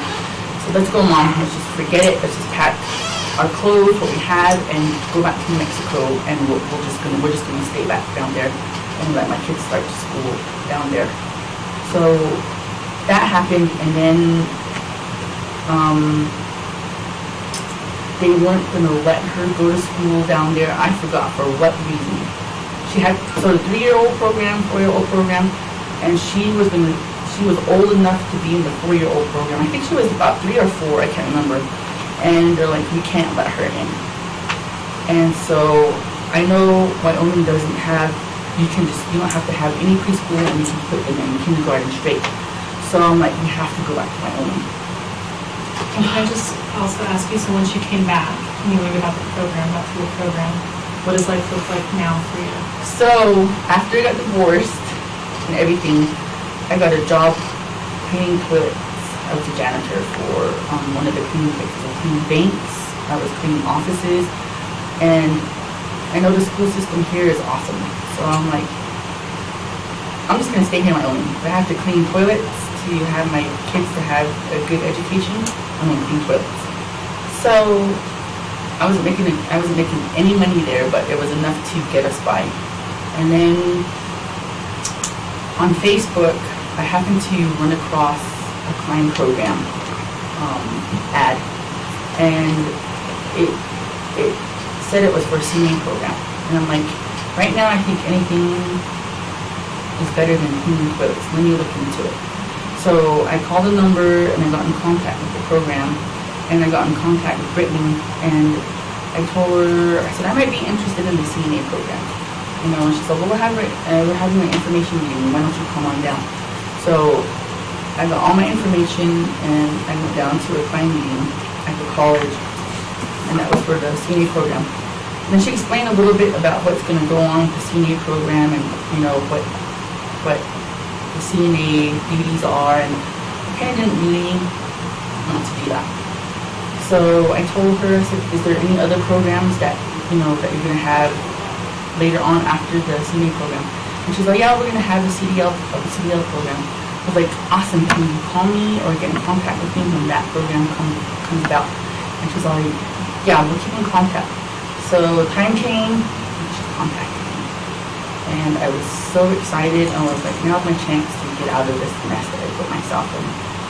And so we went all through the process. We got interviews. There was a lot of girls. I was like, there is no way I'm going to get selected. There was a room full of girls, and I was like, oh my God, there's no way I'm going to get selected. So I was one of the 10 that got selected. And I was so proud. And so we went through the program. The training part, they have awesome trainers that come out of Utah. Todd is his name, and he's at Mountain West Trucking Company is the trucking company's name. My dad used to work in coal mine a long time ago, and he would tell me, you know, some of these men don't like women in their field, and some of these, you know, and it's been a long time since I drove a stick shift, and I was like, I hope he doesn't make me feel stupid, or I hope he doesn't put me on the spot, because, you know, there is some men that are out there like, stupid, don't you know how to drive a stick shift, or, you know, don't you know what the brake pedal is, or the clutch pedal is, and, you know, some men do look at me like that. And I thought, great, this is probably going to be a hard program, and it's probably going to treat us like we're ding-dongs, because some of us never do just before. So, in regards to the program, Todd was nothing but awesome. He was patient. He took care of us. He did not let any of us fail. We all passed. He took care of us. His drivers took care of us. Brittany took care of us. Jasmine took care of us. Klein took care of us. All the way through, they gave us, like you said, they gave us the tools. You know, at that time, there was no way I would be able to afford $50 pair of steel toe boots, or there was no way I was going to be able to afford a $100 pair of coveralls for the cold, because we were doing it in February, March, and there was times it was negative 23 and we were out there running around underneath the truck, you know, and you know there was no way we were going to afford it because we were on food stamps, and we were getting vouchers for every day we were there. It's kind of like our little pay. We were getting Smith vouchers, and you know at that time the valuable tools that were given to us, I took advantage of it, and today I am where I'm at.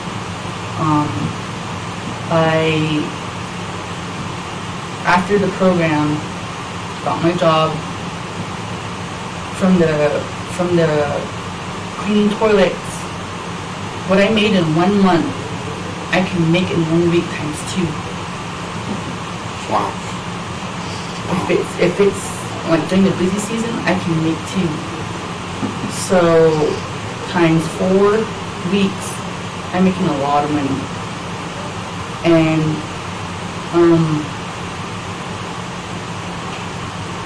I am now able to have my own health insurance from my job.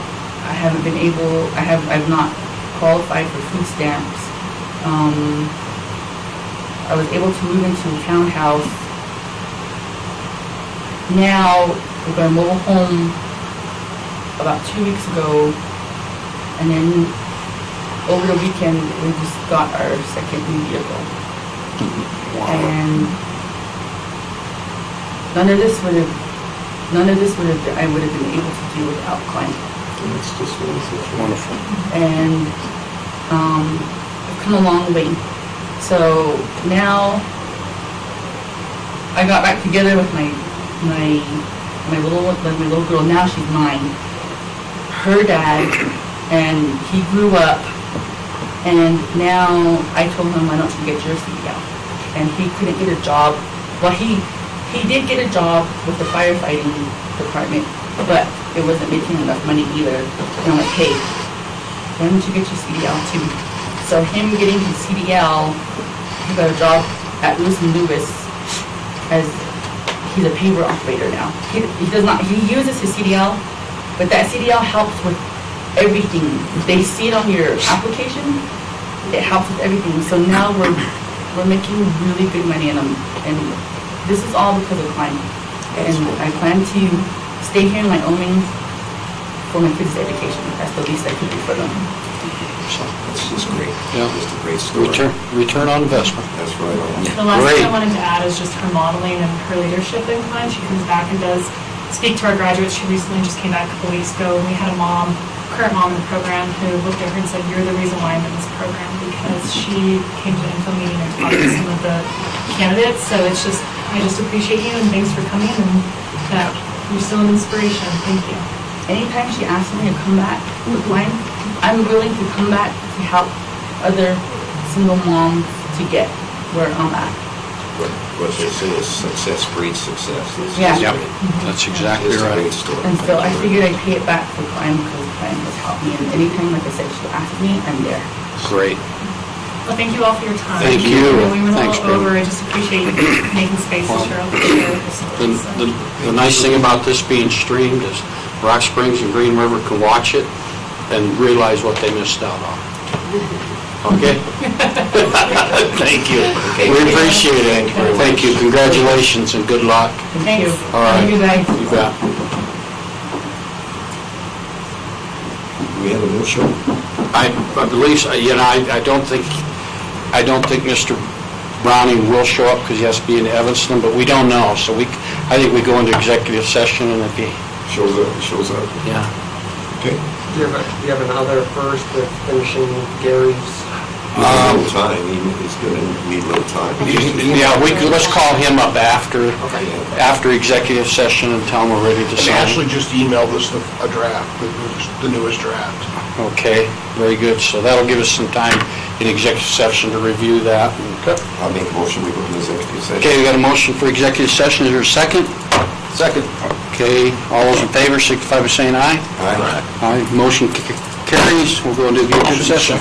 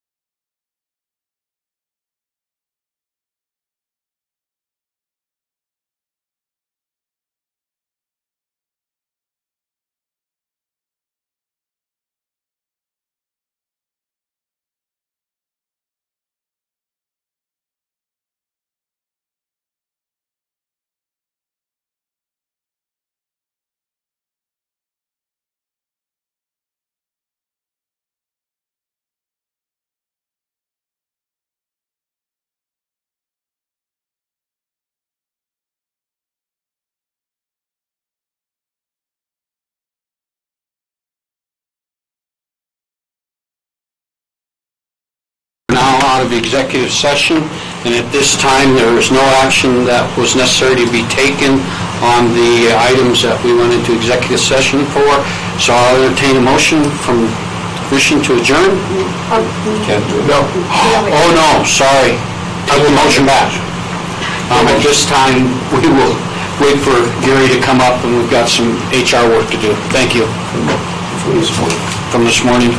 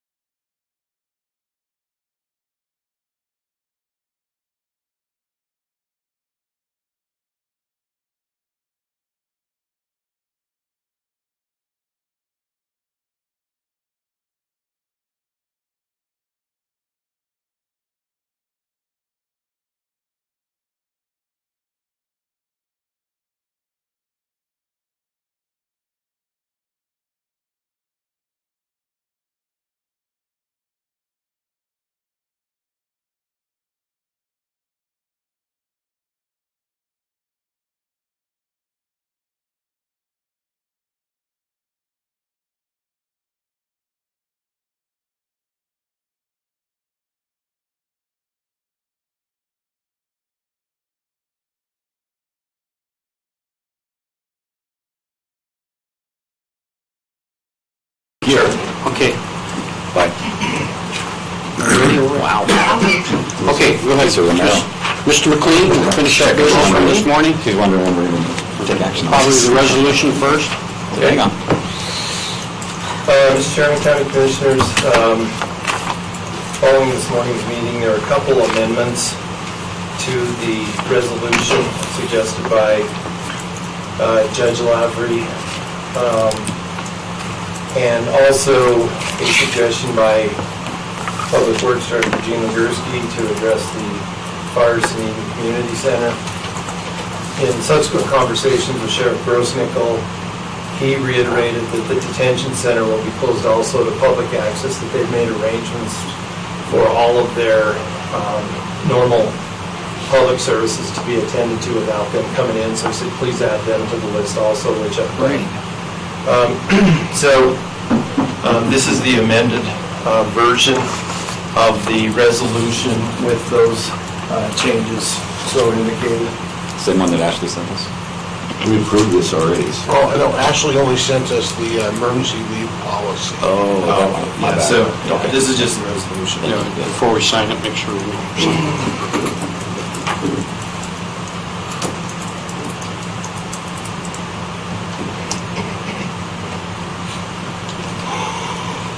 And Gary, while he's looking at that, Jason Mauer, the Public Information Officer, is going to help get all this out to everyone. Absolutely, yes, afternoon. Awesome. Yeah, and Sheriff Grossnickel said he'd be available, and I talked to him an hour ago. We talked about some limitations for the meeting room and meetings, Yeah. you know, and that type of thing. And similar to what we talked yesterday, but Commissioner Johnson, you know, had some ideas of specifically not being here unless you need to be here. So what we discussed yesterday, we had a meeting that was almost as big as the total attendance today for the meeting, at a Zoom meeting. And we have the ability, if Tim were here, he could probably speak more specifically about that, but we do have the ability to conduct meetings and have public input to those meetings without having everybody sitting in the chair. Or if we want to have some other sites around the building, so we don't have everybody, like if we want to use the room across the hall, or if we wanted to use, like the library will be closed, there's a big meeting room, as some of you know, at the Green River Library that's open. We've held county commissioner meetings there previously. So I think the point of it is we have the ability to create virtual meetings. We have the ability to have people in attendance and better spacing. If the board chooses to do that, those things will take a little bit to implement, but they're not anything that should be costly or beyond our current reach or capability. Well, I think the first step would be to try to limit the people that come to the meeting. And one of the thoughts that Doc had, and I think it's a good one, is put something on his chair as every other chair that you can sit in. And then when you get to the next row, you try to stagger them a little bit so you keep as much space. I have to do two. But yeah, we certainly can do that. I mean, Gene's not here, but I obviously we can handle that if you want to try that. Or I'd suggest we try that. Yeah, I think anything, you know, I And think that agenda, Sally can bring that to our attention as to if there's something there that we shouldn't be, that isn't necessary. Exactly. The concern that I was bringing up is if you have people that need to attend or that would like to attend that are high-risk people, that we can accommodate that with a little bit of heads up. You know what I mean? So that's all. However, we choose to do that, and if you guys would like, I think that there'll be fewer people. We're just kind of ramping up right now. Yeah. I think there'll be fewer people just attending out of that. I agree. Now, the better thing is just to have it out on the front steps, have it old-fashioned style, the open air, and then... Well, it's cleaner. Spring day? Spring day. That should be really nice. You could do that. Okay. Barbecue afterwards? Yeah, they weren't talking. All right, I think we got the resolution taken care of, Gary, so let's go on with the medical leave. Did you get much input with that? Not a lot. Dave had his two issues were the only issues that I had direct feedback on, which were to clarify about the paid leave, which I added in there, that the emergency leave as paid leave. The other issue that he asked for is that the guidelines for the high-risk individuals are the CDC guidelines. I had it, as I told him, I didn't want this to be so specific to COVID-19 that we'd have to redraft it when it's COVID-20 or it's some other iteration. So what's here should be applicable with any kind of infectious disease, regardless of what it is. However, in all likelihood, as far as high-risk people, we'll be using the CDC, so I added some language that just said CDC recommendations without reference to the specific ones. Now, the board approves this when we get out. I'll send the department heads the high-risk recommendations that currently exist so they can discuss that with employees and figure out if there's things that they need to do. If tomorrow there's another one, then we might be sending out a different list. So those are the two main changes that were made in there. Well, and that's what's nice about you just referencing the CDC, because if it changes tomorrow, you send the list out. Yeah. It's still a policy. Yeah. So does anybody have any problem with those two changes? No. Okay, so at this point in time, having looked at the policy, whenever your pleasure, commissioners, allow motion, I'll entertain a motion. What's the title of it? That's fine. It's the Infectious Disease Control and Emergency Leave Policy. Make a motion to approve that. Okay, we got, I'll second. we have a motion to approve. The infectious disease control and emergency leave policy. That's a motion by Commissioner Johnson, second by Commissioner Smith. Any more discussion?